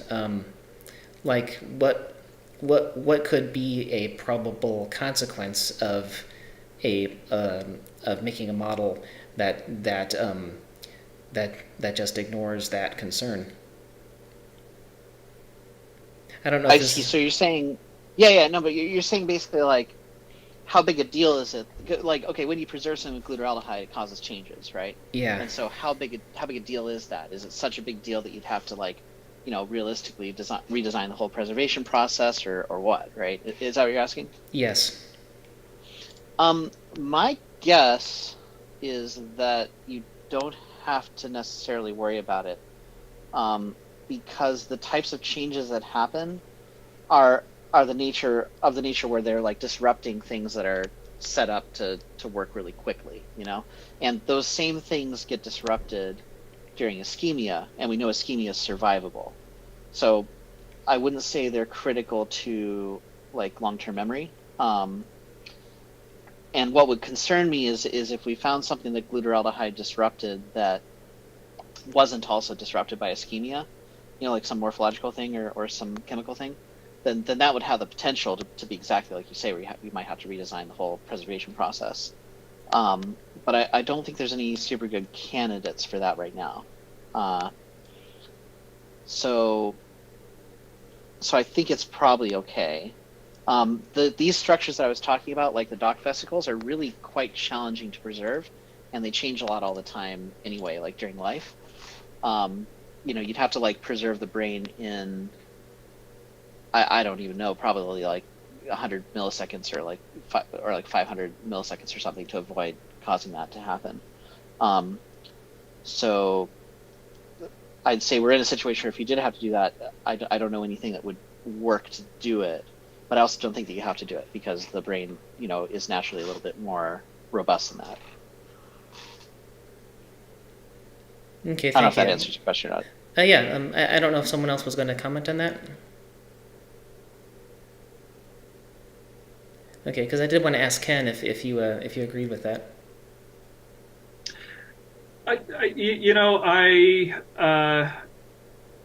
When Robert was describing that, it was the first time that I had thought about that in that way. I mean, very particularly what he was saying is that the changes that occur during glutaraldehyde fixation are similar to the changes that occur during ischemia. People can survive ischemia, but it takes a while for people to unscramble in whatever way that means to get back from ischemia. And the processes to do that could potentially be quite complex computationally and involve slow processes. I hope I did a good job of relaying that, Robert. Yeah. Okay. And see, I'm paying attention. I'm trying to learn here. and so I look at that and I'm like, that is, this is a great scout mentality. It's like you are trying, Robert. You are really trying to fill the role of a true skeptic of this. And thank you, but we probably need some true skeptics to actually fill that role. Because Robert is going, doing the real due diligence here to come up with ways that this could not work. And it probably takes more than one person, and it probably takes a whole fleet of people with different views on the literature to really look at, to really take seriously whole brain emulation, level problems, what you can get with glutaraldehyde fixation, what are the possibilities for imaging in the future, all of these things, and then to really spell out, to steel man, the argument against brain preservation and whole brain emulation. And, bravo, Robert, for trying to do that in the absence of other people taking it seriously enough to do it for themselves. Yeah, I agree. And it's something we have this weird exercise we're doing of playing our own devil's advocates because we're just not getting enough of that input. We got a little bit, I guess, last time around when you get some competing opinions sort of from, I don't know, Christoph or others, but not very deeply. I personally, so because I'm not as much of an expert on brain preservation and what might matter there, I tend to focus on like what I think is probably a huge Achilles heel in whole brain emulation so far. And that is, again, I'll just call it the curse of dimensionality, just the fact that we have such a huge search space. And so building an emulation is very difficult from that point of view. So you get to, maybe it's not theoretically impossible, but it could be unfeasible. That sort of thing. Yeah. I would love to. Again, if you there are ways to make that very concrete. Yeah. and it requires taking seriously the idea that there must be a level that that is important and one that isn't. And so a skeptic that refuses to accept even the possibility of that level, should they be taken seriously, or should they essentially be dismissed as saying, okay, they're just if it's arguing about angels dancing on the head of a pin. Mm-hmm. I think we should get away from trying to argue about that in a purely theoretical way with somebody, because it's never going to get anywhere. I think that at that point we have to switch to questions about experiments people can do or things that we can actually try, such as, what should we be doing next? Should we be trying C. elegans or some other invertebrate? Should we be trying the mouse connectome? And what would we expect to be the first results of that? Where would we go with that? Because when you start talking about the very specific example, then you can at least take that very specific example and say, now I'm going to apply this hypothesis of which level we have to be at. And then even before we find out if I can actually emulate this thing, and if it behaves the way that it's supposed to, you can find out whether or not that problem is already intractable for some other reason, like the search space is too big. Even the search space for C. elegans turns out to be too big, or something like that. So you can kind of tackle it at okay, first, can we even build our model? Then is the model doing the right thing? And then if it's doing the right thing, can we apply this to larger animals? So it's sort of like presenting steps along the way, right? So also, I think that the C. elegans is a trash-like model to use for this purpose. Oh, totally. We can talk about that, yeah. I actually think you do run into the problem with the subtypes, because it's got like 100 or 200 or 300 or whatever different like neural subtypes, and you don't actually get that much information from the electron microscopy. Directly. You'd have to do a lot of we can't really do much there in terms of the ensembles that Ken is talking about. I think we ought to grow some simple human or mouse like neural networks that are simple, like some of them. Yeah, little and simulate in those vitro things, yeah, sure. Yeah, and work our way up from that, and then see how far we can get with those things, in my opinion. Yeah. And at that point, we shouldn't be arguing with people about whether these in vitro examples are giving us proof that whole brain emulation is possible, because then people will immediately point out how that's so totally different than in vivo. But instead, just talk about these other first questions about what can actually be done in terms of translating to a working model. And then you can take it to the next step. Except that I don't think science works this way. I don't think that we pick one experiment that we're all working on and then we go to the next one. Instead, we have different people with different interests who want to do different things. I mean, in terms of the C. elegans, I would even question what does it mean to say you're doing a whole brain emulation of a C. elegans? What would it mean to upload a C. elegans?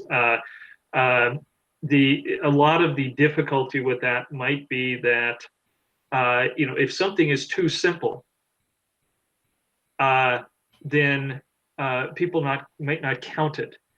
If the idea is that there's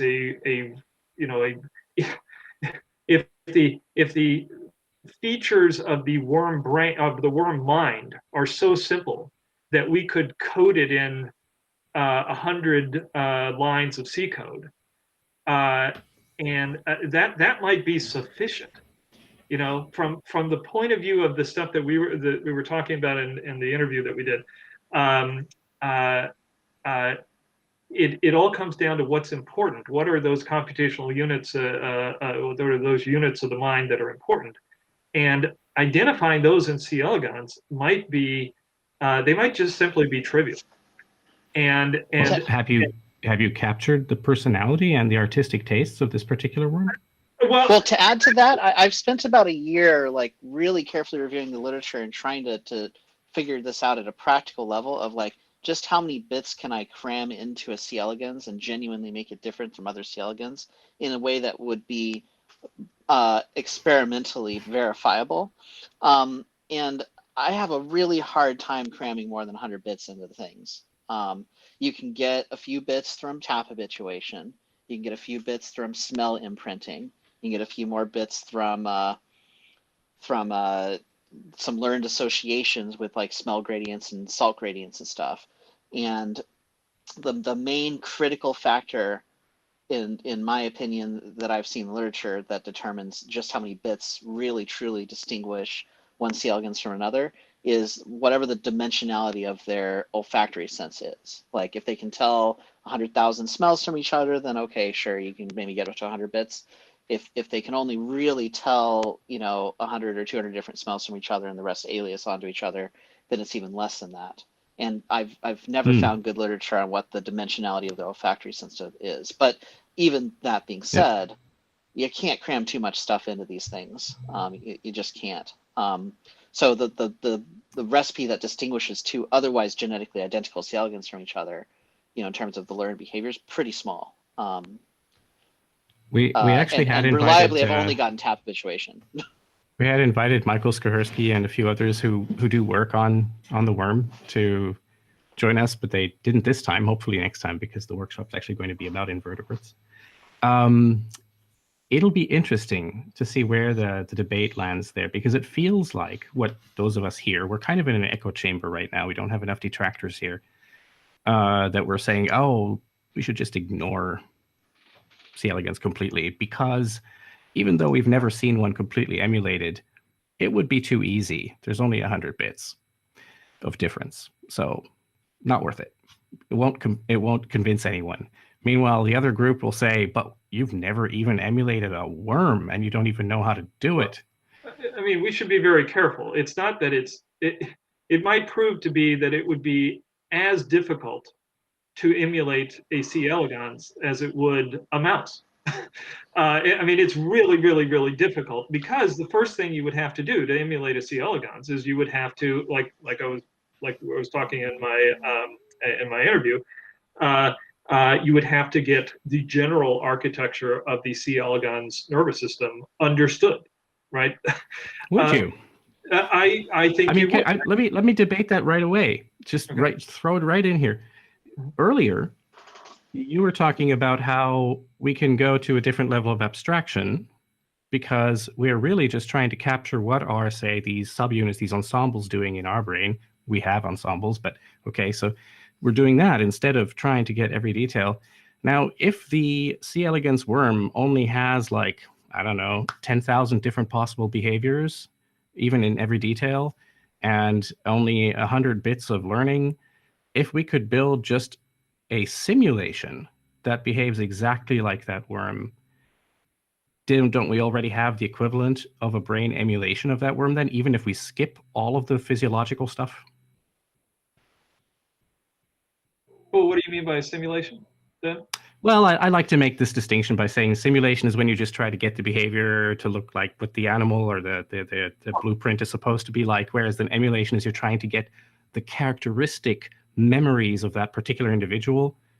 No, okay, I understand what you're saying then, and I would say I think I would disagree. So yes, maybe we could simulate a C. elegans pretty straightforwardly, but in order to test the uploading hypothesis, we would need to look at the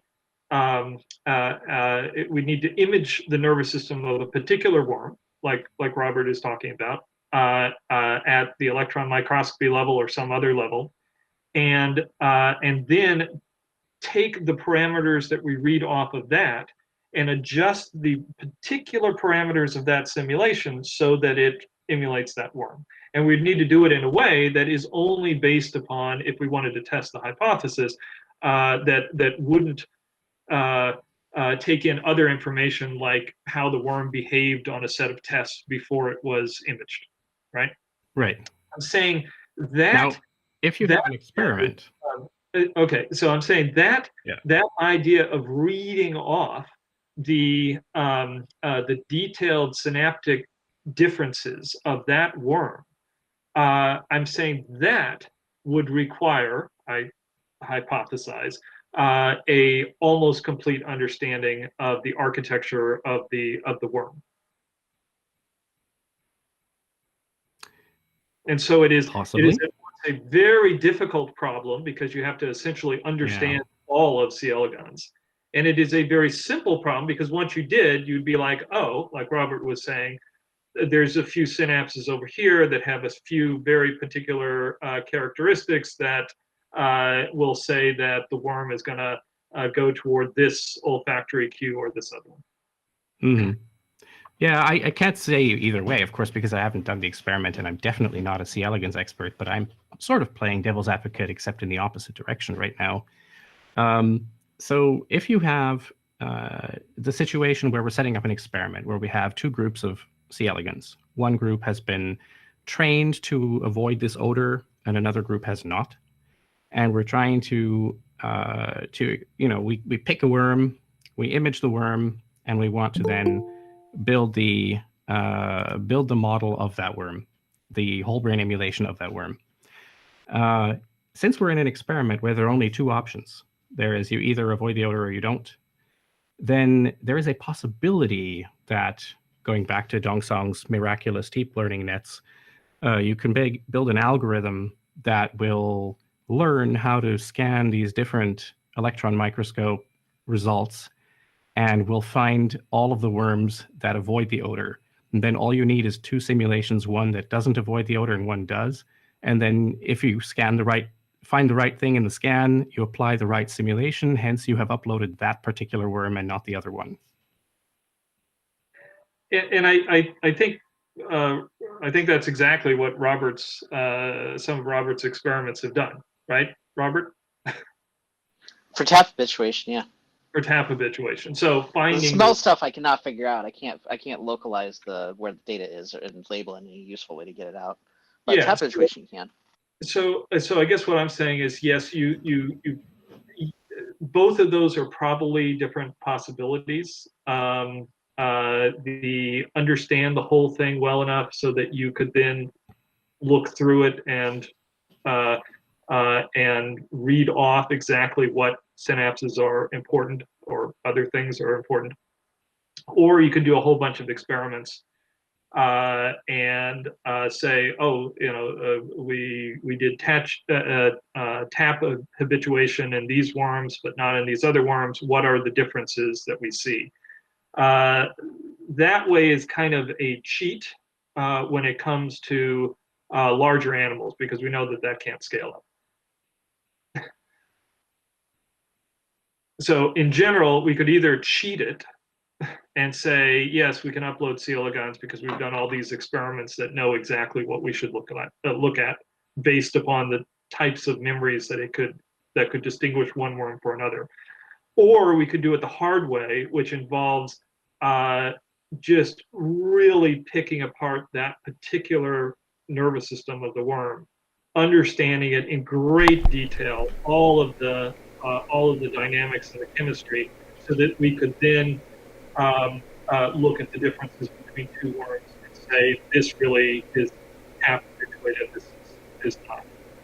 And I think it's only that way that would be demonstrative that the same method could work in a larger organism like a mouse. And unfortunately, I think it would be very, very difficult to do it in C. elegans. And I don't think that the stuff that would be learned from it would necessarily be transferable to a mammalian model. Yeah, I'm sorry, by the way, Michael, that I just muted you. It was just the fan noise was coming through. I know that you probably want to talk.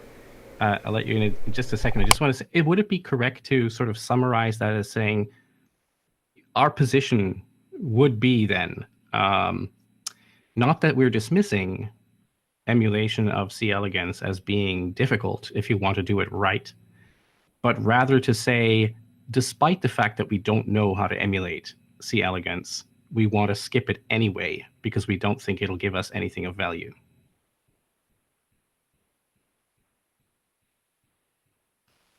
Sounds very controversial when I put it that way. That's definitely what's going on in my mind. But the other thing is that there are people working on this.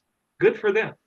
Absolutely good for them. You know, I am rooting for for the open worm community or whatever it is to drop a paper that says, hey, we've done 50% toward a emulation of a C. elegans in a real significant way. Good for them. I just don't think that it doesn't say the fact that it hasn't been accomplished and the fact that it's so difficult does not have the kind of bearing that distractors suggest it should, because it yeah. How about that?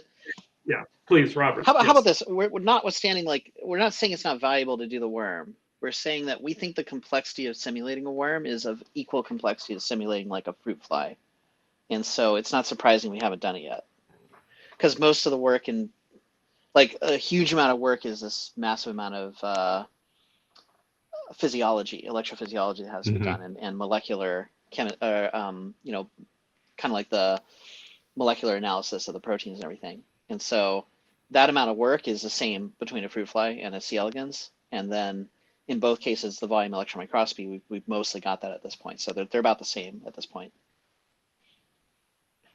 Okay. So yeah, I mean, you wouldn't expect the C. elegans to be done 20 years ago or anything, but it's not a mark against it. Yeah. Let me try to play a devil's advocate for a second, because I feel like when I talk about a level at the neuronal ensemble level, and that the mind could be really described as a set of state transitions that are defined as these neuronal ensembles and attractor states, etc. I think somebody from the C. elegans community could look at that and say, Ken, you are fooling yourself. That is, people are really excited about neuronal ensembles because there's limited success in decoding them, because they're a nice, clean, crisp theory, because they kind of fit with the neural network models that people are playing with in AI. But the mammalian brain could have tricks that we have no idea of, that are more like the messy analog stuff that you would find in C. elegans, except scale or in fruit fly, etc., except scaled up by 1,000-fold. And so this is the real. People are just looking for their keys under the streetlight type of argument, and we should take that very seriously. In my discussion with you, I tried to head off that objection by pointing out that neuronal ensembles can be decoded and have real meaning, and that there is a vast literature on that. But I think a properly skeptical person would probably very much push back on those assumptions. Definitely, yep. By the way, Michael, I think you haven't had a chance to say anything yet. Oh, sorry, Bill. Yeah. Yeah. Before we move forward, I think Arseny has a question/point she wants to make. Yeah, it's been there for quite a long time, hasn't it? So I don't know, Michael, if you want to jump ahead of the queue, or shall I just read out Arseny's question? You can go right ahead. Thank you. Okay. I actually think it's a good question. Actually, I can ask it myself if the audio is okay. Yeah, totally. Yeah. Okay. So I have two questions about the neuronal ensembles. So they are probably mostly to Kenneth. The first one is that, as far as I can understand this idea, these ensembles, they can largely share or reuse the same single neurons as parts of various ensembles. And this can be seen as a kind of structure over those ensembles. Roughly speaking, the more neurons are shared between two ensembles, the more adjacent these two are. So how much is is this structure important, and to what degree? Is it important to preserve this structure of sharing neurons between the ensembles in the emulation? Yeah, I mean that's a great question. I probably won't do it justice. It is absolutely the case, like you said, that neuronal ensembles can share neurons, and that neuronal ensembles that share two neuronal ensembles that share neurons are typically related in the sense that maybe they represent similar concepts, or they will activate each other in sequence. I would say that the importance of the overlap is completely encapsulated by those subsequent relations. So, if you capture the relations between those two ensembles, the fact that, let's say, A fires before B, that they occur in a sequence, then that's good enough without necessarily capturing the fact that they have 12 neurons in common. Is that? Can I ask you a more concrete version of that question before you jump in again, Arseny, just because I want to understand your answer was, Ken. So, and before I do, I just want to mention that there are other people who describe ensembles a little differently. For example, Jeff Hawkins, he likes to describe them as actually separate little chunks of neurons, maybe 200 or 2,000 or whatever, that together make up this unit. That's different from, the traditional way of looking at ensembles in neural networks, where indeed it's this overlap, and you might call that a distributed code, right? So the ensemble is then a functional unit rather than a physical unit, in the sense that functionally they operate together. But you would say that if these functional units are actually physically co-located and connected, then you have a set of potential sequences that they can form, that they would not have if they were separated, if they were differently encoded, right? So there's a potential there for things that you have not seen. And it also sounds like, Ken, the way you're describing this thing where you say, oh, it's all encapsulated in knowing that these sequences are possible, that you're talking about having looked at them through physiology, or is this something you would also extract from just structure, from the connectome? You would be able to find which sequences are incorporated in this without, having to go back down to getting rid of the ensemble as a thing and just having to deal with whatever the lowest level is of every parameter you're trying to measure. I think the best way to answer this is Rafa Yusta and Carrillo Reed wrote a paper in July 2020 called "What is a Neuronal Ensemble?" I'm looking at it right now. I'm trying to figure out what journal it's in. For some reason, I can't figure out what journal it's in, but it's called "What is a Neuronal Ensemble?" And what I like about this paper is it goes through a bunch of their work, but it relates it back to a whole bunch of other concepts, going all the way back to Hebbian cell assemblies. I would not want to dive too much deeper into that very deep, vast literature because I won't be able to do it. Yeah. Yeah. That's fair. Sorry, Arseny, continue. Yeah, thanks. So the second question is also about the neural ensembles, and it's like, are those ensembles just understood as groups of neurons firing like simultaneously up to some error, or could this information encoding ensemble actually be structured in time as well as in space? And so, for example, could the same group of neurons, exactly the same group, but firing either in different order or with different pausas between the spikes represent two different pieces of information encoded? Well, I think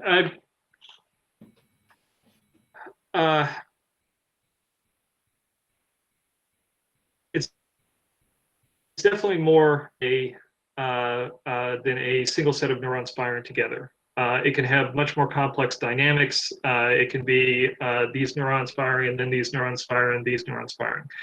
And Buzzacchi makes it very clear that the only thing that makes something a neuronal ensemble, or I forget the term that he uses. He doesn't use that term. There's so many terms about cell assemblies. Maybe he uses that. The only thing that really defines it is the reader circuits in downstream mechanisms.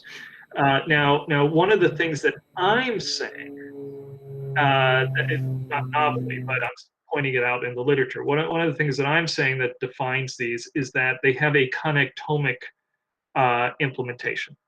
That you should be able. The reason why these cells fire together, the reason why these cells have a certain timing, a certain sequence, and the reason why they are reliably decoded by downstream networks are all encoded physically in the connectome.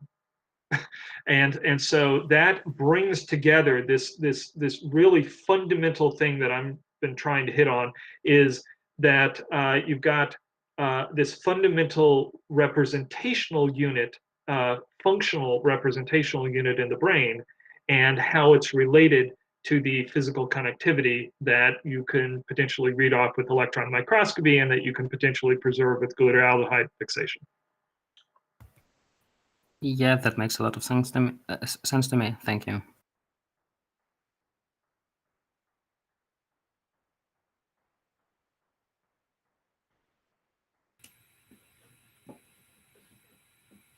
Okay, I guess that was all about the ensemble there. I haven't checked the literature like in the last year, like half a year or so, but like it's still kind of a mystery as to how these ensembles are connected together, right? Or have we made some meaningful progress on that recently? I mean, I have a bunch of papers that address that question. Whether they are sufficient or not, I guess you would be the judge. But, what do you mean by connected, Robert? I mean, like, at a level of what do these ensembles mean, and how do you make like a sequence, like a sequence of engrams? Like, we don't really have that yet, do we? I mean, like, so for example, a song, right? I remember, it's hard for me to remember a song right in the middle of it, but if I can normally sing a whole song if I start at the beginning of it, right, like how that stuff's connected up and how those transitions work, like that's not really a thing that we know quite yet, right? Well, okay, it's one of those situations where I would say, you know, one person could get up and say we know nothing, and the other person would say we actually know quite a bit. There are models or hypotheses that apply at different levels, kind of according to the sort of time separation that you're talking about, short-term model versus long-term model. Because the short-term buffers for this kind of sequencing, of course, they can't depend on established synaptic connections between new patterns, right? So they have to be reliant on non-synaptic processes, in the sense that they set up the sequence to reoccur in a manner that is independent of that. And so you can either be talking about ring buffers that already exist and that are being used for it, or you can be talking about the kind of nested oscillation stuff that Lissman, but also Buzzacchi and others are very well known for, which is kind of the sort of area that I like to dabble in. That was my specialty, was these sorts of nested oscillation buffers. So that's the sort of the short-term stuff, right? But on the long-term side, how you then establish this sequence and make sure it reoccurs. There is certainly evidence for how that happens, because you can look at, in the hippocampal system and the entorhinal system, during sleep, what's happening, that you've got these sequences being reactivated over and over and over again, the same sequence of patterns that you've seen during the day. they're doing something reactivating there. They could be doing a lot of things. They could be doing just training synapses to establish LTP and then eventually more than LTP. They could be making sure that the same patterns that you had been targeting in, say, the cortical areas like the audio and the visual and whatever, that they are all being reactivated as well in that order so that you get connections somehow that become independent of the hippocampus over time. And they can even be doing things like interleaving old and new patterns so that you avoid clobbering your old memories with your new memories. So there's a lot hidden in those processes. And I would say we know some things, or we have some good hypotheses, and there's a whole ton that we don't really know yet. Yeah. And then there's a set of cruder experiments that can label ensembles, but they're not the type of really fast ensembles that electrophysiologists would consider, but are the slower ensembles that the memory engram literature would consider, which are probably just a whole group of those. And you can look at the synaptic connectivity using techniques like eGRASP and stuff where you can actually highlight synapses between neurons that are labeled as part of the same ensemble or as not part of the same ensemble, and see that there are more synapses, and those synapses are larger between neurons that are part of the same ensemble as are not. Again, it's kind of like that level. From a theoretical point of view, it's almost assumed, right, that all of this has a base in connectivity. But the experiments that show that basis in connectivity are by necessity much cruder than the electrophysiology models and recordings. Yeah, and notice that then you have to start thinking, we have to be very careful about what we start using as terminology for whatever we call ensembles, or we should start making up our terminology if it's not clear and just laying it down somewhere. Because if you're talking short-term systems and short-term buffers, then for these processes, there's no need for the neurons that are actually buffering the sequence to be connected to one another at all. They don't need to have mutual connectivity like in an attractor network. But the target regions where they're trying to encode that sequence do have to have connections, because if there aren't any, then you can't put any LTP on them. So you've got no need for the connections in one end, need for connections on the other end, and yet contextually they're both doing the same thing. The ones that are just maintaining the activity in a buffer are contextually connected. They're part of a sequence that's meaningful in a sense, but only because they're pointing to something else, where that is also done through synapses. Yeah. But anyway, what we're basically talking about is all kind of the same thing, namely that we've already put our flag down and said that we care about what's happening at the level of neurons communicating with other neurons, and that they create ensembles, and that therefore we don't have to learn the entire physiological patchwork as long as we can abstract over these kinds of known things, our homeostatic processes and our sort of ensemble functional processes, how they work together and how they set up a memory. If we have that, then we're cool, and we can start doing emulations within the next 3 years or so. I'd like to make a prediction here. Can I do that? Yeah. Yeah, and sure. I'm already annoyed by it. It doesn't even exist. I'm already annoyed by it. And maybe I'll make it a little more likely by talking about it. But so I think the first quote unquote like uploaded mouse is actually going to happen fairly soon. Okay. And it's going to be the most disgusting, like bare bones minimum thing you can imagine. You are known for controversial statements. And I think it'll be within the next, I don't know, maybe 7 years. Okay. And this is what it's going to look like. And you guys are going to hate it. And the news will say that it's uploaded mouse, and we'll all be upset. It's going to be some mouse. Is this going to be the next Connectome press release? Some mouse does a maze or something. Okay. And it learns a particular pattern through the maze, all right, compared to some other set of mice. And it's going to be not so much an emulation, but an extraction, okay? So by statically analyzing a very small subset of that mouse's brain, by cheating extensively and using a genetically engineered mouse with pre-labeled stuff and using virally mediated labeling of engrams and everything you can possibly throw at it, okay, to minimize all the electron microscopy you need to do, then they'll be able to, for the most part, extract out the path that mouse learned to solve that maze, okay? And then the demonstration of this is it's going to be a video of like a cartoon mouse running that maze, you know, from the data they extracted. And that's going to be what everyone says is like, quote unquote, the first uploaded mouse, and it's all going to be trash and we'll all be sad. But I think it's not emulation that comes next. I think it's extraction that comes next. And yeah, but that sounds similar to Jürgen Kornfeld's plans, doesn't it? In a sense. Yeah, that's why I think this is what the next thing that's up. Extracting the songbird song. But when it it'll comes be to frustrating because model everyone will call it that, and it won't be that. Sure, but why do? Okay, this is maybe I'll ask my question later because I have it's not directly related. Go ahead, Ken. I throw out an objection that this has anything to do with the wonderful work that Jürgen Kornfeld is trying to do.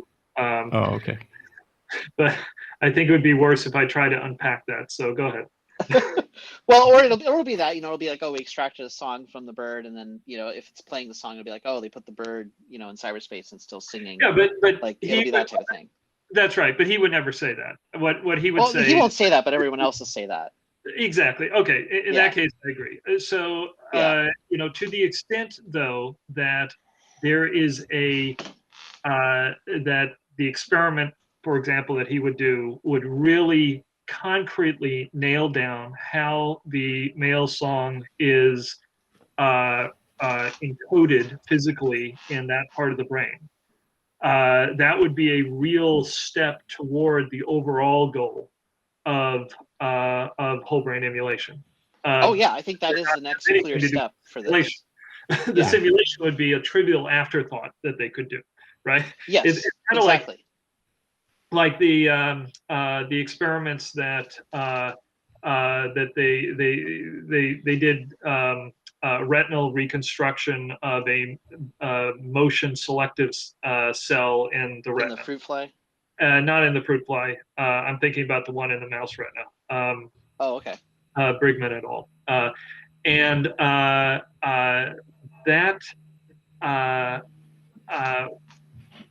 They didn't claim to simulate that, but they could have simulated that so easily and made a big deal of it, right? But it's kind of like there's no reason to simulate it because you've already got that. Actually, Sebastian Sung has something I think coming out, or maybe it's already come out with the attract. You probably know this, Randall, with the attractor network in the oculomotor circuit of the zebrafish. I was just going to mention zebrafish, but okay, yeah, we'll get into that. In any case, it's a lot of the research. It's kind of the understanding is what gets published, and turning that understanding into a little demonstration simulation is so trivial. Right. And it's questionable whether it should count or not. But I'm preemptively annoyed by the hype. I don't think it should count, but I do think these are the next steps for emulation, because if they can't do it, you know, if it turns out he looks at these parts of this Finch brain, right, and he's trying to figure out what the song is, and it's so impossibly inscrutable, you know, and everything looks like it's just connected up however, and you can't get the song from it, right, and you have, you know, whatever extent he's got to go deeper to get that song out of that brain, then, you know, that's gonna really inform us as the constraints you got to have for doing the simulation. So I do think it's the most useful line of thinking, like thinking about memory extraction instead of emulation for at least the next like decade or so is I think where the progress is at. I think you're right, and you're actually you make a very good point there, because you were pointing out that this would help us understand exactly which level we're supposed to be talking about, because that's actually what happens here. You could do this kind of extraction stuff at many different levels, because you're always looking for correlations between one thing and another.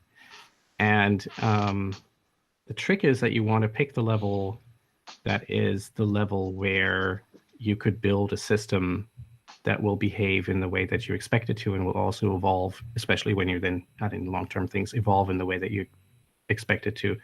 That's where you want to put down your flag when you're saying, this is where I'm doing my correlational work. This is where I'm extracting what is what.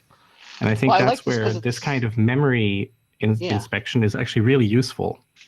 The memory inspection is nice because you're dealing with the fast systems to begin with, right? Because it's specified on recall, right? Because you're measuring essentially a proxy for your ability to recall this memory, right? You're not dealing with the long-term stuff. It makes the whole thing a lot easier. And then the other thing I really like about it is it's incremental because like however many bits you have extracted is a measure of the power and the real significance of your technique.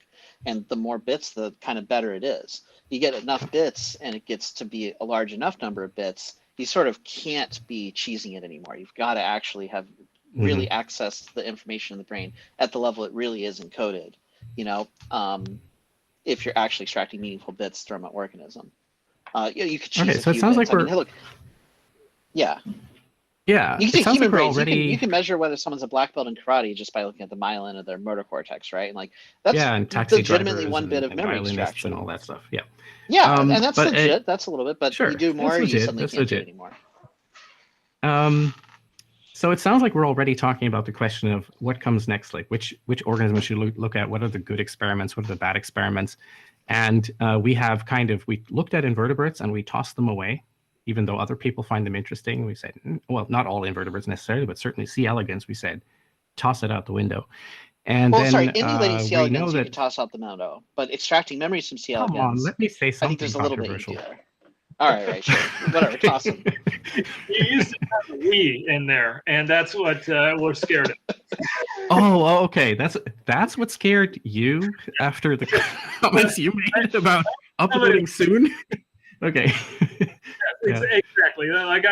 Because tossing skeletons out the window is definitely going to get somebody pissed off at me. Whereas saying that we are very soon going to have some kind of emulated mouse, that's not going to get anyone pissed off. Okay, so anyway, so that was the C. elegans, and we've talked about recognizing memories in birds, in the finches, and we've talked about I guess mouse connectome is coming up, but we should discuss whether in what way that's a useful target and what we expect to get out of that in the near term. There's this zebrafish. Those embryos, they're wonderful because you can actually do light sheet microscopy or 2-photon or something or like that on there at the same time with the same animal that you're then going to, get the full connectome out of. And in that sense, that gets you past some of the problems that we have when we're doing this work, say, even the work that Jürgen's trying to do, because you're working in the dark, kind of trying to figure out what you're trying to extract from the connectome and whether you can make a useful model out of it or say something useful about it. You're working in the dark a long time, whereas in these embryos, you're not working in the dark because you can look at your physiology at the same time as you're doing your structure extraction. So, but what do these stupid fish learn? What do the fish learn that's worthwhile? That's a very good question. What can we teach them? And I mean, first of all, they have done whole EM volumes of fish. It's not published yet, but they have done whole EM volumes of fish, and they do record, as you're pointing out, the entire fish during behaviors. You got to get some experts in here to talk about that. Misha Ahrens, Florian Ingert, because I can guarantee you that that they learn a lot. But could I go through in depth? No, because I don't know the literature. But boy, they know a lot. These fish, they got a lot of bits, if you will, Robert. Mm-hmm. Yeah. Noted. Like what sort of long-term memories do they make? If I knew the literature, I'm sure I would be able to say. I don't even know the I know the typical things that they look at are, avoidance, attraction, and their ability to navigate. Do they have, do they run mazes, things like that? That typically hasn't been the kind of papers that I know. I mean, why not? Do zebrafish dream of soggy sheep? Yeah. So this might be crazy, but like if I controlled all of the like neuroscience research, like I wish people did volume microscopy and studied honeybees a little bit more, because they got really tiny brains, but they can remember like sequences and like directions and stuff, and they encode that stuff, So like, I feel like the honeybees, if I could like, make a new model organism, I think I'd pick that. Isn't I think the honeybee it's better than the fruit fly. 200,000 neurons or something like that? Yeah, right. So it's only like 5 times the fruit fly, but then you got, some measurable directions and stuff that it's learned. There is a whole discussion about what makes a good model organism. The reason why the fruit fly was done is because is because there are a set of Gal4 lines that can pick apart just about every single type of neuron and put a genetic link hook into it and say, I want to control this optogenetically. I want this particular calcium indicator in it so that I can monitor this particular class of neurons activity during the behavior of the fly.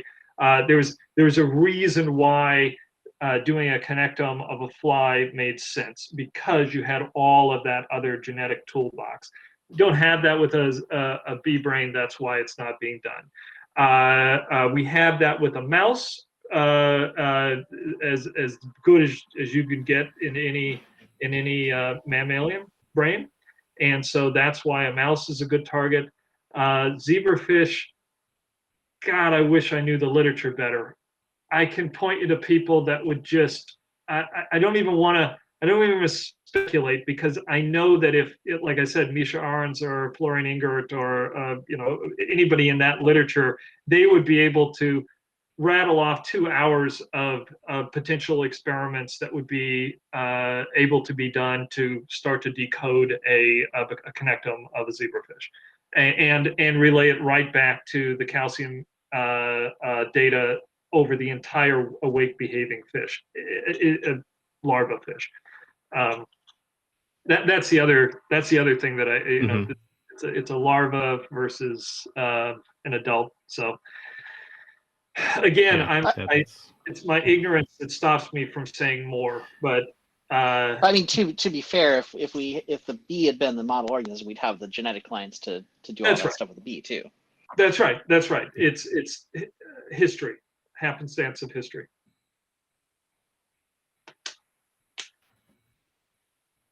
All right, I should let some other people speak. I see that there are still a lot of people here, many of whom probably have a question.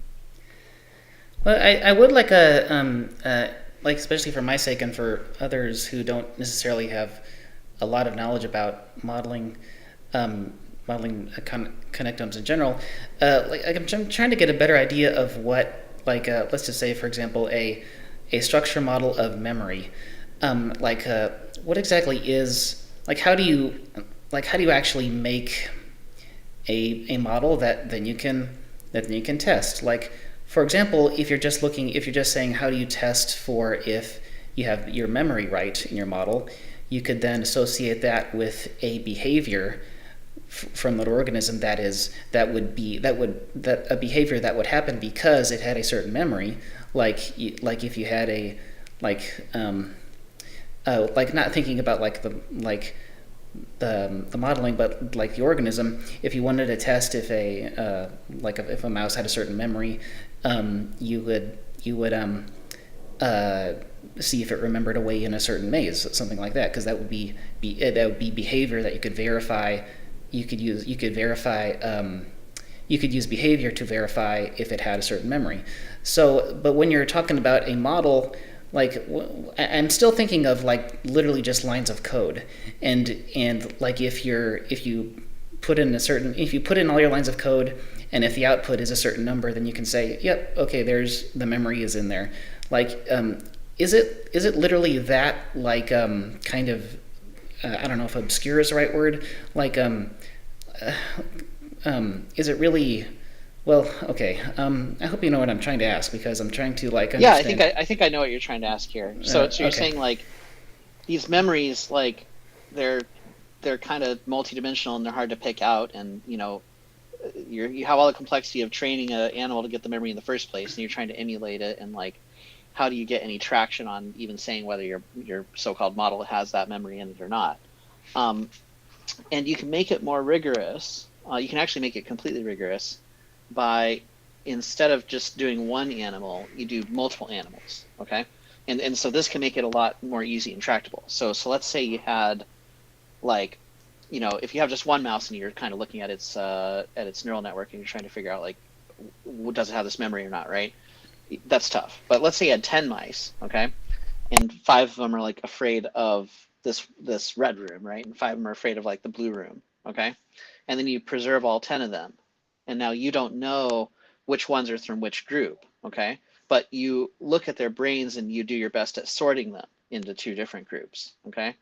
If then when you reveal which ones are which, you've actually managed to completely separate them back into those original 2 groups, right? Then you clearly preserve the memory and you extracted 1 bit of that memory by doing that sorting procedure. And you know it's 1 bit because you could actually communicate to someone with this, right? I could say, okay, I'm going to hand you, we prepared a unlimited number of mice in these various ways. And if I send you a mouse that's afraid of the blue room, that's preserved, that's a 1. And if I send you a mouse that's afraid of the red room, that's preserved, that's a 0, right? And I could send you an arbitrary message. And the proof that you are correctly extracting memory is that you could receive that message. And your method is good at extracting memories equal to the error rate of that communication channel. And so you can make it completely rigorous if you go for multiple animals. And that's at least one way of doing it. And of course, you could add more bits to it too, right? You could say, like, here's 70,000 different smells, and we've made the mouse afraid of this one smell, right? And so then that 1 is got logged to a 70,000 bits, whatever that is. And so you could send, like, I don't know what that is, maybe like 10 bits or something. I guess so this is memory identification. My memory identification reduced down all the way to just the problem of correlations and information, which is pretty much the same thing as what Jack Gallant does to extract information from MRIs and say something about what are people seeing. So it hardly matters what information you're using. If it's an MRI, if it's Connectome, as long as you see differences, and there are differences you can extract that give you a good correlation with one or the other outcome, or the 100 different possible outcomes that you have if you know how many outcomes you can get, then you can do that. Maybe that's not exactly where you wanted to go with that, because that still doesn't give you more of the mechanism than what you put in terms of the experiment, the number of conditions that you have, right? You want more of your model. You want to put a little bit more model into it so that you can go beyond the training set, as it were, and towards other things that weren't involved in that training set.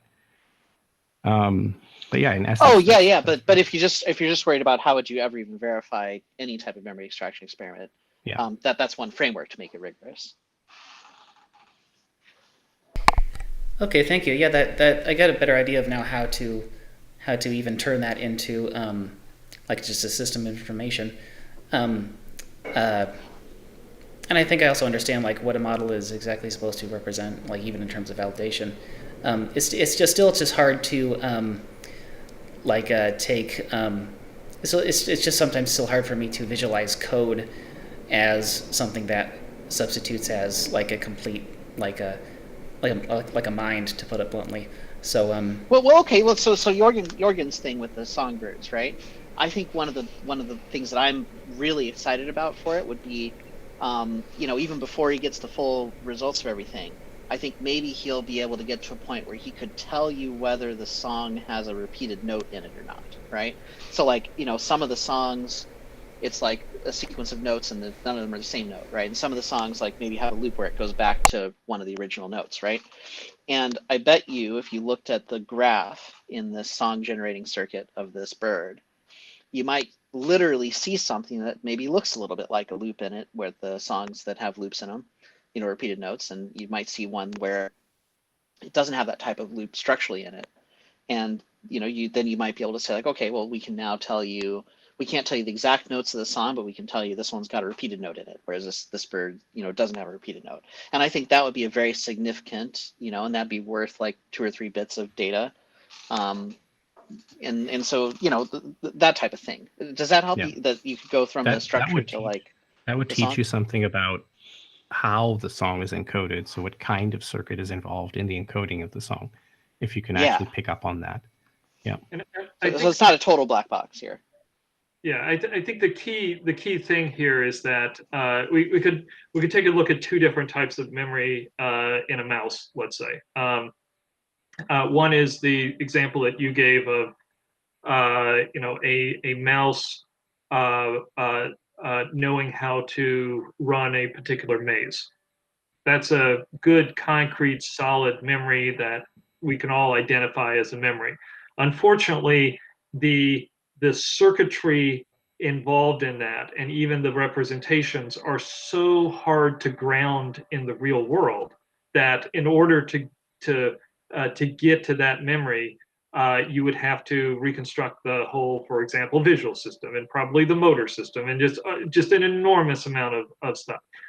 Whereas you can take a different example. So there is a set of experiments where a mouse is trained to become fearful. It gets shocked when a tone of 500 hertz or 2000 hertz is heard. And so in that sense, you've got a set of neurons, auditory neurons, that you can actually identify that are sensitive to those low frequencies versus a different set that are sensitive to the high frequencies. You can do that in multiple different ways. They did it with a genetic type of a tag, but it doesn't matter. You can identify those, and those are very close, like 1 synapse or just a few synapses away from the amygdala, which is the actual place where the synapses are changing and encoding the fear memory. And so that's the kind of a thing where, yes, you can design experiments that extract and kind of understand how that memory is encoded. I think the leap of faith, if you will, it's hopefully not that much of a leap of faith, is that the same mechanisms are involved, and the only real difference is one is it's easier to ground the ensembles that are involved, and the other one is it's not. Mm-hmm. And just for clarity, for anyone who doesn't maybe have the neuroscience background, when we say this many synapses removed from, we don't mean that there are this many synapses connecting something. We mean you have to make a hop to another neuron, and then to another neuron, and then to another neuron to get there. That's how many synapses you've had to cross. Yes. Okay, yeah, and thank you very much for that. That helps clarify that a lot. Thank you.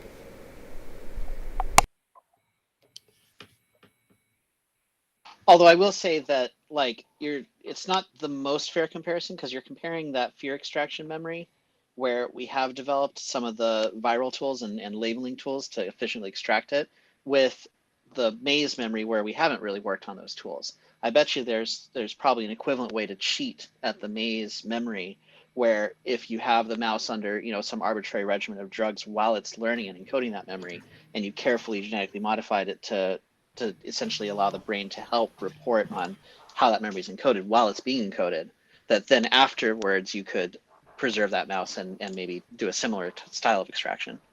But just how hard that is does tell you how it's encoded. The CFOS immediate early gene type of genetic techniques have been used in both cases. It's just so maybe I'm being overly pessimistic even about the location in a maze. I mean, you can certainly, the memory, the Tonegawa experiments were using those genetic techniques to tag behaviorally the set of hippocampal neurons that are representing a location in a maze. Not in a maze, a location. I'm looking to people to say I was wrong about that. No, that's correct. Yeah. I think that's right. Yeah. Okay, thank you. But we never did have any mice that could discern a blue room from a red room for other reasons. What? Wait, what? We didn't? They don't see color. They don't see color. Oh. So I don't know how many people still have burning questions. I have 2 questions left on my mind. Hopefully they're not extremely long, but I want everybody else to get a chance first.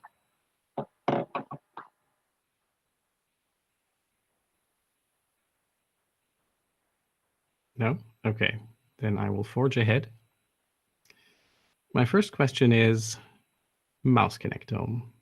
What should we expect to get out of working on the mouse connectome? What are the first things towards understanding what we need to understand for whole brain emulation that we should hope to get out of scanning, at least, the whole mouse connectome? I mean, again, I think that, if you asked a whole bunch of neuroscientists, you would get so many different fantastically detailed answers that, I feel sorry that you're asking me that question. But in my opinion, some of the stuff that I said in the interview, I want to reiterate. There's this wonderful parcellation of the cortex. And you could do a parcellation of the cortex based upon connectivity with other regions. I think that would immediately make a lot more sense of the brain. That same thing done on the cortical to thalamic connections would answer a lot about the possibilities for routing information between different brain regions. The regions as they of the cortex as they project onto the hippocampus and as they project onto the striatum, how those are patterned in order to give different regions of, for example, the striatum, the basal ganglia, control over their signals to the thalamus, and how that might relate back to turning on and off different routing, turning on and off different motor behaviors. There's so much stuff that is unknown at a circuit level that's very easy to ask the question, but we just don't know it. And the tracer injection experiments, even though there's thousands of them over the years, they only hint at this level. And a whole mouse connectome would almost immediately, I think, be able to address a lot of those questions. Yeah, what I'd add to that is we think that the viral tracing studies are valuable, right? So because we've done a huge number of them, and the connectome allows you to do all of them in the same brain. Like you don't have to do tracing studies anymore. We've done all of them now. And I think that alone actually justifies doing it, even if we don't get anything else. And you can go a lot further than the viral studies, because the viral studies don't tell you much about the density of, say, postsynaptic densities that you see, or anything about the potential strength correlations that you can get out of these connections. At least not that to my knowledge. I'd love to know more about whether there is actually a viral tracing approach that can give you more than just this is connected to that. But then you can think about, if you were able to start understanding of the brain at that level, then you can start thinking really cool stuff that you could do, like looking at the striatum and saying, given the connectivity from the cortex onto the striatum, and given the internal architecture that essentially is saying, this action would be triggered if these neurons were fired. what pattern in the cortex would do that, right? So this is what I'm getting to is this would be a production. Okay, this would be an if-then, a rule, whatever you want to call it. It would be a fundamental unit of action in the brain. This cortical state is recognized by this striatal circuit, which causes this downstream basal ganglia inhibitory channels to activate or deactivate, which causes this routing mechanisms or these motor patterns or these latching mechanisms, who knows what, and that causes a brain state to change. That's the basic unit of computation. It's going to take, I'm sure that the connectome is not going to immediately be decodable at that level. But I think that with enough time, a detailed enough connectome could literally be decodable at that level. That you could literally decode the pattern matching rules that form procedural memory in the striatum, for example. Yeah.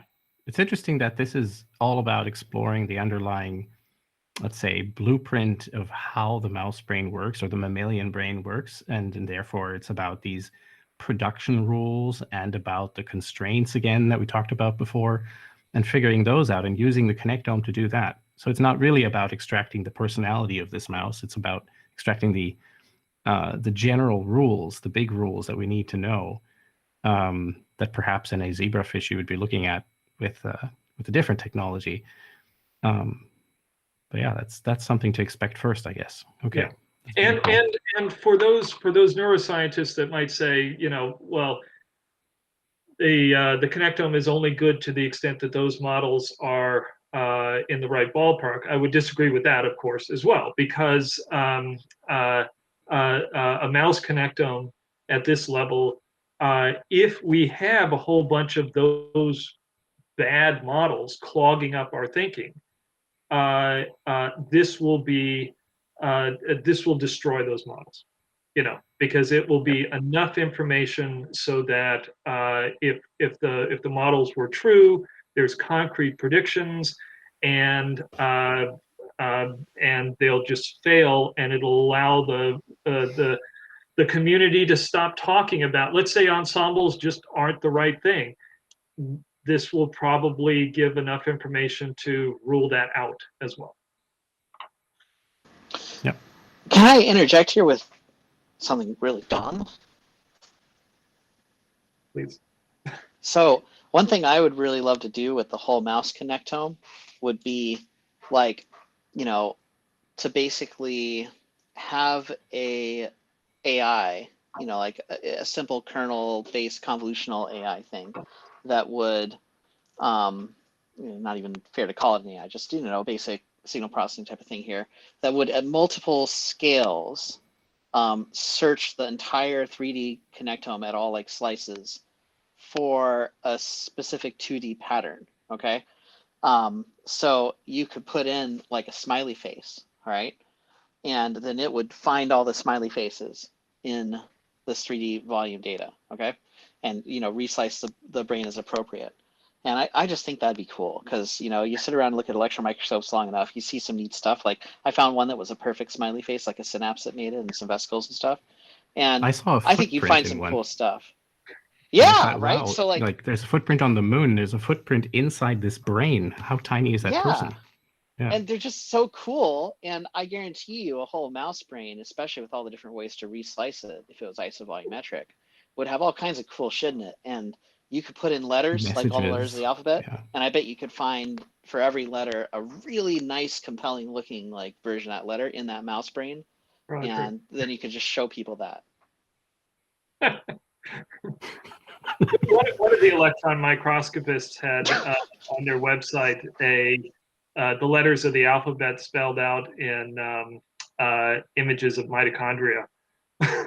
Yeah, this is great. Christmas cards for electron microscopists. And that'd be neat. You'd have an unlimited supply of that with a whole mouse brain. And finally, we would have no limits on it. Okay, yeah. Let's just quit this whole carbon copies thing and start a startup that makes these Christmas cards. Because think about one mouse brain. I don't know if this is true or not, but I suspect it is. I think a complete set of data from a mouse brain would actually be more electron micrographs than we've ever made up to that point. Is that true or not? Like more data than I've not we've made done that completely. calculation, but it could be. Yeah. It'd be on par. It's got to be on par with it. I mean, like literally all the electron micrographs we've ever made as a species, I bet like is at least similar in scale to just one mouse brain, right? What do you think, Hirith? You know this better than I do. I absolutely. I mean, well, you can look at these. There's a few publications which plot the big connectomics projects to date, and then they plot where a mouse would be. You know, so if those big connectomic projects are multiplied by a reasonable factor, you still don't get to that. Yeah, I and think that means every neat thing we've ever seen that's a cool looking biological thing, that mouse brain has like more of them in it. Just that one data set.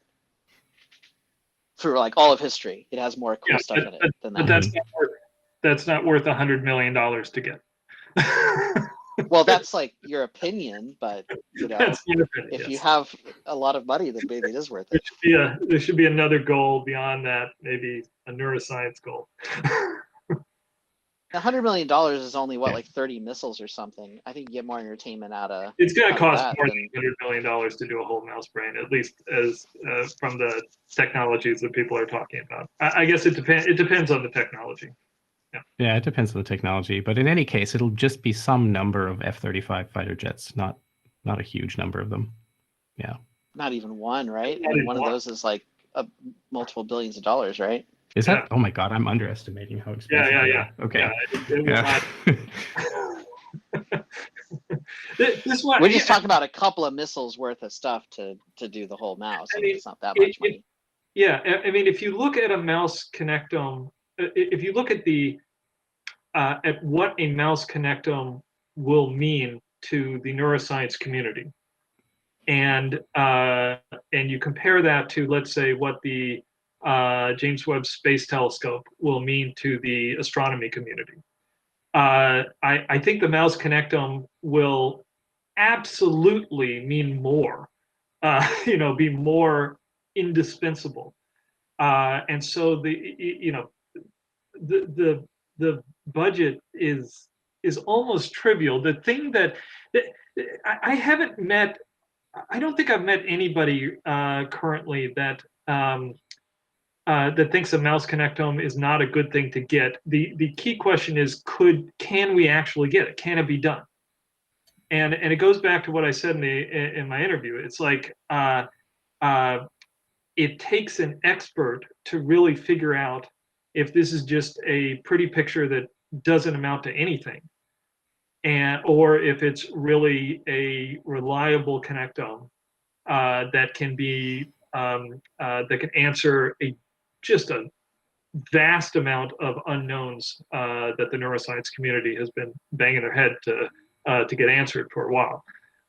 It is absolutely the case that if you don't get the right reliability and the right resolution and the right signal to noise, that you will simply not be able to extract the connectome out of this. And I would,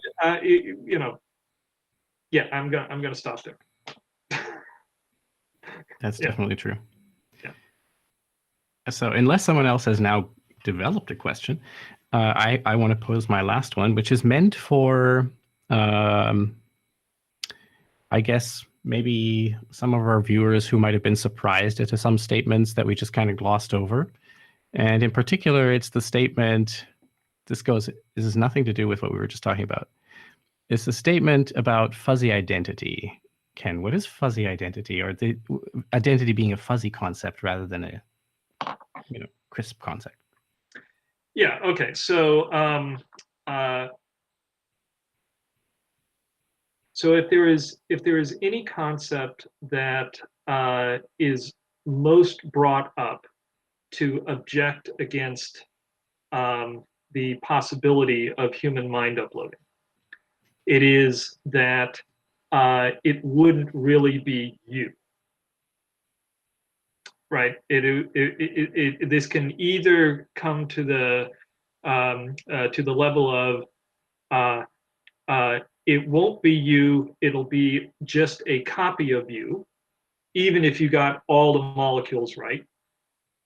Or you can hear this same argument as you would have to get, it won't be you because you'll never get all of the subtle details like what Robert was talking about in like the long-term processes and things like that. And so that idea of a hard boundary of identity is, I think, incompatible with materialism. It's just straight up incompatible with materialism. We are, our minds are computational. They are a combination of a set of memories and behaviors and learning, et cetera, et cetera. And there is no way to say that this set is us, but if you were to remove this one thing, it wouldn't be us anymore. It is much more like a computer in the sense that, if I have a backup of my computer's hard drive and it turns out that that 5% of the files are not on that backup, they are corrupted or something, then I can't ask the question, is that still my computer? I can only say, these were the files that were recovered, these were the files that were not recovered. There's no further fact. And that's what I mean by a fuzzy identity. I mean that we've got to accept that there is no further fact about whether it's us or not. We are, identity is a fuzzy concept. Interesting. That's actually slightly different than how I would have expected your answer to go, because I thought that you were really going to go into fuzzy logic in a sense, as in, things that are somewhat true or not, rather than this notion that there is no further fact, which is actually relatively crisp and not fuzzy.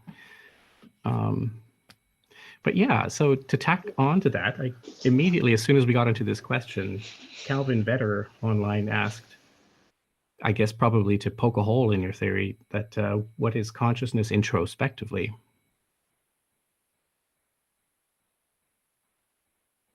I don't think I understand the question. I'm interpreting it as what is first-person perspective? Okay, so my view of consciousness is pretty straightforward. I think it would be the consensus of the field, but who knows? Consciousness is a thing is conscious because it has a process of self-modeling. So to the degree that we are able to model ourselves to ourselves as a mechanism, model that we are the experiencer of certain experiences and the decider of certain decisions, that explains our consciousness. And so any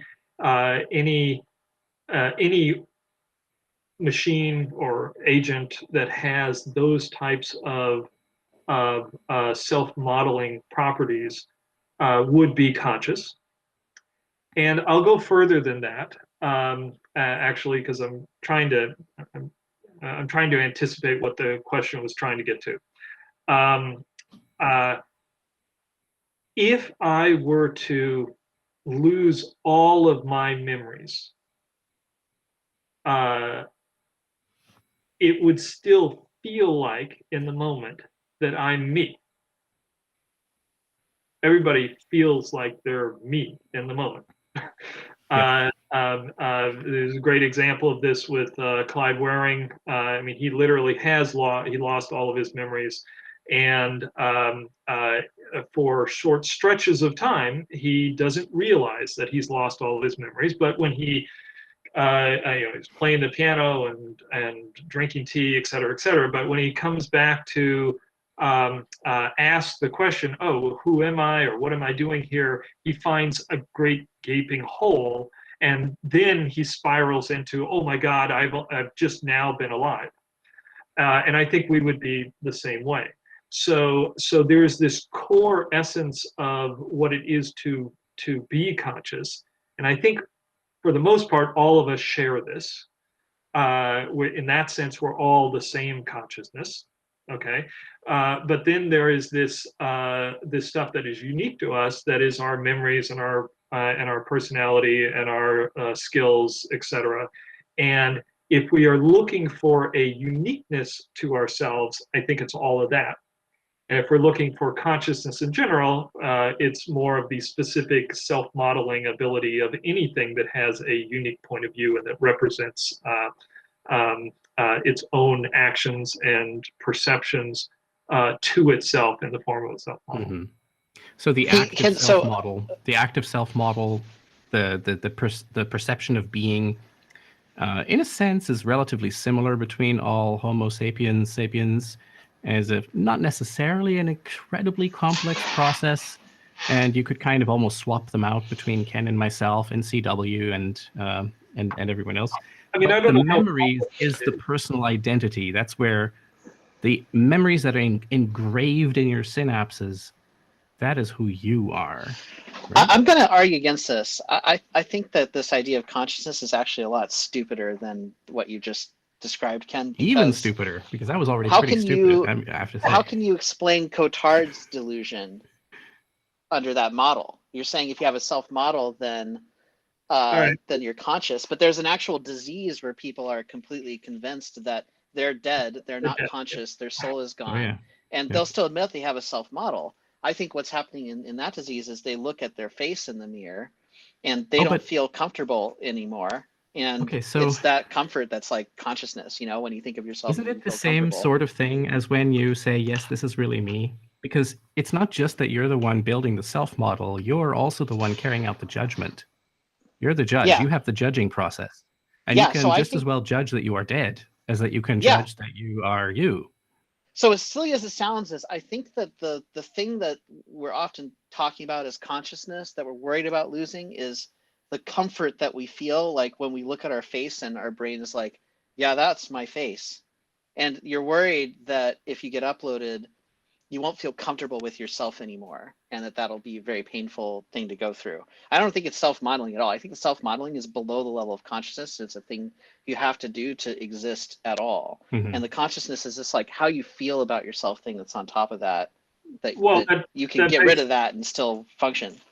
That begs the question though, Robert. I mean, what do you mean by comfort? I mean, like you have to have a mechanistic explanation of all of these things. I would not say that the self model is simple. It may not be radically complicated, but it is quite complicated. But simple in the sense that we could say, for instance, that the visual system is simple. That we say it has certain. It works in a certain way. It has a certain set of mechanisms, certain procedures that it carries out in a sequence. In the same way, the self model, as Robert rightly points out, largely subconscious, is carrying out a whole bunch of things to put together bits of information to give us this subjective perspective that tells us, here's your body, this is your body state, you are here right now in this place. Oh, you put a magnet here, suddenly you have an out-of-body experience. Like you just do these things, right, that are part of your self-model, kind of like you have a visual system that does certain things. And then on top of that, you've got your sort of the judgments. This is your comfort level, right? If your judgment is I'm dead, then comfort level is pretty bad.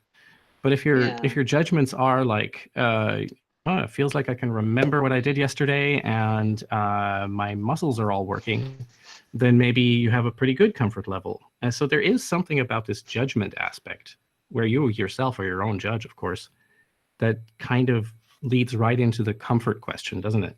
Yeah, and now I really want to think about identity a little bit because I think I have something important here. When I think it's important to acknowledge that identity is something that a person gets to decide on themselves.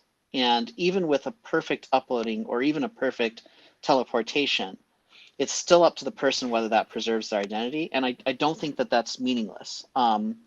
There's this thing that kind of pisses me off a little bit, which is, in America, we've decided, what a weed is, right? But like, what is a weed?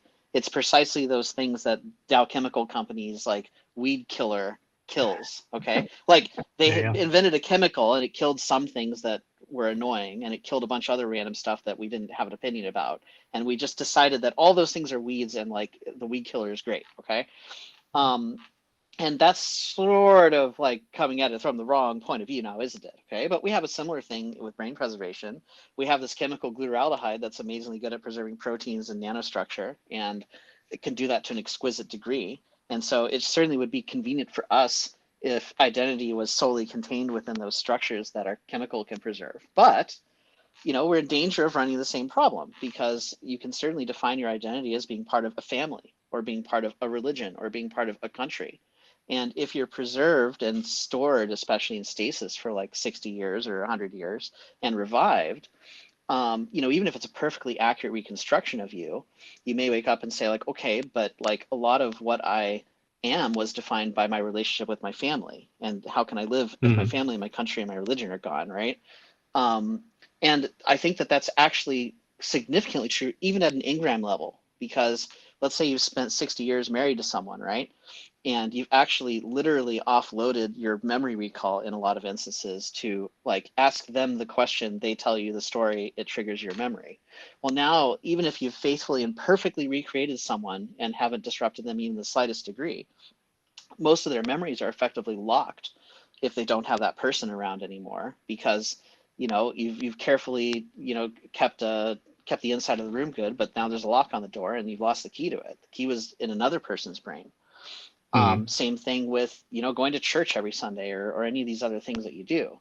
Being moved to the future is like becoming a refugee, and different people define their identity in such a way that being a refugee either destroys it or preserves it, and they're both kind of okay. Yeah. And we make a mistake when we say point. we've made a cut. You've cut a person away from something when you do this to them. And you gave a few examples, but this of course extends to a lot of stuff, which is that we're talking now about a boundary here where we're kind of leaving behind the scientific questions of what makes a person, the things about memories, and we're going into the area of beliefs, whether they be something that we learn as a society or as an individual because of our family or whichever. And we can have all kinds of beliefs about what makes us and who we are.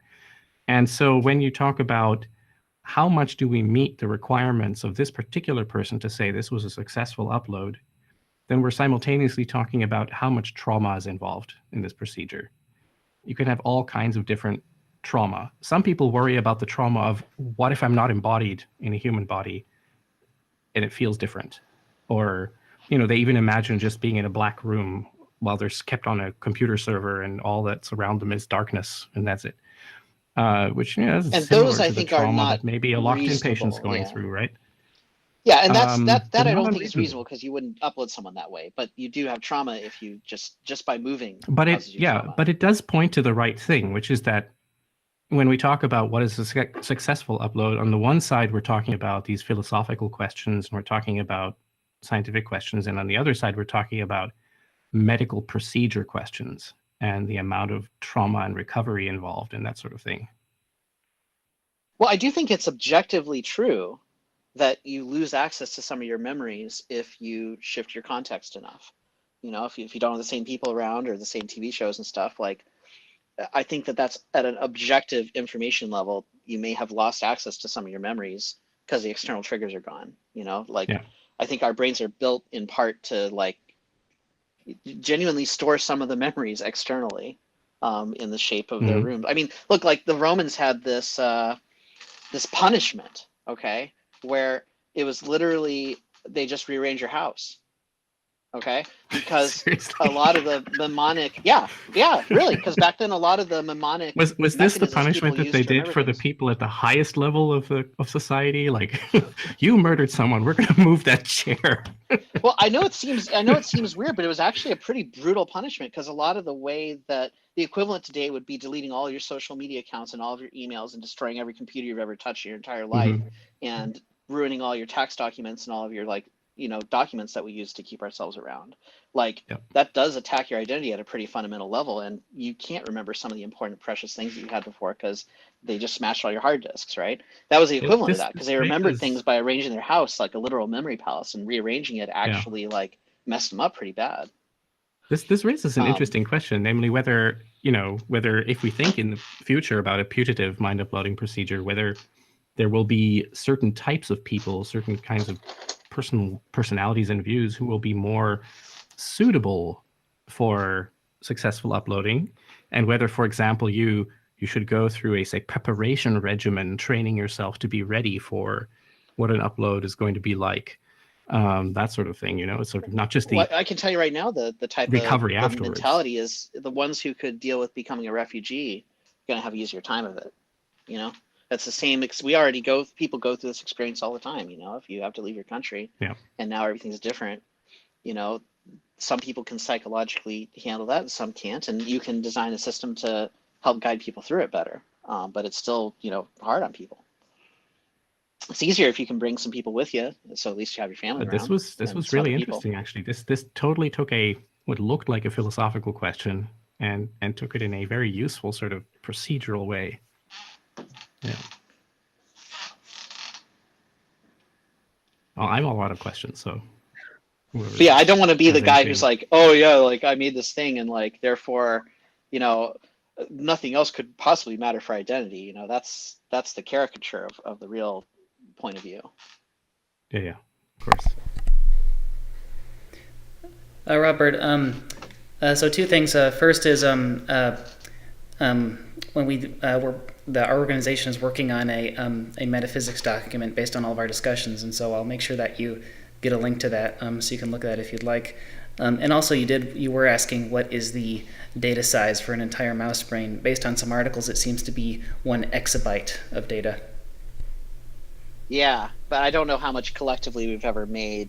I doubt it's an exabyte. I bet every electron micrograph server taping through all of human history put together doesn't add up to the mouse. I see. Okay. Including the huge projects to do the fruit fly brain, atom and whatever, still not enough.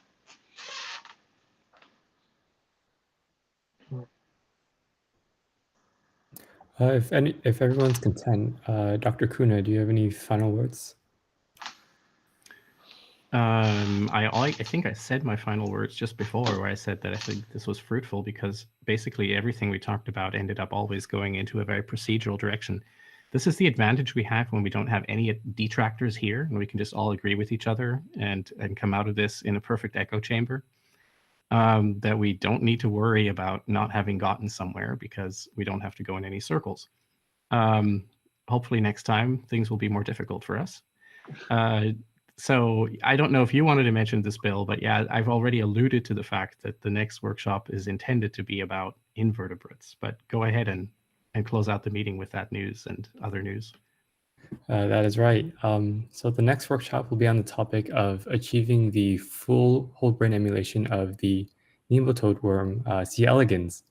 It'll take place around mid-June, and we'll announce the official date soon through our usual channels. With that said, thank you all for coming. Thank you to our participants, our audience, and all of our viewers for coming.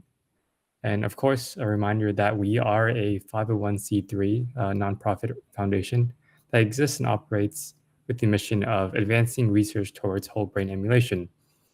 We appreciate the many contributions in the form of donations and volunteer time that have allowed us to organize events such as this one.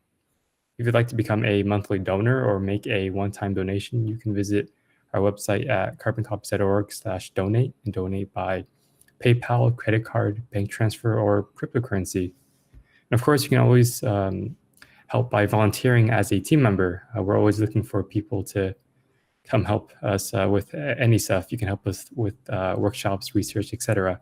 If you have any technical or scientific backgrounds, you can also join our active research projects, our tech review, or our roadmap updating. If you have any experience with activities in with nonprofit organizations, you can help us recruit, coordinate events, maintain expert networks, raise funds, and reach out to educate.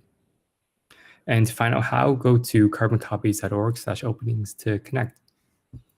Of course, we have our social media outlets, our Facebook group, facebook.com/groups/carboncopies, our Reddit page, r/carboncopies, and finally our Twitter account.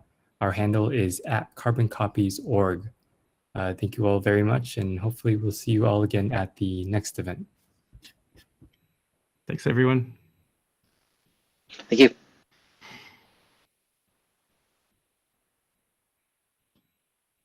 Yeah, you can shut down the stream. All right, so I just